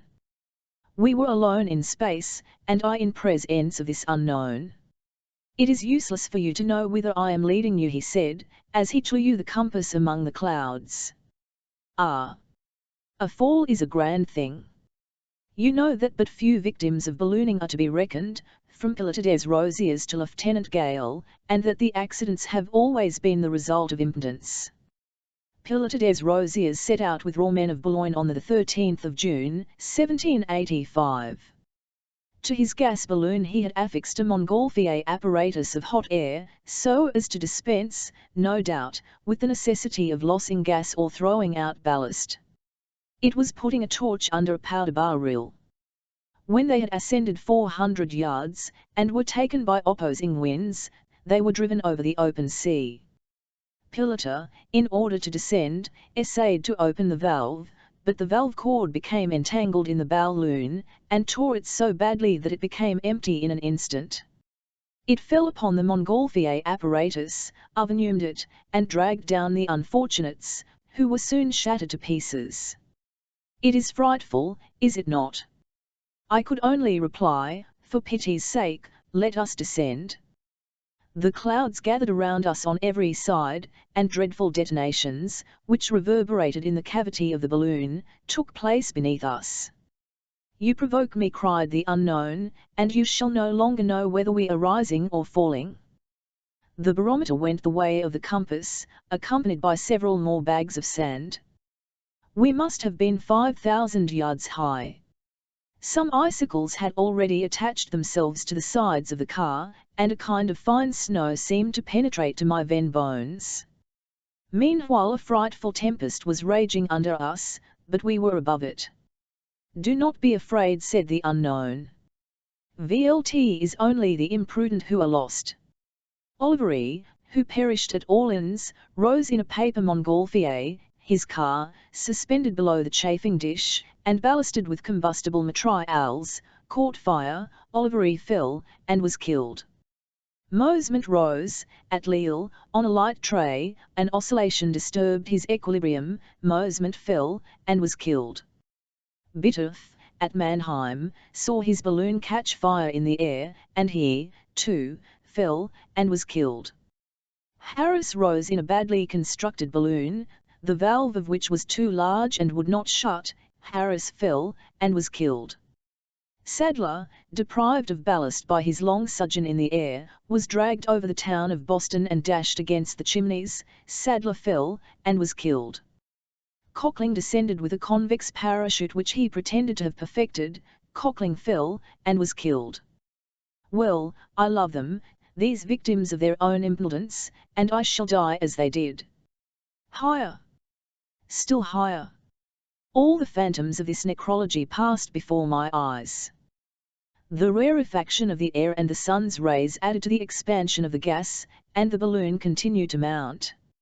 I tried mechanically to open the valve, but the unknown cut the cord several feet above my head. I was lost. "Did you see Madame Blanchard fall?" said he. "Elle saw her, yes, I was at Tivoli on the 6th of July, 1819. Madame Blanchard rose in a small-sized balloon, to avoid the expense of filling, and she was forced to entirely inflate it.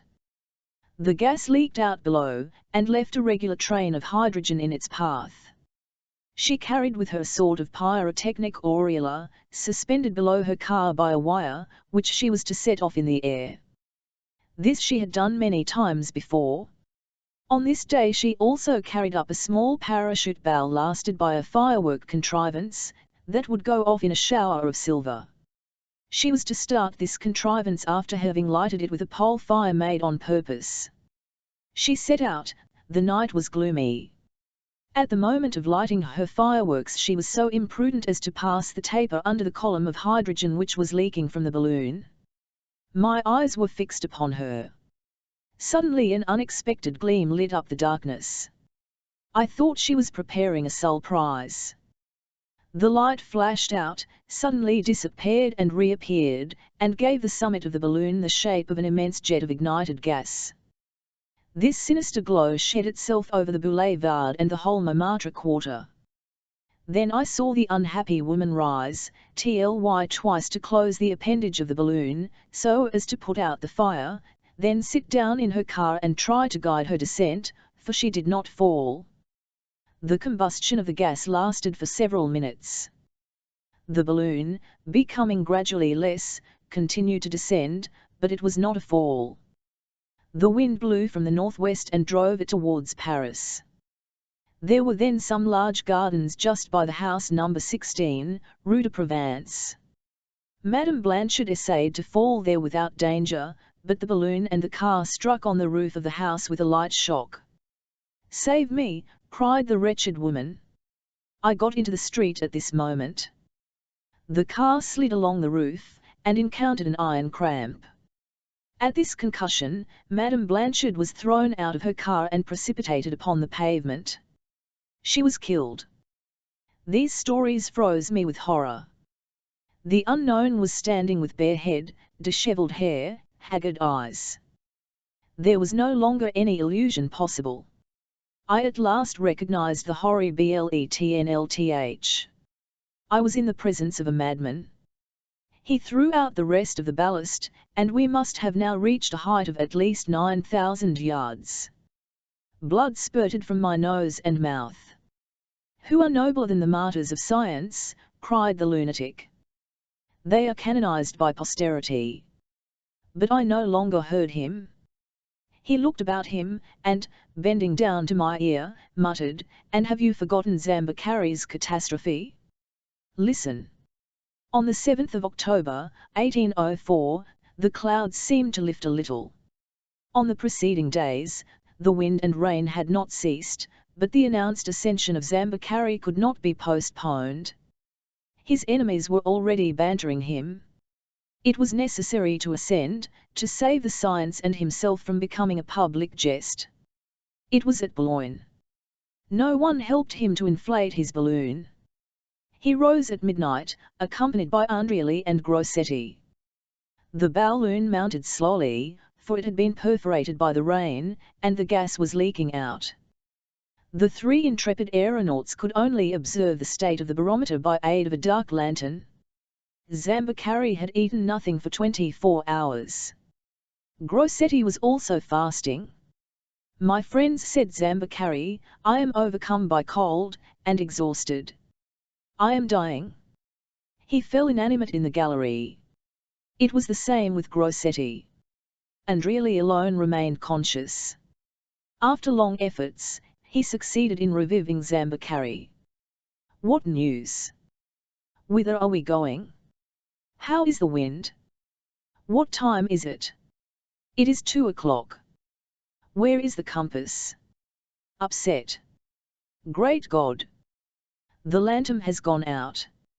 It cannot burn in this rarefied air, said Zambakari. The moon had not risen, and the atmosphere was plunged in murky darkness. I am cold, unreally. What shall I do? They slowly descended through a layer of whitish clouds. Sure, said Unreally. Do you hear? What? Asked Zambakari. A strange noise. You are mistaken. No, consider these travellers, in the middle of night, listening to that unaccountable noise. Are they going to knock against a tower? Are they about to be precipitated on the roofs? Do you hear? One would say it was the noise of the sea. Impossible. It is the groaning of the waves. It is true. Light. Light. After 5 fruitless attempts, Unreally succeeded in obtaining light. It was 3 o'clock. The voice of violent waves was heard. They were almost touching the surface of the sea. One, we are lost, cried Zambakari, seizing a large bag of sand. Help, cried Unreally. The car touched the water, and the waves came up to their breasts. Throw out the instruments, clothes, money. The aeronauts completely stripped themselves. The balloon, relieved, rose with frightful rapidity. Zambakari was taken with vomiting. Grossetti bled profusely.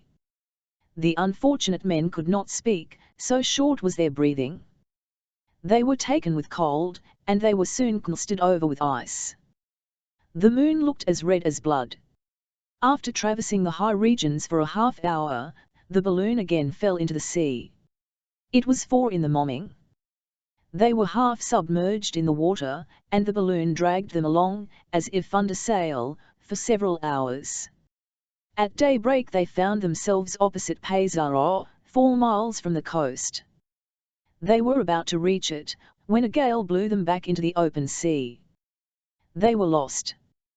The frightened boats fled at their approach. Happily, a more intelligent boatman accosted them, hoisted them on board, and they landed at Ferrada. A frightful journey, was it not? But Zambakani was a brave and energetic man.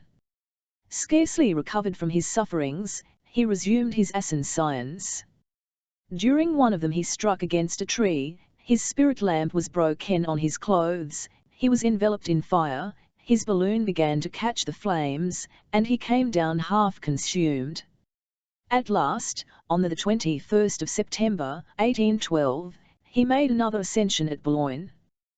The balloon clung to a tree, and his lamp again set it on fire. Zambakari fell, and was killed. And in presence of these facts, we would still hesitate. No. The higher we go, the more glorious will be our death. The balloon being now entirely relieved of ballast and of all it contained, we were carried to an enormous height. It vibrated in the atmosphere. Theliest noise resounded in the vaults of heaven. Our globe, the only object which caught my view in immensity, seemed ready to be annihilated, and above us the depths of the stony skies were lost in thick darkness. I saw my companion rise up before me. The hour is come, he said. We must die. We are rejected of men. They despise us. Let us crush them. Mercy! I cried. Let us cut these cords. Let this car be abandoned in space. The attractive force will change its direction, and we shall approach the sun. Despair galvanized me. I threw myself upon the madman, we STNLGGLED together, and a terrible conflict took place. But I was thrown down, and while he held me under his knee, the madman was cutting the cords of the car. 1. He cried. My God! 2. 3. I made a superhuman effort, rose up, and violently repulsed the madman. 4.